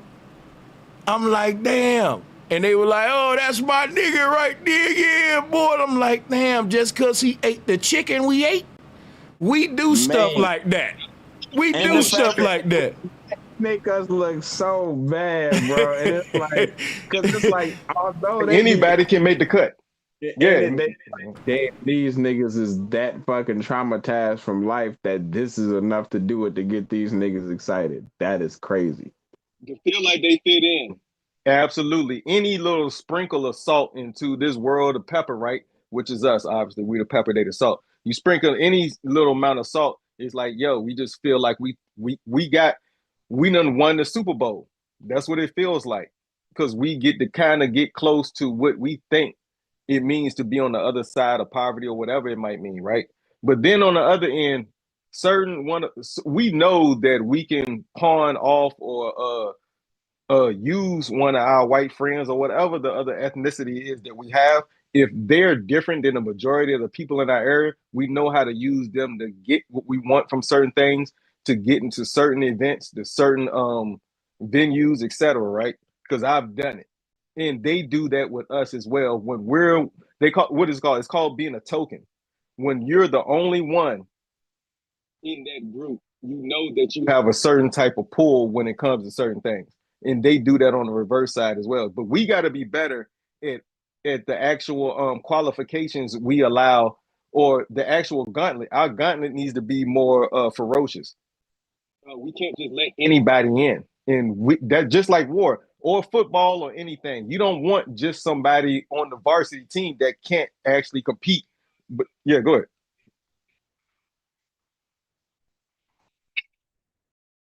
This where I get my coon on, and I bring with the smoke, and I get the tension going on the Turn Up Tuesday. As a black man, I feel like when it comes to who we let in and not let in, I'm saying we can't go by skin color, because it's a lot of white people and other races that really got more of our plight in mind than people with our skin color, because it's now about the battle of the tax brackets. And what I'm saying is, really, it ain't when it comes to like who black people gonna allow in or not. I'm saying it got to go beyond a black movement into just a movement of just oppressed people of all colors eventually. We're just identifying this in our own group, but because the thing is, and you got white folks that's at the bottom, the system oppressing them too, all kind of different groups. And you do got a bunch of sellouts at the top that's making it like we can't trust nobody. All we can trust is black people. When really at the top of the black race is a group of people called a boule, who's really, they don't got our best interests in mind, and they leading us to the beast. So I'm saying there may be a white guy who you should be trusting more than this rich black dude named Diddy, or this rich black dude named fill in the blank, Fortune 500, dude who's up there. And, what I'm saying is, while we beefing with Bubba is actually more of a comrade or ally to me than a Negro like Puff Daddy or Barack Obama, or, you all get what I'm saying. Exactly. It's more about the character of the person than the skin tone, for sure. Absolutely. And that's who we need to side with. And we know that. I'm just clarifying for a lot of people and who don't know that. That's where I know most of the people in my community stand. We on some integration type shit. But I was bringing smoke because I want to know who battling against integration, because I think that we can't identify who our enemies and allies by their skin colors. Me personally. And I think that integration honestly was a detriment to our whole movement as a whole. I think that we would have been way better off if we had a focus just on us. And just like Maggie Walker, one of the first national banks, she's out here in Richmond, got her statue, right? So we were already on it before we were colonized in the beginning anyway. So us trying to integrate and trying to be a part of their whole little schematic, I think that was definitely more detrimental than it was beneficial. Well, listen, I'm not talking about integrating with the system of America. I'm talking about oppressed people worldwide integrating together against the systems of power around the world. So what I'm saying, look, if you a MS-13 member and you struggling at the bottom of America and you gang banging and you killing up black gang members and the black gang members killing you up and both of y'all at the bottom and you got the trailer trash white dudes in the Aryan Brotherhood beefing by race, it's like a race war, when really at the top, blacks, whites, all races working together to stay rich and keep us poor and fighting. That's what I'm saying. If you really look at the top, they ain't divided by skin color. They work together no matter. If you even look at the United Nations, they're practicing integration. Our enemy is saying, I don't care what color you is, long as you take an oath to serve my agenda. So think about this. If you want to be in the American military, the military ain't gonna say, well, you black, we ain't taking you. You Asian, we ain't taking you. The American military gonna say, you got to swear that you gonna do what the hell we tell you, or if you break this oath, it can cost you your life. And that's how they so strong, because they're practicing integration. They know it don't matter what color you is, you got to swear with your soul when you join them, and they know you ain't gonna lie on your soul. The Masons know that. That's why they make you take a damn oath. They know they know your mind made up. When you raise your hand and put your hand on your chest and do that ritual, you can't undo that. You got a contract. That's like you getting jumped into a game. You know now after that point, if you go against this thing, you can die playing with this. You see what I'm saying? So they know now, okay, he really about that life. He took the first step to let me know that he really, really want to be part of this thing. We can kind of let our guard down and trust him. So my thing is, the people in power ain't saying you gotta be white to join us. They ain't gonna even let you join them if you white and you ain't really about what they about. They got a bunch of black people in different races that's really about this capitalism stuff. They'll put them on a bigger pedestal than the white guy. They don't care about no color. If you really loyal to this system, they gonna move you to the top of it. It don't matter your color. The devil wants your soul and your loyalty. And the people that's giving the devil the most of their soul, they gonna be at the top. It's that simple. It ain't about color. It's about how much of your soul you giving Satan. Satan ain't discriminate with no colors. He want loyalty. I don't know if this is off topic, but Floyd Mayweather just bought a whole block in New York City. Yeah, that's off topic, because what it doesn't now, how you can make it on topic is tie it into the agenda of divide and conquer and haves versus have-nots. Then we can say, well, now it ain't off topic. Okay, yeah, tie that in. No, you gotta do it, bro. You gotta do it. No, you saying you gotta do it. But I'm gonna help you. It's like maybe we gotta wait and coon for a while before we can actually be the real ones that we are. I'm gonna throw that out there, being devil's advocate, even though I'm not an advocate. I like that though. No, ain't no y'all got it, man. You finna talk now. Now watch this. Let me tell you something. Once you get to the point where you're cooning on, and you really cooning, I ain't talking about what Sanchez doing on YouTube talking crap to black people. I'm talking about you really under the contract with the small hats selling your people the corporate agenda. You down. No games. No jokes. Now, when you cooning on that level and you saying, well, I'ma just coon enough, but I'm really for my people, you playing with yourself. Because guess what that's doing? That's saying I'm an angel. I'm working for God in heaven, but I sign a contract with the devil, and I'm doing the devil's will. I'm rapping gangster. I'm doing everything the devil want me to do. But at the same time, I'm telling my people, I ain't really working for the devil. I'm working for God in heaven. But I'm telling my people that on the devil's platform. Now I'm infiltrating the devil's movement, but I'm telling the devil that I'm infiltrating his movement while I'm doing it on the devil's platforms. Like, bro, I'm not a dummy. I'm not a dummy. I ain't falling for that. You working with the devil, man. And ain't no way around that. Everybody who tried to go against Satan on Satan platforms, they weren't on Satan platforms no more. And they eventually ended up some worse than that happening to them. Hell or jail, if you know what I mean.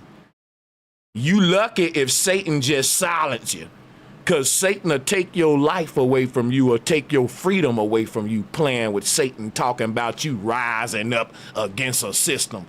I know if you rising up against the system because you going to be crucified like Jesus. How the hell you better than Jesus Christ? How the hell you going against the world powers, but you ain't getting crucified? The world powers is rewarding your ass with Super Bowl performances and all kind of perks. So now you better than Jesus. You so damn good. You going against the system and the system rewarding you. Fuck out of here, man. I'm not no fool. I can identify a person that's really going against the system because they catching hell in their life. They been, bro, the Nation of Islam silenced Malcolm X for saying that the chicken's coming home to roost. That's how much power that the white man got. He'll get your own movement to shut your mouth up playing with these people. But y'all don't know. We dumb. We dumb. I'm sorry. It's just at a level now to where I know we sleep, man. Everybody ain't gonna wake up, and it's okay. I love them. I'm gonna agree to disagree, and I'm gonna respect them, and I'm not gonna argue too much with them. I'm gonna just let them say what they say. I say what I say, and I love you, bro. But everybody ain't gonna wake up. That's just gonna save myself from getting worked up.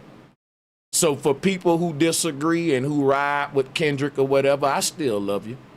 And the reason I do, because I was there. Like I said, I was like this with Tupac. Couldn't nobody tell me, like everything I'm telling y'all about Kendrick, if somebody would have told me this about Tupac back in the day, Sanchez, Tupac still a puppet.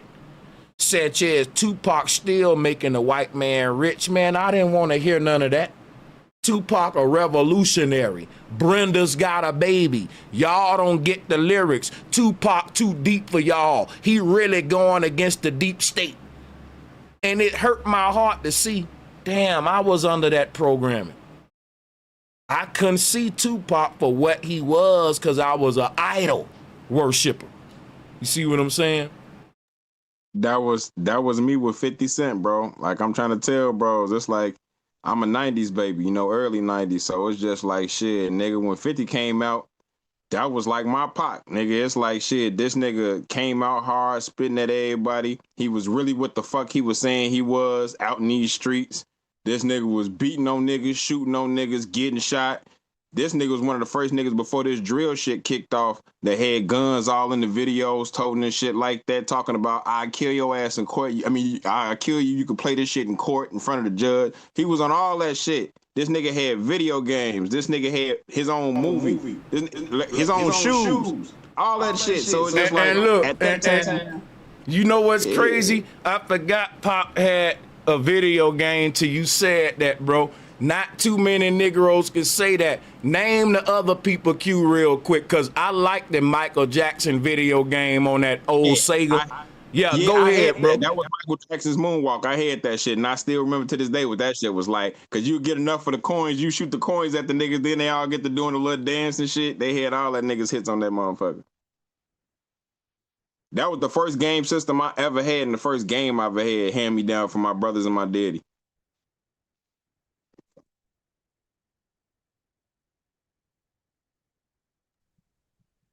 Yep. But yeah, the real ones, they eliminate them. They don't let them continue to speak. The Michael Jackson of the world that's trying to buy out Sony. He bought the Beatles catalog. What is it? Marilyn Monroe and Elvis. And then he was about to buy Marvel. They had to get rid Oh of him. hell That no! means that means that everything that we talk about in entertainment would have been Wait. the Jackson. It'd have been under the Jackson label, not Disney, my nigga. That's what I'm saying. He was about to go ham on everything that was entertainment. He was buying everything. I thought he was buying Sony. Yes, plus Marvel. Marvel Studios, he was about to own all of the Spider-Man, all of the Iron Man movies, all of the spinoffs. Everything was going to be under the Jackson label. So they had to get rid of him because Marvel runs the world. Marvel runs the kids' minds right now. Disney runs the kids' minds, period. Yeah. Disney, everything. So they had to get rid of him. Yeah, that means yep. You got they to get go, rid of him. bro. You doing too much, my nigga. That's what you call getting outside of your bounds when you forget that, that's when a nigga wake up call gotta hit you. It's like Paul Mooney used to say, no matter how high you can get, everybody get that nigga wake up call where you gotta remember, you not one of them. And they not like us is really for them. You know what I'm saying? We not like them. You get what I'm saying? So it's just like, it hit different. Like I said, the higher you get, it's still like that in their upper circles and shit like that. Yep. We got to think on a different path. We can't play their game the way they play it. That's what I'm starting to understand. The game that we're trying to fight and win in, we can't play along with the same type of rules. We want to lose. We have to invent and create our own rules in their game that already has their rules. If we want to win. And that's how we eventually win, then create our own game, our own system, our own board, our own chessboard that we're playing on. And then we can select the pieces that we play, etc., that we want to represent. But for the time being, we still got to figure out a way on how to get off the plantation without triggering all the alarms before we get far enough away to collect with each other, to collect with the rest of our people that are like-minded, so we can actually have a true conscious revolution, not physical, but it's conscious and spiritual, because that's going to predicate, that's going to be before the physical revolution, if there is one. And I don't think it's going to be televised, but I think that their revolution and how they're revolving and what they want to play out, that's what's being televised. So it's deep. I think it's deep. When he was like, the revolution will be televised, he's absolutely correct. But whose revolution are we talking about? It's definitely not ours. It's theirs. They're using the television and the images, the idiot box, to push their narrative, not ours. So he's right on one end about the revolution being televised, but it's not ours. That's how I feel about that specific part of what he said. But outside of that, man, no false Christ around here, no antichrist energy around here. If you're claiming to be the only begotten son, yeah, there's other sons. Of course, Lucifer is the actual son, but it's like there's a only begotten son. And going deep into what that means, let us know, what the truth is. It'll allow us to see the truth in our reality a lot easier. The weed in and out, to weed out the foolish ones, the parasitic. But yeah, man, Kendrick, Drake, knowing what their names mean goes a lot into what their actions are. Just like in ancient times, you're named after the actual function that you perpetrate, or you name whatever that thing is after what it does. But yeah, y'all got it. Anybody else want to try to? I think Drake gonna have the summer on lock. You said what? You said Drake? Yeah, I said I think he gonna have the summer on lock. Oh, that makes sense. I mean, yeah, marketing wise, that makes sense, because we're gonna get tired of hearing Kendrick just off of what human beings are. We're gonna get sick and tired of hearing that.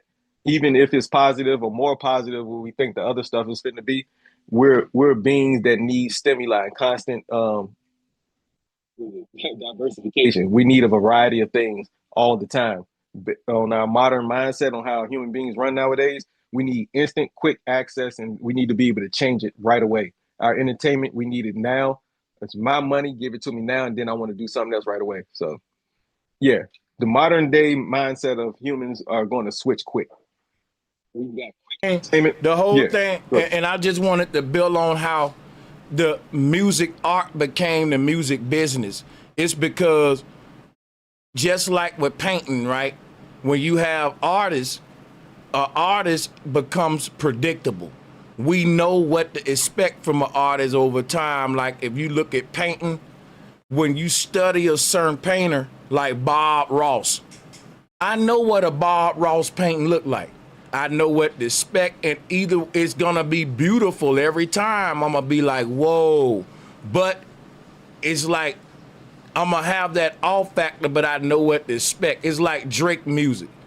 Everybody say all of his stuff sound the same, but every new song, y'all, like it. It's like every new Bob Ross painting is gonna be a beautiful, but you know, you can, he got like a Timberland beat, sound like a Timberland beat. But the point that I'm making with the business of music, that ain't good for the business, because when it comes to maximizing profit, we always need an artist to be on something new.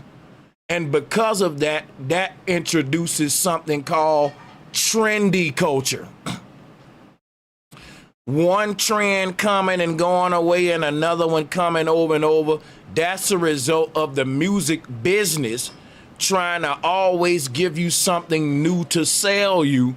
Because what happens is, when one label get an artist that's dominating the game, a lot of other labels will have a similar artist with the similar niche, and that'll become saturated, and that era of hip hop will die, like trap music, like what's happening with drill music now. People are starting to saying they getting tired of it. Now they gotta come with something else new, because that ain't really art, that's a business. You never say to Bob Ross, give us something new. Nobody never tells Bob Ross, we don't want you to paint nothing about nature. Come on, Bob Ross, why you paint mountains and trees? We don't do that with Bob Ross. That is in the music business, not music as an art. Because if music was an art form, you wouldn't expect none other from Bob Ross but for Bob Ross to be Bob Ross. Why? Because music is about you being yourself. It ain't about you being a caricature of yourself to be exploited by a music business. See, the music as an art form don't require me to do that. Only music as a business required to me to constantly look for something to be relevant, which means I can't just be a good artist like Bob Ross. I got to get into a beef. I got to let a titty hang out. I got to do something to make a big media tabloid headline when my album come out, other than just being a good artist now, because now art has become a business, and when it do that, this just what you get.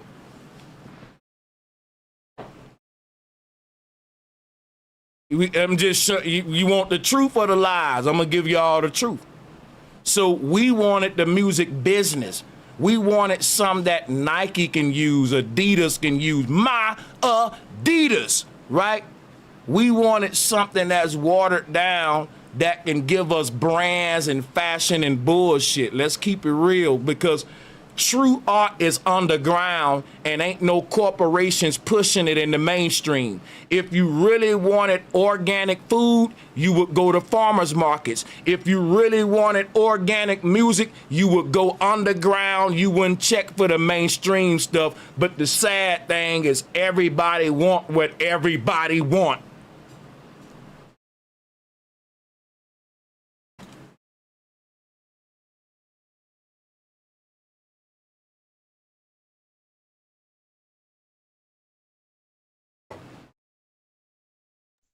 Big facts.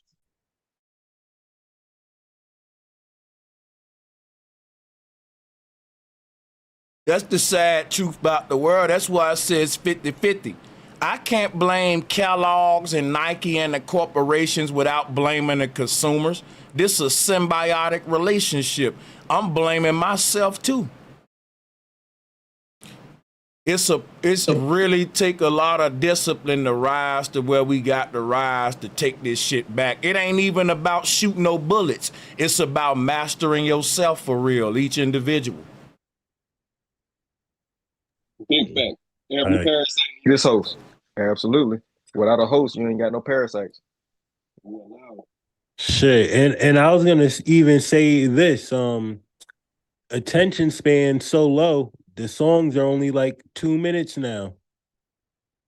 And that's fact. Remember when songs would be like 4 minutes? If you wrote a 3-minute song, that was short. Now, if you write a 3-minute song, that's long as hell, because you know what they judging by? The length of a TikTok video.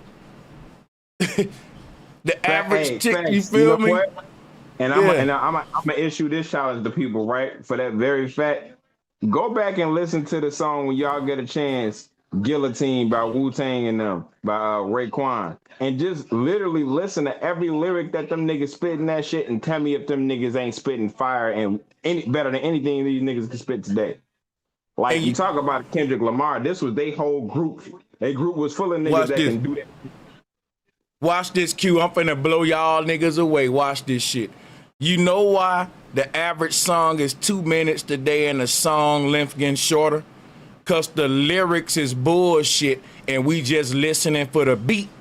And after 2 minutes, the beat get boring. Tell me I'm lying. Now watch this right. Watch this right. Back in the day, Wu-Tang made a song called Triumph. That song was over 5 minutes long, and we didn't care that the beat was just a repeated loop. It didn't even have no drum breaks on it.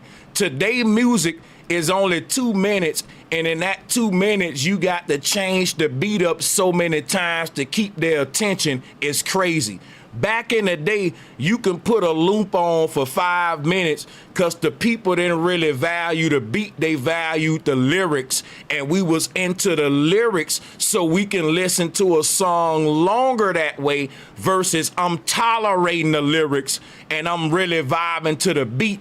And after so long, the beat can't hold you now. And so the artists got to shorten their songs because they know they ain't saying nothing. They know that they riding just off the fact that the beat is hard and that the beat gonna get boring after 2 minutes. That's just a psychological fact if you study music and engineering. That's why if you ain't got an artist that's doing something over the beat to make the beat special, like Tupac, like Biggie, even like these a legendary person, the beat don't hold no weight by itself. You can have an artist on one beat for 10 minutes long and you'll never get tired of that beat. If LL Cool J was freestyling over one beat for 10 minutes, people will be like, this is a classic moment. But if you put Chief Keef over that beat for 5 minutes, we'll walk out the damn room after 3 minutes. Keep it real. Like, it ain't about his lyrics. It was about his beats, most of them. And if I had to just go on their lyrics, I'm gone, man, for real. Like, so a lot of these artists is just beats for real. You can't even cap about. Tell me I'm lying though. Yo, you got me rolling. I can't even lie. So, like when you play that song Sosa, Chief Keef most viral song, and listen to the lyrics, he ain't saying nothing. Chicks love Sosa, chillin' with the toaster, but the beat's so hard and his melody on it, like Playboy Cardi. They ain't saying nothing. But the way they saying nothing over the hot beat is like, okay, that's fire. But you after about 4-5 minutes of that, you like, okay, this is kind of crazy, goofy now, you know. So they gotta end it short to make that moment such a staple moment, short and sweet, you know. You can't really go long if you ain't gonna go strong. Y'all know the rules. The only people that can go long is the people that can go strong. And that's why these songs, it's gonna get to a point that music is so watered down, the songs are getting to be the lengths of our skits. Back in the day, your skit was 1 minute and 30 seconds. Today, I swear the songs is like 2 minutes tops and shrinking. They're gonna be the size of our skits. That's crazy. Yeah, man, can't nobody tell me hip hop ain't getting watered down, because everything else is. The food losing nutritional value. They ain't even hitting that hard in the NFL no more. Everything getting watered down, bro. And hip hop ain't no exception. You don't got to be as lyrical as we. Bro, you damn near had to have a thesaurus on you when I was coming up. You had to increase your vocabulary. You had to get into physics and shit. Because if you wanted to be lyrical, niggas was rapping about cosmology and quantum and the Socrates of philosophies. And man, it was damn near you had to be a nerd to be a lyricist. Now, the dumber you are, the more they push it. The less words you know, the shorter your vocabulary is. The less you doing. And you really now when it get like that, we just relying on the beat for real. And it go back to what I said, I'm being repetitive. Beat can't hold itself that long. I'm a producer. It's only so long you can just go with just the beat if the artist ain't really doing nothing on it. Because I can listen to the same beat for 10 minutes if an artist really going in on it. We used to do that back in the day. Like that. Like when Uncle Murder be doing the wrap-ups, I be peeping them motherfuckers. When Cassidy did Raid, that Meek Mill diss, that was 10 minutes. Fucked with that. Touch It remix, Busta Rhymes. I'm so glad you brought up Uncle Murder, man. Those end of year mashups is like, bro, they need to get that man an award for that. I swear to God, this nigga be capturing all the news, bro. And the way he rhyme it like that is just genius, bro. Hilarious, bro. Yeah. Y'all need to check that out. Uncle Murder. I'm not gonna lie, King Los dropped a 15-minute freestyle. He went crazy on that. Man, listen, Los is a freak of nature. King Los, man, let me tell you something, man. You listen to him rap and you kind of doubt yourself as a lyricist sometime. Like, damn, am I really fire like that? You know what I'm saying? Yeah, he one of them niggas that make you question your whole, like, damn, should I pick this motherfucker up? The ones that make you get back in the gym and work harder, them the ones, like, that's the people that make you better, yo. Still sharp and still for real. We need more niggas like it. Yeah, that nigga Los is like he don't get enough props, man. He don't get enough props. I don't know, and part of me want to say if Los was never under Diddy, he'll be farther than where he was because you literally just took the thought out of my man, bro. I was definitely gonna say that under Diddy. Yeah, man, I think Los just should have been on the Interscope or on some Jada Kiss type shit, like his own, like, because Diddy tainted a lot. Diddy, everything he touched, you don't know if it's the making the band, like fugaziness. And folks probably mistake Los on some shit, and Los ain't nothing like that, bro. Like, I don't know if, because Los been with Diddy during the making the band era. But, he wouldn't, Los been around a minute. Like, but my thing is, I think Diddy should have pushed him not being associated with him. And because Los is one of those artists that can hold his own weight, like how 50 Cent had to push the game. 50 Cent knew, I can't push the game like I'm pushing Lloyd Banks and Yayo and all them. Gang is one of those big ego type rappers that's so, he can really hold his own and the gang can. But like, you gotta keep it real. Yayo, Banks, they need 50 Cent to kind of give them that little push. And I know that. 100% facts, bro. 100% facts. And I was thinking that even when the shit was going down during that era. And that's why I said, like, that's when Suge Knight was right about Diddy like to be too involved with his artists and dance and all in their videos and stuff. Like, he ruined a lot of the potential of a lot of his artists for him trying to get the clout off of them. And I'm not even gonna lie, I wouldn't be surprised if Boy ain't write all the music for Diddy, making the band, all that. Because I ain't gonna lie, Los was the best thing to me out of all the artists Diddy ever was associated with. King Los was the one that could have really, and listen, I'm putting Los up. People gonna think I'm crazy. I'm putting Los up there with Biggie when it comes to artists associated with Diddy. Los is up there with Biggie Smalls, man. Y'all tripping. You know what it is, though, bro? Los would have been for Diddy what Lil Wayne was for Baby. Yeah, man. That's if Diddy would have done it, right? Diddy don't know when to fall back because sometimes you have an artist that's bigger than you, Diddy, and your antics is not helping them, is actually hurting them. Because I'm going to tell you right now, when Mace started putting on the shiny suits, yeah, man, we all love Mace because Mace was able to do the Diddy and still keep his Harlem G thing right. I ain't gonna lie. Out of all the artists that did the Diddy, Mace did it and still maintained his street card on a level beyond the shiny suits and little corny dances.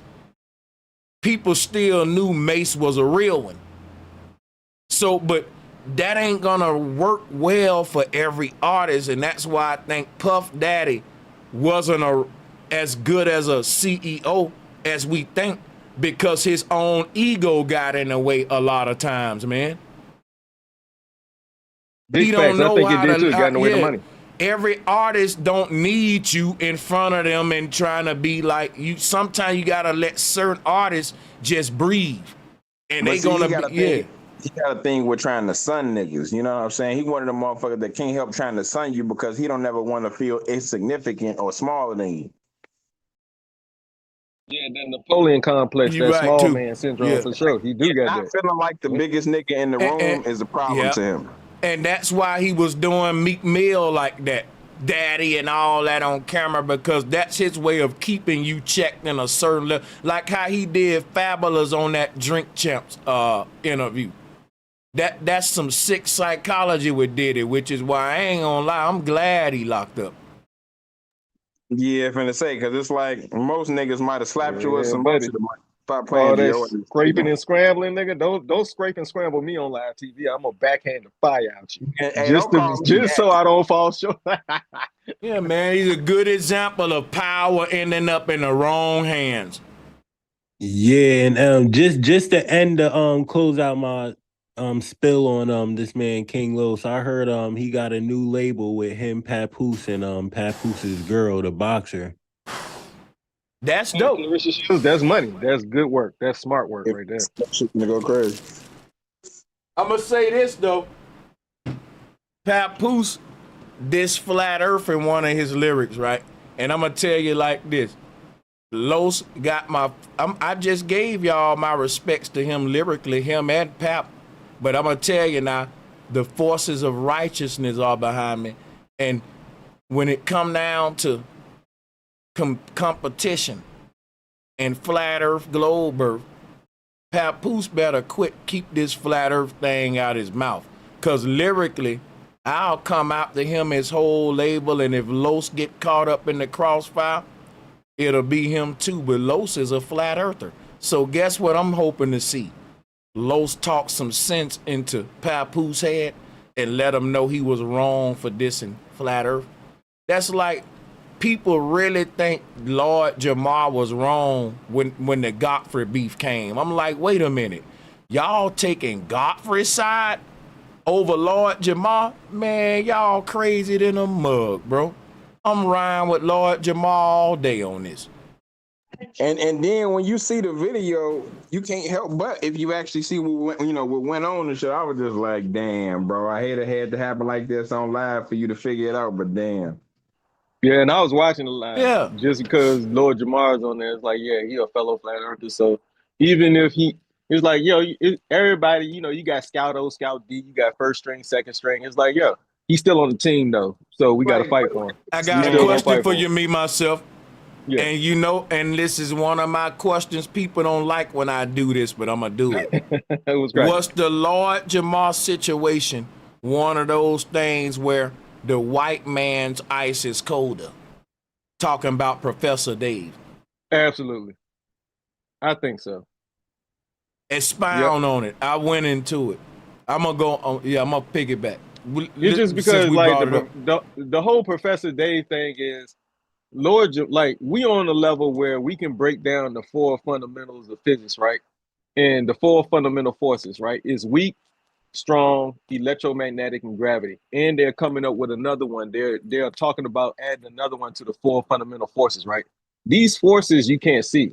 You can just see how they react or how things react on these things called gravity and electromagnetism, right? And the after effect of residuals. But like Lord Jamar didn't know to instantly hit him with, well, is gravity the strongest out of the 4 fundamentals? And that would have shut him up right away because electromagnetism is so much way stronger. It's to the 36, I believe, to the 36th power above. So that means 36 zeros after the first comma more than gravity. That's how much strong electromagnetism is. But then you had the things that Einstein came up with about special relativity, which is what keeps the Earth where it's at, not how the Earth functions and keeps things down within our actual realm.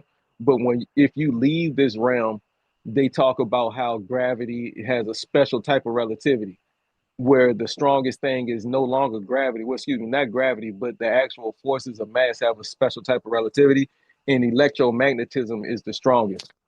It's what keeps it's the big brother Now of gravity. listen. Here's the thing. What you saying now, I feel you, but I'm saying Professor Dave.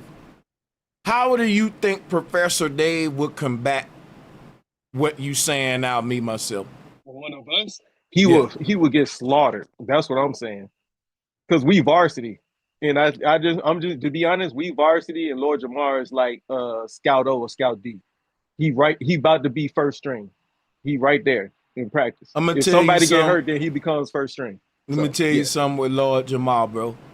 And I know, bro, somebody send Lord Jamar this video, and I'm gonna tell y'all some real stuff.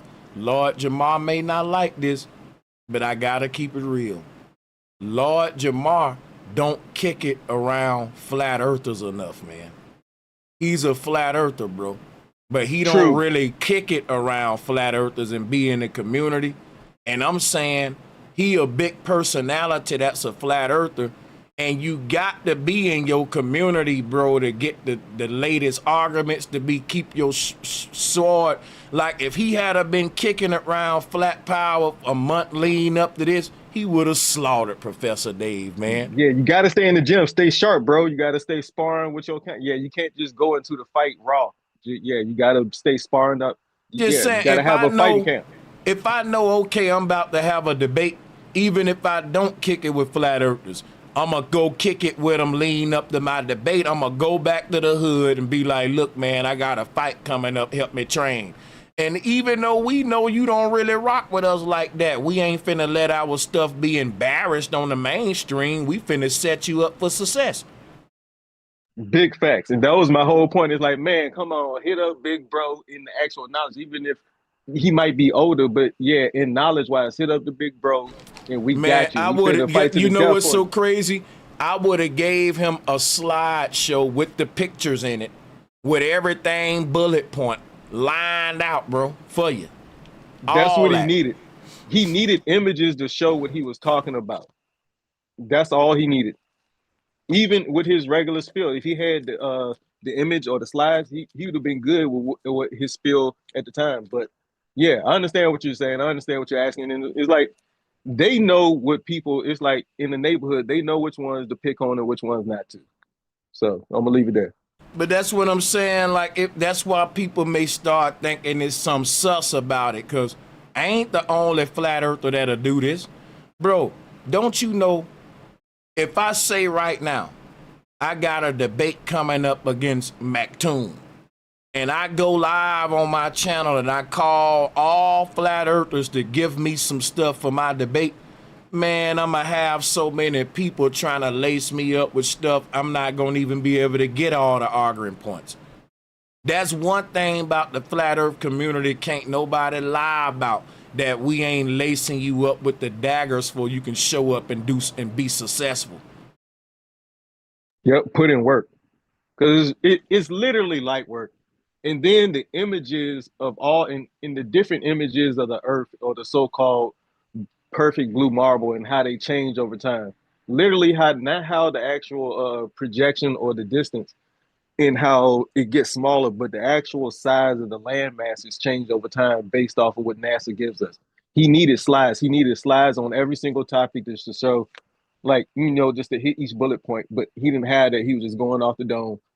And I think they set him up. They did not let him know what the. And it's like, yo, that was kind of weird though. But listen, that's another thing why you need to be around flat earthers, because bro, we can warn you about these kind of setups and tactics beforehand. It won't even be a surprise, because bro, I done already been through the hit pieces, the all kind of, you name it. And we gonna and if you go on a debate on these big like I would have told, like, one thing about Lord Jamar that he probably wouldn't have not liked about me if he really saw me as a friend, I would have been telling him from the jump, Godfrey ain't your real friend, and that's a tether, first of all, that you hanging with. You got this absolutely, bro. You got this tether in your damn corner, and it's only a matter of time before he show his damn true colors. See, I would have warned Lord Jamar about Godfrey in advance. He wouldn't have listened, but it would have happened, and then he would have came back like, damn, Sanchez, you was the real one of my homeboys. Big facts, yo. And what's crazy is, now that I go back and think about it, you know what happened? You know who was both on Vlad TV over and over again, actually getting checks, like Boosie getting checks? Lord Jamar and Godfrey. And so I'm seeing another bigger picture, another rabbit hole about how the divide and conquer tactic comes in, which, the little small fitteds. And it's like, oh man, what we're talking about now in Flat Earth, we could have predicted. We kind of did predict that when we was talking about the whole Vlad TV-ish years ago.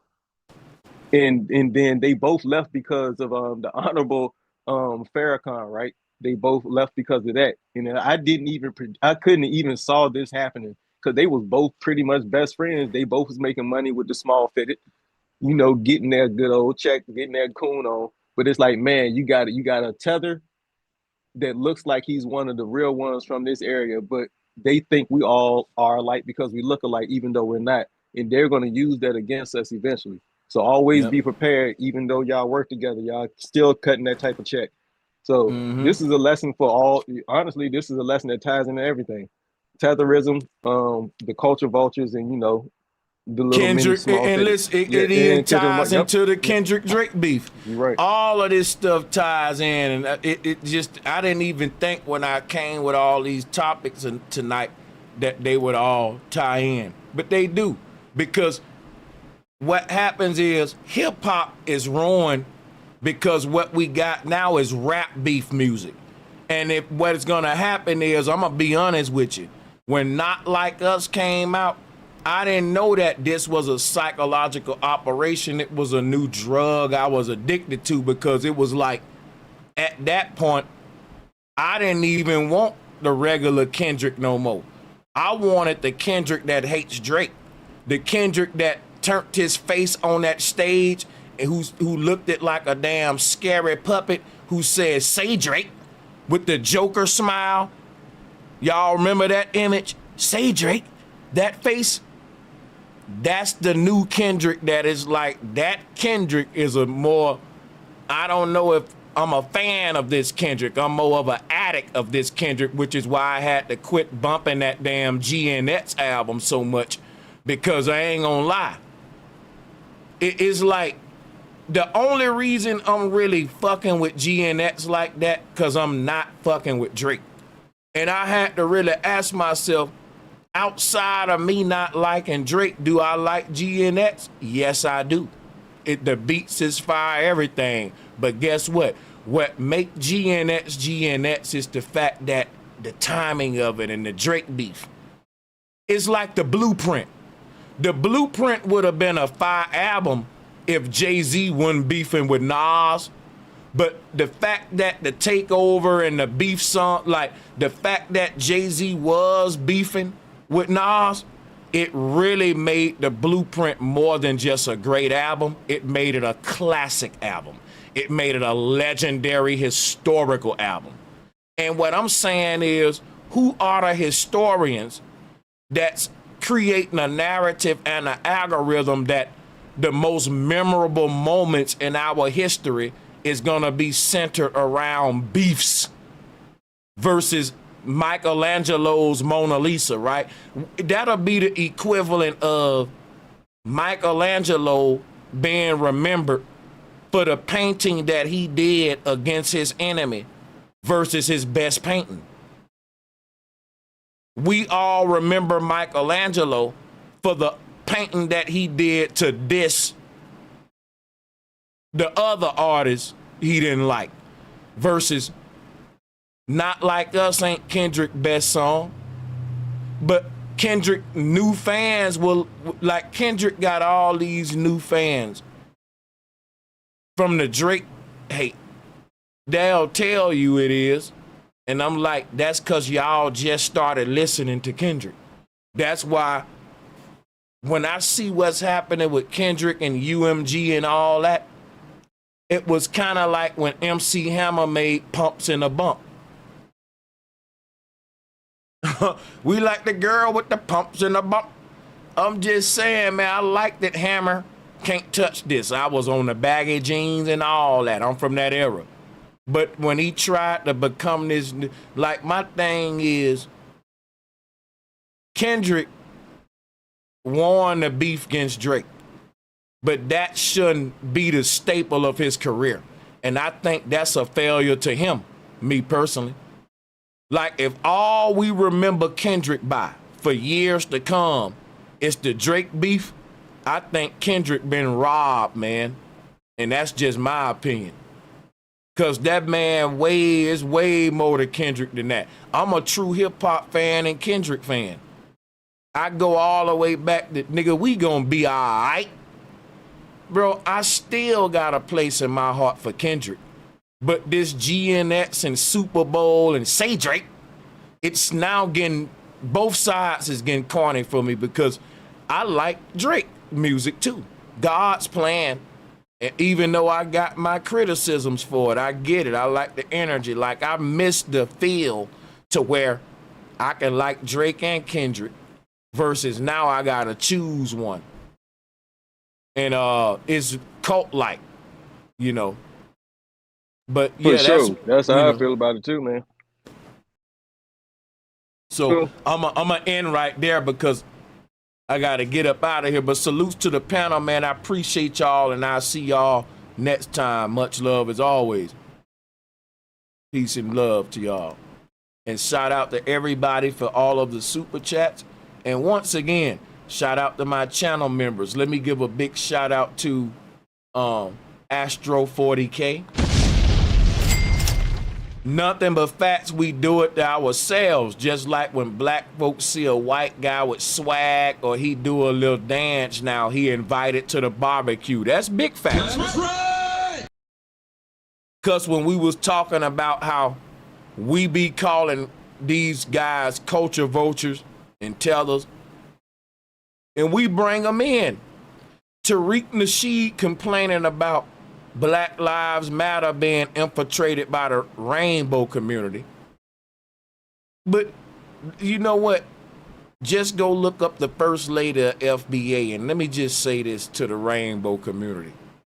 I don't judge nobody.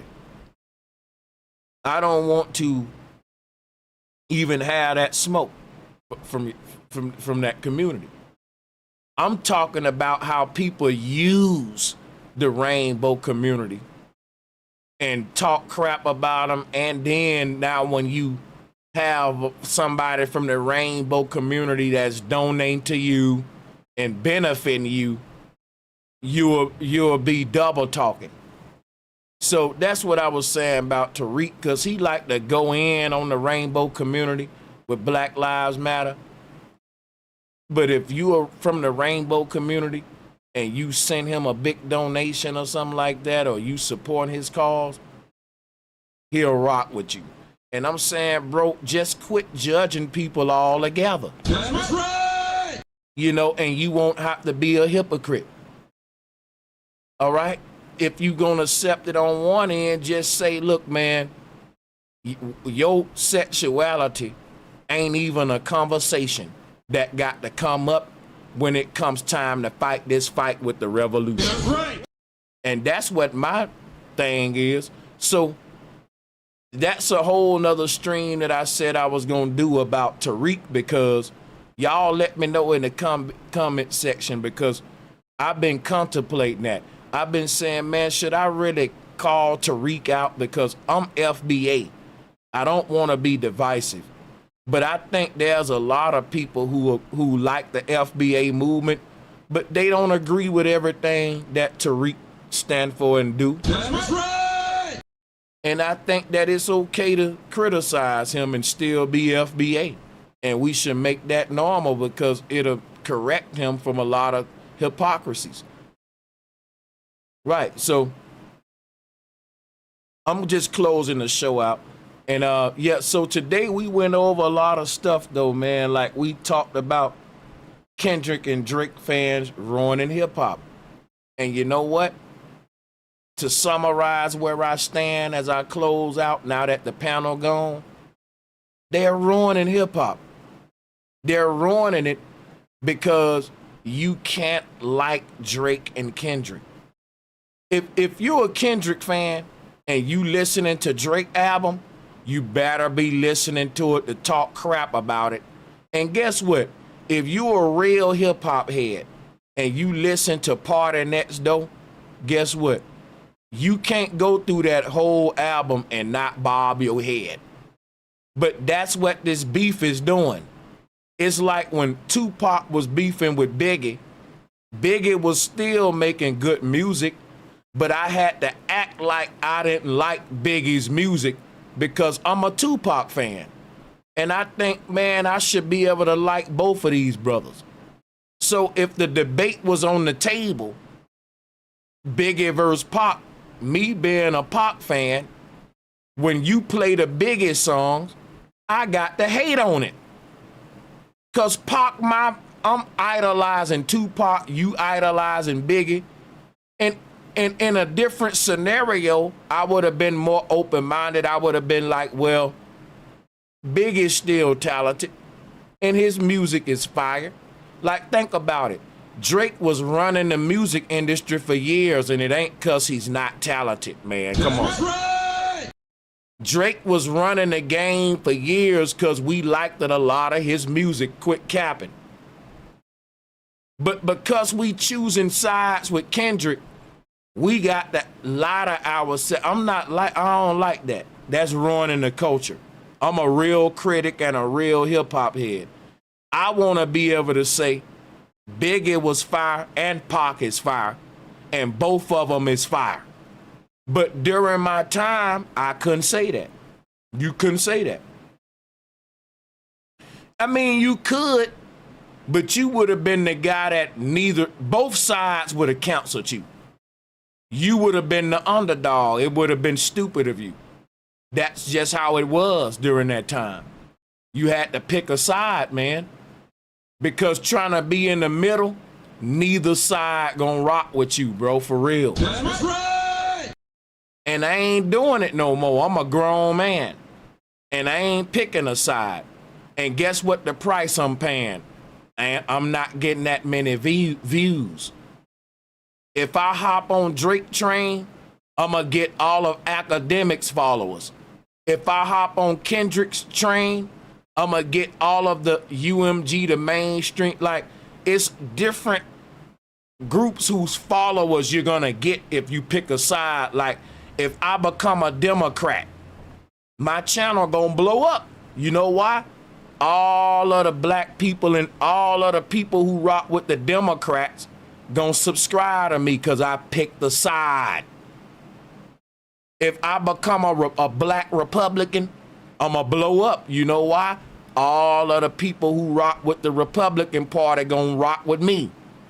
But the people who try to stand in the middle, they gonna be the least popular, like the Green Party. That ain't a Democrat or a Republican. If I ask you who's part of the Green Party, you ain't gonna know who to tell me because that ain't popular.